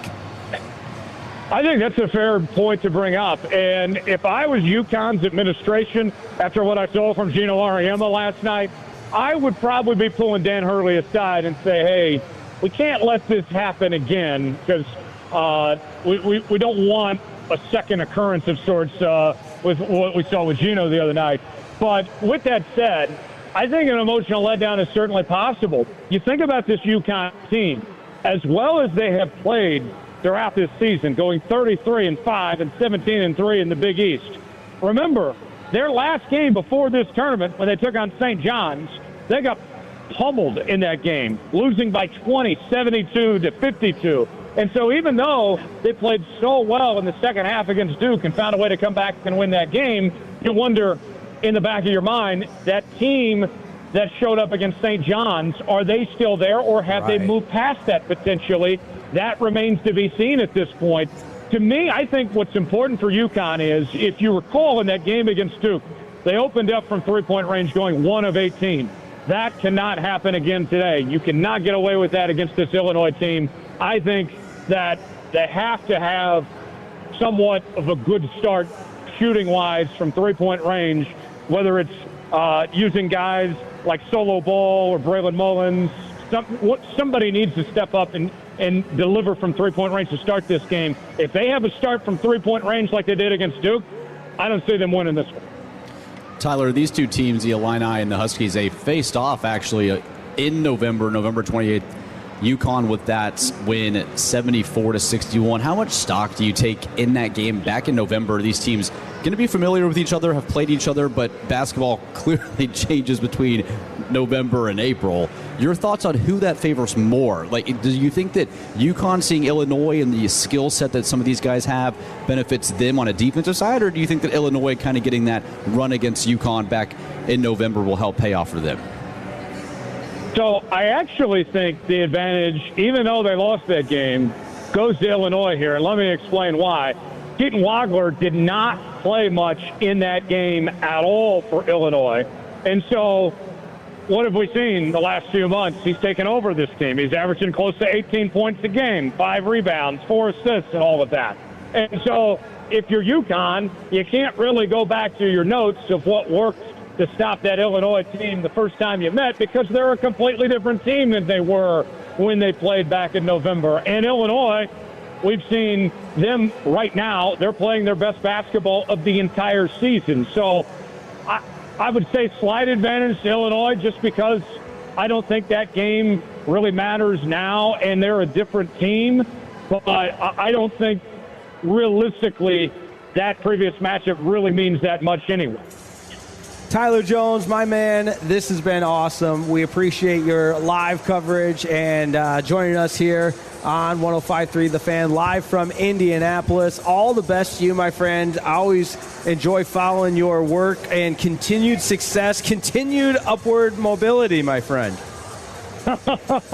Yes, upward mobility. You're one of my guys, Jake Britmo. You're doing a heck of a job there at The Fan. They're lucky to have you, and I appreciate you guys having me. Enjoy the games tonight, and I'm sure we'll be talking again soon.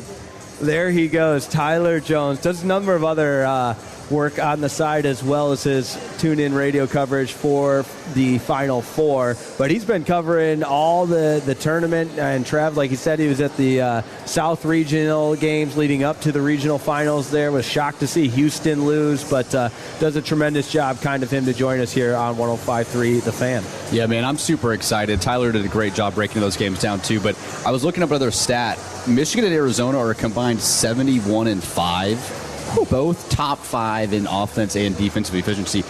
I don't know if we've ever seen more of a Clash of the Titans matchup in a semifinal round than we're getting tonight, and I just can't wait to watch that game. We will be dialed in, but we'll also be dialed into Texas Rangers baseball, getting set to take on the Cincinnati Reds. First start of the year for Kamar Rocker. Fans filing in. We are packed here at the Comerica Backyard Landing Spots. If you're driving in and you're about to enter Globe Life Field, come say hello. Tons of Tolos already have. They're going crazy. We got a peace sign right there. Throw the deuces wild. You got to love that. We got another youngster right there waving hello. The Tolos are ready to go. Ranger baseball is back. It's baseball time in Texas. It doesn't get any better. And hey, how about this? I got a ticket special for you, Brennan Baxter. Multi-game savings. You can score big savings when you purchase multiple games. Buy 2 games, save 5%. That's good. But buy 3 games, save 10%. Buy 4 or more games, you're going to save 15%. 15%. Get your tickets at Rangers.com/specials. And I already talked, but don't forget about the Rangers Ballpark Pass. $49.99 monthly. That's it. You spend more on cable. $49.99 monthly, available for limited time only. Access to any 2026 home games, including giveaway nights and the marquee matchups. That is fantastic. What do we got coming up next, Brennan Baxter? It sounds like, we got a Jake break. It's a Jake break coming up, man. And are we getting, what's the rule here? What's going on at the Jake break? We got some Tales of the Travel that can very well be turned into what's the rule here, because the Tales of the Travel never disappoint. Never disappoint, man. We've had a lot of airplane conversation from you during the Jake break, so I'm looking forward to that. I also have a controversial denial that was a friend of mine, not me involving me, but this situation's fascinating. I can't We'll get into that next. It's a Jake break. We're taking a break from sports right here on 105.3 The Fan. Sean and RJ here with Base Power. Don't wait for peak storm season to prepare for it. That's why thousands of Texans are switching to Base Power. With Base Power, you get automatic whole home backup for up to 95% less than a generator. For a limited time, get $100 off with the fan while install slots are open. BasePowerCompany.com/thefan. That's BasePowerCompany.com/thefan, and take advantage of the $100 off offer by being a Tolo with Sean and RJ at Base Power. H-E-B is making price cuts across the aisles to help Texans save even more when they shop. From household essentials to daily must-haves, you'll find thousands of low prices are now even lower, with hundreds more price cuts added every week. Just look for the yellow and black price cut tags in-store and online, and add up the extra savings every time you check out. Save even more with price cuts. H-E-B, another reason why here, everything's better. Wesley is a truck driver. I drive a truck, and I love what I do. A truck driver with IRS troubles. They told me I owed them $43,000. It got really bad. Quite a few letters in the mail. They were talking about wage garnishment coming after my house, my car. Yeah, they don't play around. I seriously thought that I was going to lose everything. One sleepless night, Wesley finally made a call to Optima Tax Relief at 2 a.m. Kind of figured I'd get a machine, but I didn't. I actually got to talk to an actual person in the middle of the night. He found just what he was looking for. Oh, they were great people. You need a team of people that know what they're doing. Optima Tax, they know what they're doing. Optima Tax Relief came through with flying colors. I saved an incredible amount of money. Happy don't even come close. I was absolutely overjoyed. Take Wesley's advice. If you're in any kind of trouble with the IRS, call Optima Tax Relief. Don't trust anybody else. Call Optima for a free consultation. Call 800-809-5833. 800-809-5833. 800-809-5833. Optima Tax Relief. Some restrictions apply. For complete details, please visit OptimaTaxRelief.com. I'm Jeff Stewart with Reliant Air Conditioning. Did you notice that we hit 92 degrees in March? That's a full month earlier than usual, and that means most AC systems already have weeks of extra runtime, and we're not even to May yet. But here's what most homeowners don't realize. Breakdowns don't just happen. They start as small issues, like a clogged drain line that should have been caught weeks earlier with a simple tune-up, because small problems can turn into expensive repairs. So for a limited time, Reliant Air Conditioning will tune up your AC system for just $85. But here's the best part. When you join our Hero Club maintenance program, your AC tune-up is absolutely free, and you'll stay protected year-round. Our schedule is filling up fast, so call us at 877-YOUR-HERO or schedule your AC tune-up online at ReliantAirConditioning.com and see how we've been gimmick-free since '83.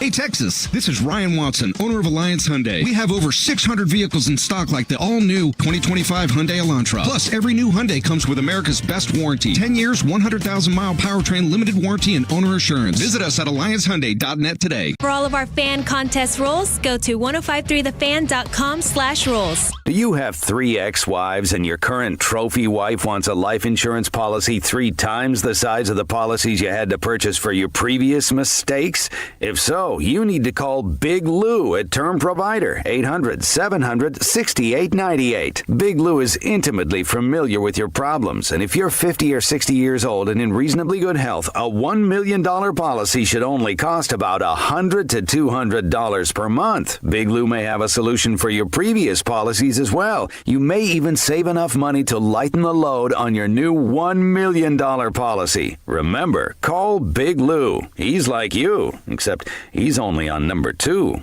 Call Term Provider at 800-700-6898. That's 800-700-6898. For $1 million in term life insurance that you can live with. Call Big Lou at 800-700-6898. 800-700-6898. Hey, Tolos, RJ Choppy here. It is that time of year. It is that time to get that golf trip planned. That summer golf getaway to Gaylord, Michigan, I do every single year for the last 15, and it's fantastic. 70 degrees in the middle of July and August. Pristine forests and lakes and rivers, fishing, wildlife, scenery, and the best golf you're going to play. I promise you. If you're a golfer, it's the ultimate guys trip. GaylordGolfMecca.com. 16 courses, stay and play packages. Available online, GaylordGolfMecca.com. Frankel & Frankel, over 3 decades of experience. Let's just talk about how local you guys are and all the different connections and relationships you have within the Metroplex. So Scott and I started the firm over 30 years ago in Dallas. We are a family firm here in Dallas.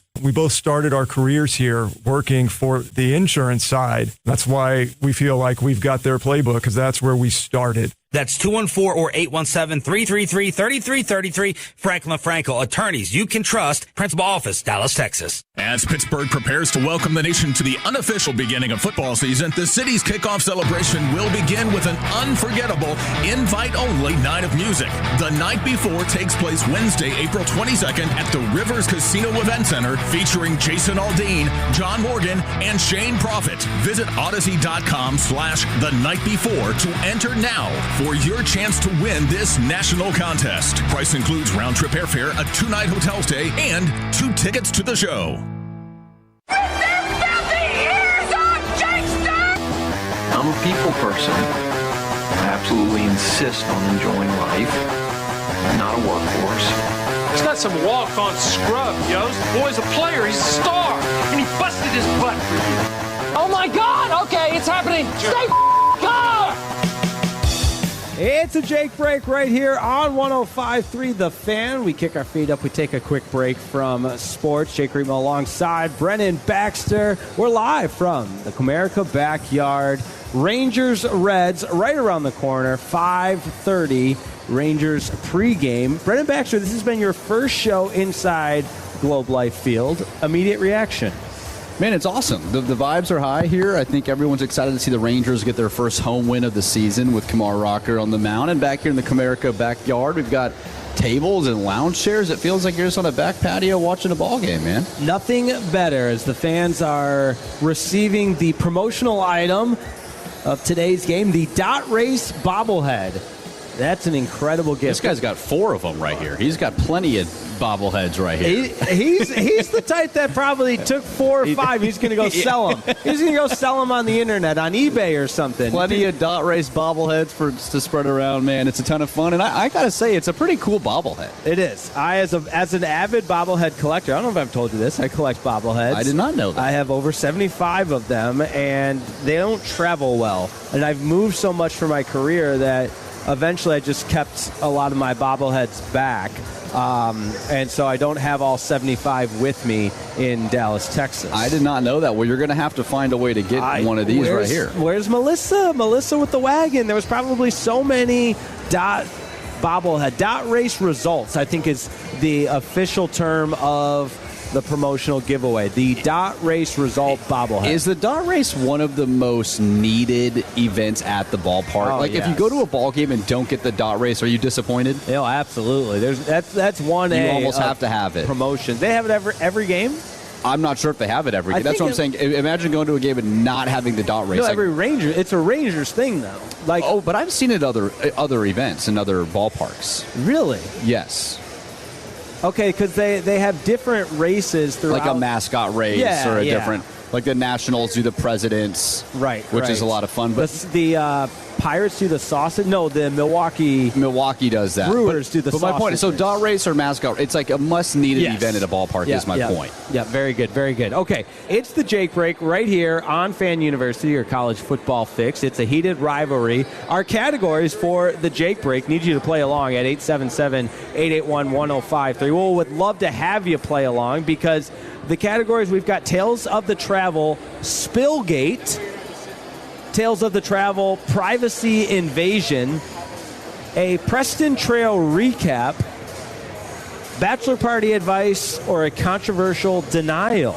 Jacob Ray playing at home. Have your selection ready because you're going to go after Brennan Baxter here on this Jake Break. Do you have a category you'd like to go? I want to hear about the controversial denial. Controversial denial did not involve me, but I am in wedding season and we're formulating, the invite list, who's going to be there, and that can get dicey. But what shouldn't be dicey is the people you ask to stand in your wedding. You kind of think that's a slam dunk. Yep. And so I was out in California this week, asked Sid's cousins, I had already asked her brother, but they're going to stand in the wedding. So got them a nice, you can see on Amazon, like the groomsmen box, some of their favorite stuff in there, golf balls, cigars, some shooters, and then, or one cousin likes, but anyways, hey, will you stand in my wedding? And it's an obvious yes. They're going to stand, everything goes well. And we were joking around after, like, what if somebody said no? And my fiance's, one of her closest friends, obviously won't use her name, was asked to be a bridesmaid in a wedding and given like a gift and, like the whole can't say I do without you by my side. And she said no in person. Why did she say no? Had some other weddings, budget, and it sounds terrible, but just didn't really deem that friend worth being in their wedding. Like, she was better friends with him with her than she was with her. Wow. See, I've heard of people say no due to, like, let's say it's a religious difference from the wedding and they just don't want to be a part of it, or they have something crazy. But just to say no or choose another friend over you when your other friend deems you to be worthy of being a 3 to 5 person that they want up there on their biggest day. That's tough. That's denial. tough. I don't know how I feel about that, man.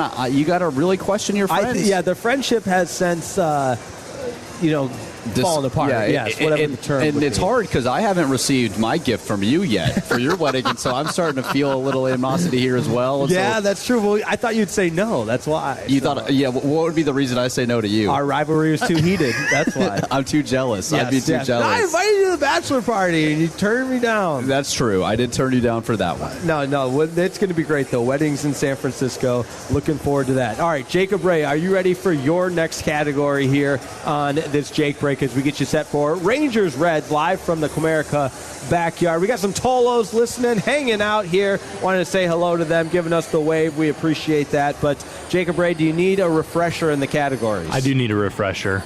Tales of the Travel, bachelor party advice. Oh, actually, let's do this. Tales of the Travel, Spillgate, or Tales of the Travel, privacy invasion? Give me Tales of the Travel, privacy invasion. Privacy invasion. It's a little bit of a what's the rule here.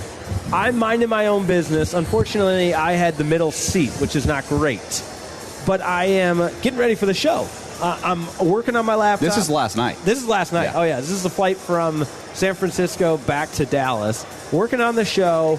I'm typing my notes, and I'm pulling out audio clips from the Gino and Dawn Staley verbal altercation after the game. And buddy next to me looks at my computer, looks at my phone. Hey, who won the game? Okay, so then I tell him. And then he's just looking at everything I'm doing, and you can just feel him staring as I'm preparing the rundown of the show and asking me questions. I felt like it's a privacy invasion. Hey, we got some Tolos hanging out here. You love to see that. You love to hear it. But I was in a weird spot where I didn't want to be like, leave me alone, guy. But I thought that was a little bit of an overstep. So not a big deal, but I was just kind of like, relax. So, well, what if he recognized that he was in the presence of like a radio legend and he saw that you were preparing what was going to be one of the best fan university shows live from Comerica backyard and Globe Life Field? It's a great point. And so then he realized, I'm not going to get this opportunity again. I must talk to the Jake Riepma. Yeah, he said, "Oh, you're Jake Riepma? Wow, you got a recognizable face." Fan University, Fan University, Jake Riepma, 105.3 The Fan, right here. No, okay, I'll say this. I did this before on a plane once too, where there was a girl next to me on a flight to Vegas, and she had a bunch of pictures of a safari hunt that she and her husband had gone on. Okay, and I did interrupt, and I said, "Did you take those pictures?" And then the next hour of the flight was her going into a play-by-play of the safari. See, you're a small talk on the plane kind of guy. I'm a big small talk. You're sitting elbow to elbow with you're never someone gonna see you never these people again. Exactly, which is why you can talk to them and get to know them and maybe learn something. I like talking to people on planes. It lowers my anxiety because you get plane anxiety. I feel like any plane I'm on could go down at any time. I do. I'm typically a sleep on the plane guy. My flight going out there, I slept the entire way. I mean, I don't remember taking off, and I woke up when we landed. I did not make takeoff. Doesn't matter. I did not wake up one single time. Wow. That's impressive. I was a little confused where I was. You wake up in a different time zone and plays. No, that's impressive. But I get it, though. If you're working on something, like she didn't have AirPods in. I didn't, like, tap her. She was open to communication. Okay. You were probably locked in on this rundown of this great show and ready to go. These rundowns don't make themselves, people. That's a little rude. I didn't even find it rude. I was just, like, trying to figure out a way of, like, just like, not now, guy. Yeah. I don't want that to, like, fine. We all got into this because we love to talk sports. But he was, like, trying to look on my phone for video highlights of... Oh, okay, that's weird. Like, he's, like, leaning over. Yeah, doing one of the lean over kind of things. That's a little odd. Yeah, we didn't love that. But I also, admittedly, in work mode, on the plane, not in small talk mode. So that's on me. But I love engaging and talking about sports, but I think you to understand, like, okay, we're all sitting here, we know that we're never going to see each other again. It's 2 hours. We're on an anxiety-ridden flight. Like, let's just lower the tension and say, hey, how are you doing? Yes. The Avalanche have gone up 2-0 over the Stars, and it is a final. It's a final. Khaki Kev is bad luck then. Khaki Kev is at the game. 2-0 final, Avalanche over the Stars. So can the Wild catch the Stars still, or are we now locked into that home series? I mean, they can, mathematically, yes, but that's what I was getting a hard time from one of my buddies. I was like, yes, it would have been great to try to catch the Colorado Avalanche, but realistically, the Stars have up on the Stars are 6 back from the Avs and 4 up on the Wild. So yes, the Wild could still catch them, absolutely, and that's scary. So that Thursday night game is huge. Yes. And to lose in regulation is tough because you don't get a point at all. But Khaki Kev, we're going to have a chat, man. Not that I'm superstitious, but he and his pops, he said, we had a suite at the Stars game and unable to get the job done and bring it home. But that's okay. All right, one more. Jacob Ray, 877-881-1053. I'm going to select this one for you because it was Spillgate. It was Spillgate. And I feel like this one I actually have a gripe with because this was also last night. I'm working, buddy next to me stands up too quickly from the seat and spills his entire drink all over me, my laptop, shoes, and we got ice chunks. We got ice chunks everywhere. It's a tough scene for me. I was able to flag down the flight attendant, not stewardess. Stewardess is offensive. Flight attendant, male flight attendant, and the guy took off. Stewardess. Yeah, the guy took off after that. He spilled his drink and then left. And it's all over my legs, my pants, and it didn't get a lot on the laptop, but I was kind of a little bit perturbed. Okay. So what's the? Yeah. So I guess what the rule? He leaves, and I told the flight attendant, like, can we get some napkins and we all told them, hey, we got some spillage going on here. The guy never came back. And this was a flight attendant. Yeah. And he's like, I'll bring you some napkins. Never brought some napkins. Never showed up. And the guy who spilled the drink was gone at probably a bathroom break. What airline was this? Let's call it out. Yeah, United. Oh. I should have flown American. There's your problem. Yeah. Right there. That's crazy. That is... It wasn't like an egregious spill because, on the airlines now they give you like a shot glass, so it's not really that much. Yeah. But it was filled with ice, tipped over, spillage, and he bolted out. It happened so fast because I was working. I couldn't really realize what had happened. That is weird. Yes, tough tale of travel. You don't see flight attendants do that very often, or they just leave you hanging. Yeah, that's all right. Jacob Ray, your father was a pilot. He would never let something like that happen. Still is a pilot. No, he would never let that happen. That would not happen under Mr. Ray's watch. No chance. Still is a pilot. Good. And because of that, you know what it's like flying standby. I flew standby on the way there, but had to break down, and I got bumped off standby on the way back, so I had to buy a ticket. Not great. Yeah, standby is no fun. Standby is way too stressful. Yeah. Luckily, most of the time, we were able to hit the little standby deal and then hop on in family boarding. So we were all usually linked together, which worked out nicely. But standby makes traveling more stressful than it needs to be. Which we just learned about Brennan Baxter. He gets super stressed while traveling. So we're here to alleviate that. All right. Two more segments on the program as we get you set for Rangers pregame. Live from Globe Life Field, the Tolos, the Rangers fans, everybody are packing it in. You can feel the environment building. What a night it will be. Rangers, Reds, Kumar Rocker on the mound. Let's do a little Would You Watch That, Would You Eat That coming up next right here on Fan University. Tolo means turn it on and leave it on. Thank you for making 105.3 The Fan and the Odyssey app part of your day every day. You follow here, Tolos, and like you, my home has become my happy place. But I started noticing scuffs, faded colors, and peeling paint that needed attention, and that's when I reached out to CertaPro Painters and CertaPro.com. You can ask about their spring sales event for 10% off qualifying projects through May 15th. And here's the deal. Each CertaPro Painters business is independently owned and operated right here in our community. So whether inside or out, you can protect your home with quality paint and a worry-free process. Schedule your free estimate online at CertaPro.com. That's Certa with a C, CertaPro.com. Dax Kirks here. Let's be real. Right now, everything feels so expensive, and replacing your windows can feel like something to put off. But here's the thing. Old, inefficient windows are costing you money. Our windows can help lower your monthly bills, and that adds up. We're home with the 10 windows for just $59.50. And with 0 down, 0% financing with approved credit, you don't have to come out of pocket to get started. If you've been putting it off, now's the time to call 469 Windows or visit BestBuyWindowsAndSiding.com. Best Buy Windows and Siding. Is your financial advisor managing your risk or just a spreadsheet? Hi, I'm Jeff Jr., founder of Trajan Wealth. Many financial advisors rely on target date funds, which are one-size-fits-all portfolios that don't know your name, your family, or your goals. And that passive management can leave you dangerously exposed. At Trajan, we look at the whole picture, not just the stocks everyone else buys, but the private market opportunities most advisors ignore. And as fiduciaries, we build a strategy around you, coordinating your investments, tax strategy, and estate into one cohesive plan. Your financial life deserves more than just a generic portfolio. Real planning isn't a stack of statements. It's the confidence of knowing where your income will come from for the next 30 years. Good enough isn't good enough for your family. It's time for a change. Schedule your complimentary consultation today. Call Trajan today at 469-890-0098. That's 469-890-0098. Advisory services through Trajan Wealth, LLC, an SEC registered investment advisor. Private equity investments require accreditation. Other services through Trajan Estate and Trajan Tax. Additional disclosures at TrajanWealth.com. This is the story of the one.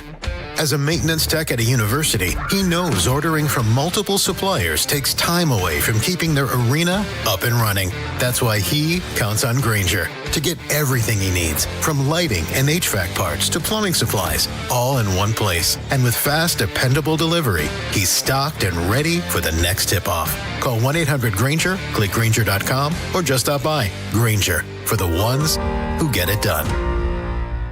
There's a difference between liking a house and actually getting it. Redfin is built to make up that difference and close the gap between finding and owning the home for you. Redfin agents close twice as many deals as other agents, so when you find a home you love, you're not a step behind when it's time to make an offer. That means less watching great homes disappear and more focus on the ones you'll actually move into and call home. Redfin helps turn saved listings into real addresses. Get started at redfin.com. Own the dream. Come see the Bynum Springs Club this weekend, the Dallas Metro's newest resort community. Open house Saturday and Sunday, noon to 4 p.m. Pools, sports courts, fitness centers, and more. BynumSprings.com. That's BynumSprings.com. If you're looking to upgrade, now is the time at Classic Chevrolet in Grapevine, the #1 Chevy dealer in the world. Third straight year, the Classic Difference Sales Event. Summer inventory is on the way. We're making room with one-time savings below market value. The Classic Difference means you can trade up for less. Shop now before the best are sold. This is Texas. This is Classic. Visit ClassicChevrolet.com. Together, let's drive. Based on new Chevrolet registrations 2023 through 2025. This is the exclusive home of Dallas Cowboys football. KRLD-FM and HD1, Dallas, Fort Worth. Let's go, Cowboys. An Odyssey sports station. Driven by our D&M Leasing Studios. Thanks for turning it on and leaving it on. 105.3 The Fan. Fan University on 105.3 The Fan. We're live from the Comerica backyard inside Globe Life Field, ahead of the Rangers Reds Saturday night matchup. Kamar Rocker on the bump for the Rangers. My name's Jake Rima. He's Brennan Baxter. Jacob Ray on the ones and twos back at Control Center. And Ross Levinsky. Shout out to Ross Levinsky. Shout out to Ross, man. Ross is killing it back here. The engineering, anytime you got a remote, this is one of those let the people know kind of segments where it's not just, plug in your phone charger and you're ready to go. There's levels, there's a lot of cords that I don't understand, where they get plugged into, what they do. There's speakers, there's headsets, there's talkbacks, there's tables, and it's all set up by Ross Levinsky. Yeah, without Ross, we would have nothing. This wouldn't be here today. That is true. That is true. And with Jacob Ray keeping us on the air as well. It's a total team effort, as they say. Total team effort. And to be in the Comerica backyard, too, man, this is so much fun. Seeing, we were just talking on the break, like how many Ranger fans show up early to just come out and hang out and have a good time and hang out. And just, the ballpark's getting full. Batting practice just wrapped up. They're getting the field ready. It's just a ton of fun. We did just have a Tolo say they got to open the roof, and I don't disagree. Yeah, the roof, exactly. And it's a beautiful day out now, too. The storm has passed. The sun's out. And, yeah, it's shining through, though, man. It's a great day outside. Get a lot of natural light, but Globe Life Field, when the roof is open, 10 out of 10. It is. That's one thing I do miss about the old ballpark is when the weather was good, it felt like a true ballpark experience. When this roof is closed, you do feel a little bit like you're back in a spaceship, a little like you do at AT&T. I feel like I'm in more of an arena. When the roof's open, it is a 10 out of 10 ballpark for sure. But I do miss, it's called Choctaw Stadium now, but just old Rangers ballpark in Arlington, man. It's hard to beat that in good weather. One of our favorite segments on Fan University in the offseason. Would you watch that? Would you eat that? And what better way to dive into a Rangers first home weekend series of the season than some of the phenomenal concession stand offerings. Obviously, Hurtado at the top of the list. But the Rangers made some league-wide news when they released one of the more This is one of the craziest things I've ever seen in a ballpark. Yes, crazy. So this is what they're calling the Rally Sombrero. The food vessel contains chips, cheese, lettuce, jalapenos, pico de gallo, and more. It's that and more part that really has the imagination going, which we're not on the fan cam right now, but if we were, you got the sombrero, and I love the way they set it up, all the fixings, and then the chips are in the middle, so you got to reach up to grab the chips part, yes. and dip. How heavy is this thing, you think? And you're walking around with this on your head around the ballpark. What's to stop someone else from leaning in and grabbing some chips? I also wonder about the structural integrity of what's holding up all of the chips and the fixings, because it looks like a very thin cardboard, which, as the next one we're going to go to here in a second, we learned, thanks to Dallas TV, you got to be really, really careful with your ballpark item, because this is about as bad of a party foul as you will see. And like I said, this surfaced on a number of different social media outlets yesterday, but this is from Dallas, Texas TV. Happy opening day, Rangers fans. It was the big boomerang hot dog, and a Rangers fan dropped it. He dropped it on another Rangers fan. It gets all over him. I mean, you're looking at a hot dog with cheddar cheese. It looks like some chili on it. Dude, the chili drops right on the guy's back. All over the guy's back. Let us know at 877-881-1053. Have you seen the video? Because it is just an unfortunate series of events. The guy the video cuts off, but you got somebody trying to show it off on social media, trying to get the likes, and the clicks, and she drops the hot dog on the shoulder of an innocent bystander. The thing with this, too, that's sad is she was so excited. You could tell. Like, she was showing it off. She probably bought this for the first time. These things are not cheap, by the way, too. No. To get this hot dog here at Globe Life, and I wonder what that guy thought in front of her. Yeah, I saw somebody retweet it, said, if this happened to me, there would have been the malice at the palace. I think you gotta. I mean, he doesn't even say. Like in the video, He doesn't even off. move. He just kind of looks over his shoulder, like that's similar. How the drink was spilled on me on the airplane yesterday. Oh, that's how bad it was. Yeah. That's tough. Not dude. quite as bad as the on the shoulder, but that's really tough. Well, this stinks because this is so much fun when you do come to a Ranger game.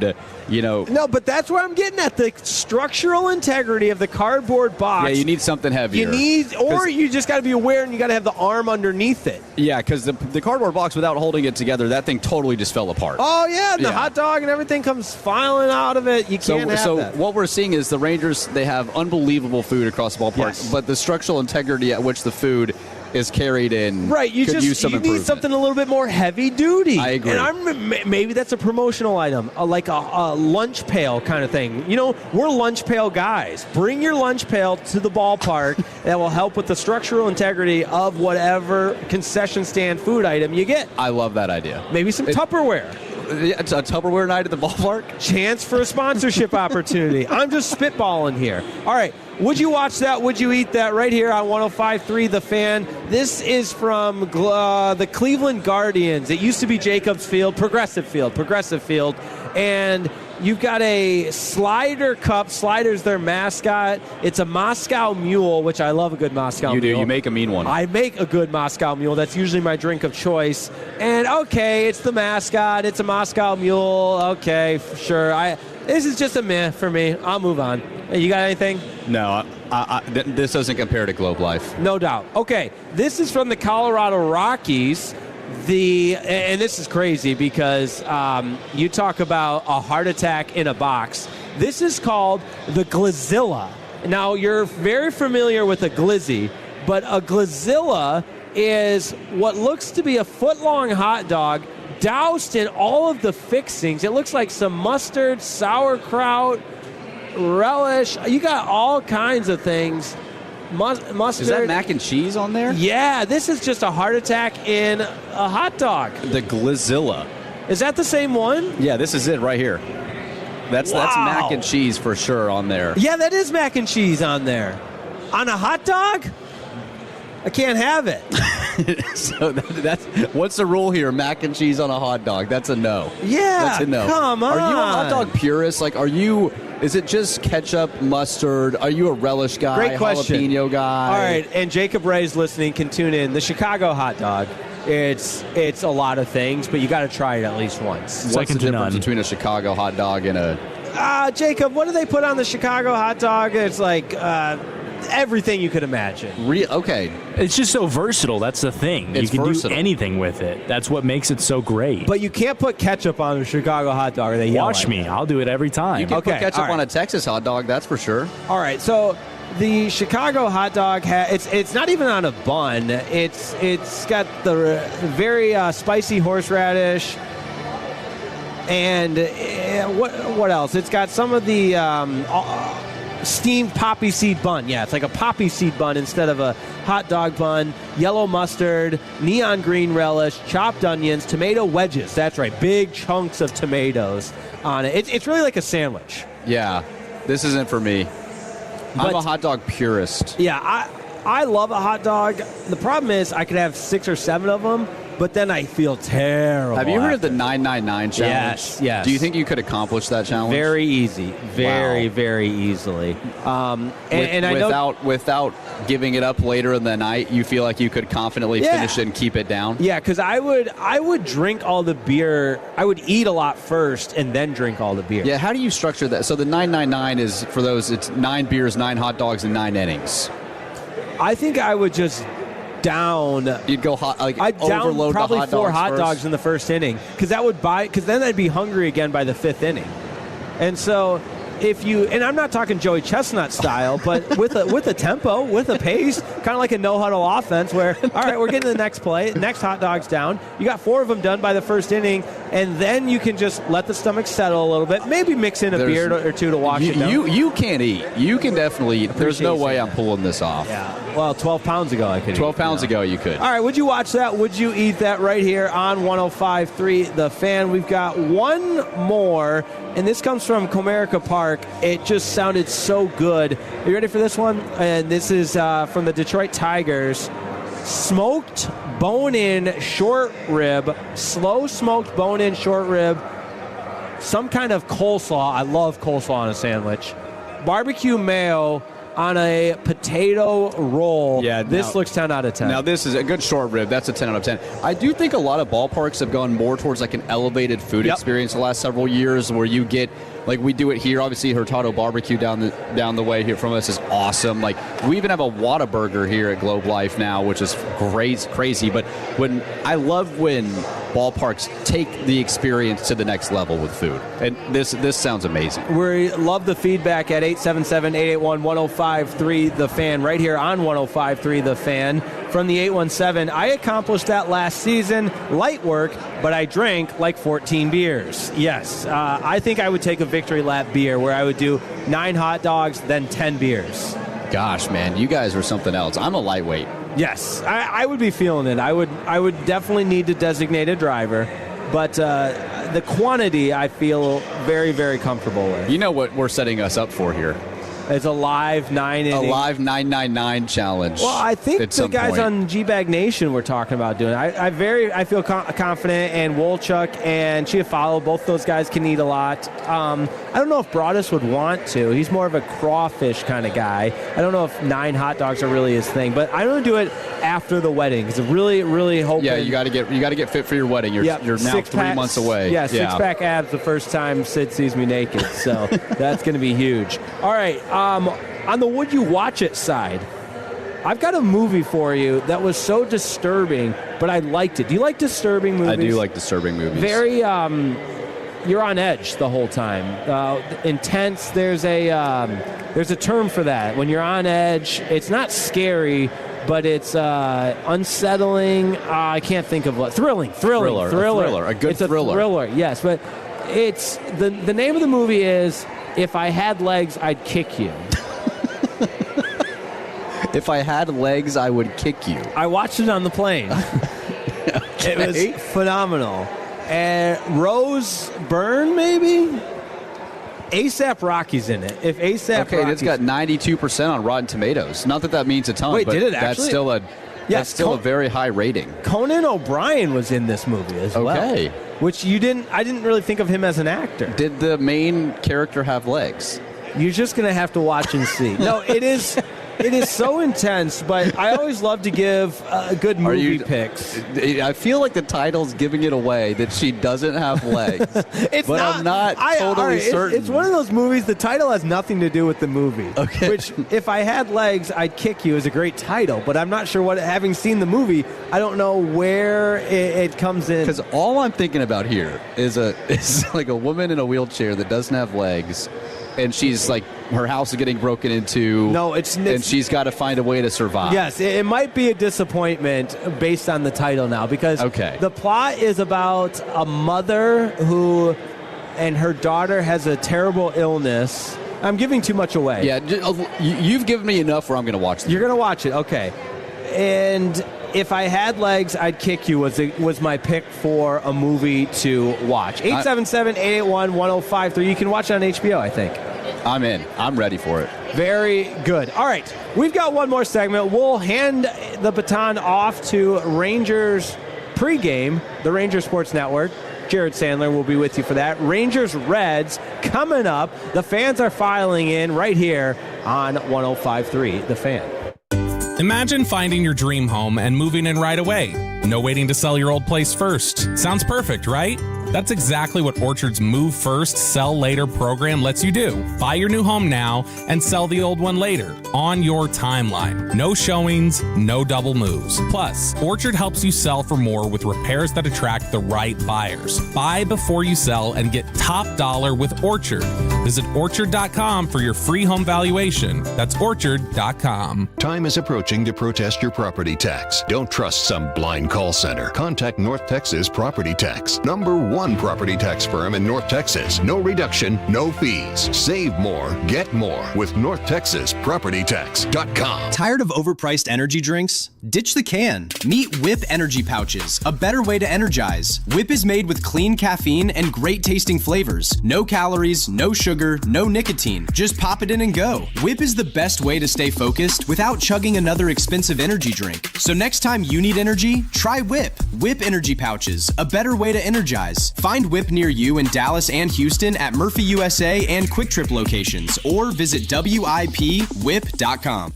Sick of crashing out on sugary energy drinks? There's a better way. Meet Whip energy pouches. No calories, no sugar, no nicotine. Just clean caffeine crafted for smooth, lasting energy. Whether you're up early, grinding through the day, or staring down a workout, Whip is energy that moves with you. Find Whip near you in Dallas and Houston at Murphy USA and Quick Trip locations, or visit WIPWhip.com. Whip energy pouches, a better way to energize. Texans enjoy more ways to save at Kroger, like low prices in every aisle. And you can clip and save more with digital coupons in the Kroger app. Plus, you can earn fuel points to save up to $1 per gallon at the pump. So it's always easy to get Texas-sized savings. Kroger, Texas proud since 1955. Savings may vary by state. Fuel restrictions apply. See site for details.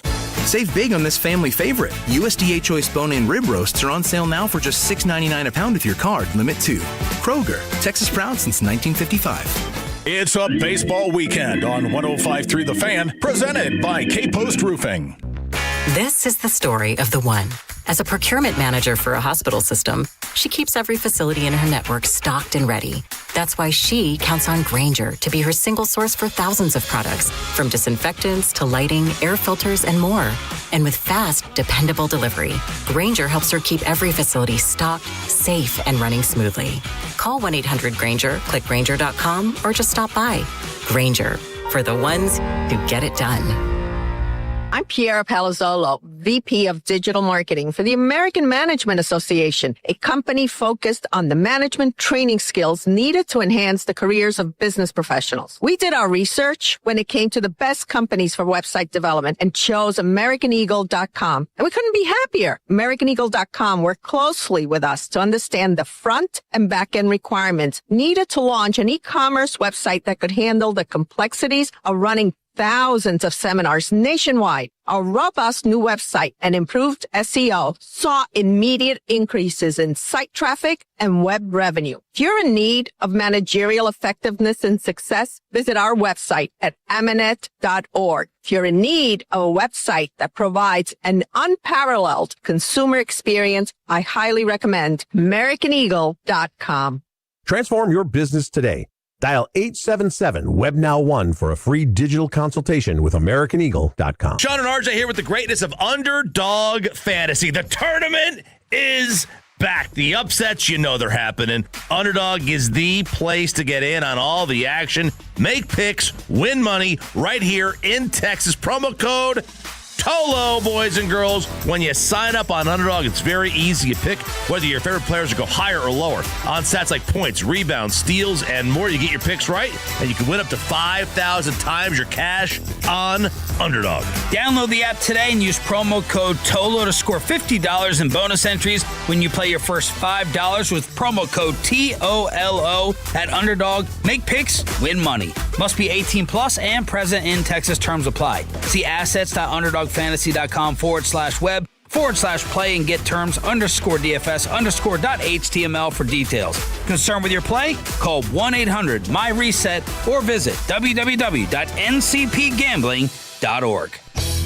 And it's back to the Fan University right here on 105.3 The Fan. This segment's brought to you by the personal injury lawyers Frankel & Frankel. If you've been injured in a car or truck wreck, call Frankel first, 214-817-3333. With Frankel & Frankel, there is never an out-of-pocket cost. They only get paid when you win. Frankel & Frankel, the go-to car and truck wreck attorneys in Dallas.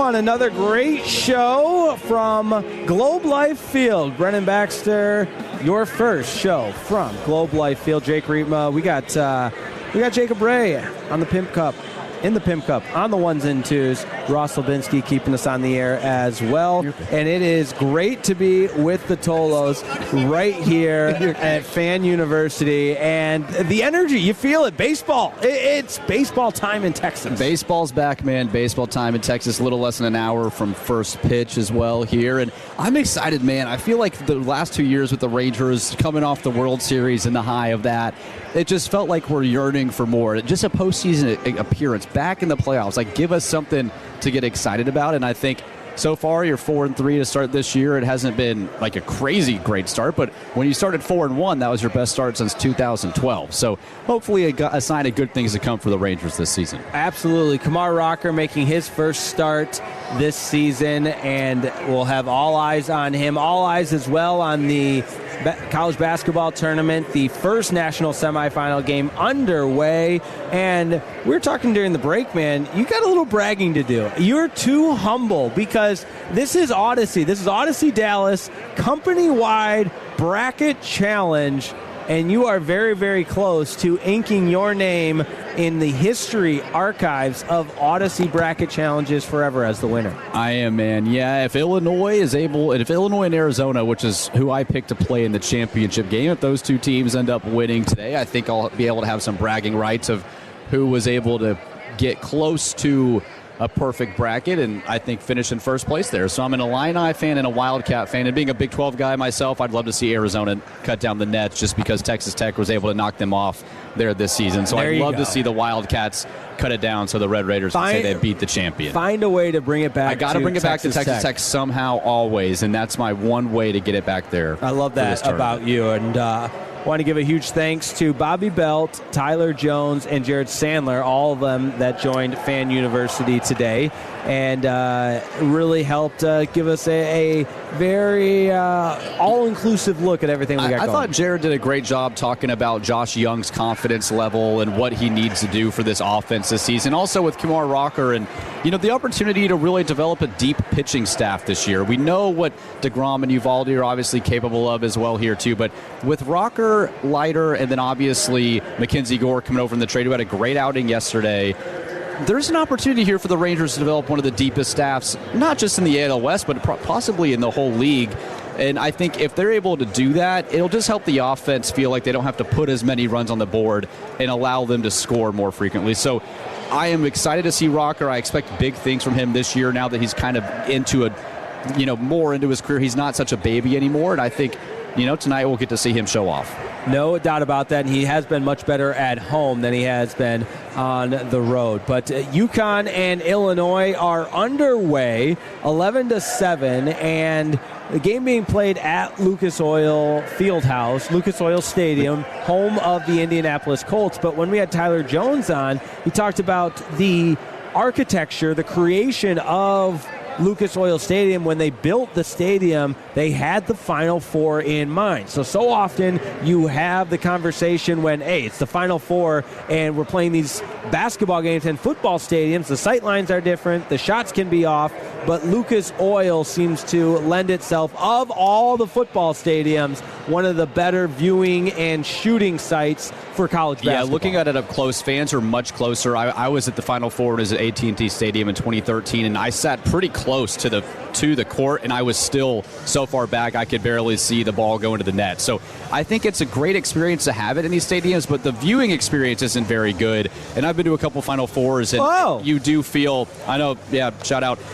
You do feel pretty far away if you're not right at the action, but looking at it right now, there are a ton of fans that get an up-close experience, and that's great, man. What do you expect from the state of Indiana? It's pretty much basketball heaven. You got true. The Hoosiers out there. They love their hoops, no doubt about it. And then Michigan, Arizona coming up after this game, and I love the Final Four is so unique because you get the games back-to-back games. So for me, I enjoy being able to soak it all in, and then another game right after. Yeah, it's also great. And if you go to the 509 game and you win, you get that game right after to celebrate. For sure. For my broadcast partner, Brennan Baxter, for Jacob Ray on the ones and twos, Ross Lebinsky holding it down here on remote. We're live from the Comerica Backyard Landing. Thanks so much for turning it on and leaving it on. My name is Jake Rietma, and hey, this has been a lot of fun. I believe we're back on Saturday. Looking forward to that. But we got Rangers baseball coming. You follow here, Tolos, and I love CertaPro Painters. Each CertaPro Painters business is independently family owned and operated right here in our community. And you can ask about their spring sales event for 10% off qualifying projects through May 15th. And you can trust them to get the job done right. That's why I love them, because they take pride in what they do. The process is worry-free, starting with your free estimate. When you choose CertaPro Painters, you're not just hiring a service, you're partnering with trusted local professionals with over 70,000 5-star reviews to make your house feel like a home. Do what I did. Schedule your free estimate online at CertaPro.com. That's Certa with a C, CertaPro.com. The Rangers' first divisional showdown comes to the ballpark Monday, April 6th, and it's a good one. Cal Raleigh and the defending AL West champion Seattle Mariners square off against your Rangers for 3 games. The series also lets you snag the season's first wearable, the second bobblehead, and dollar hot dogs. Be here when the battle for the West begins. Tickets at Rangers.com. All for Texas. H-E-B is making price cuts across the aisles to help Texans save even more when they shop. From household essentials to daily must-haves, you'll find thousands of low prices are now even lower, with hundreds more price cuts added every week. Just look for the yellow and black price cut tags in-store and online, and add up the extra savings every time you check out. Save even more with Price Cut. H-E-B, another reason why here, everything's better. During Window Nation's The More You Buy, The More You Save sale, you could save up to 50% off new windows for your home. Plus, you could get them with 0% interest financing for 5 years. Sale ends soon. Visit windownation.com now to book a consultation. Wednesdays are for unwinding and for wine. At P.F. Chang's, your midweek reset just got better, because every Wednesday, bottles of wine are half off.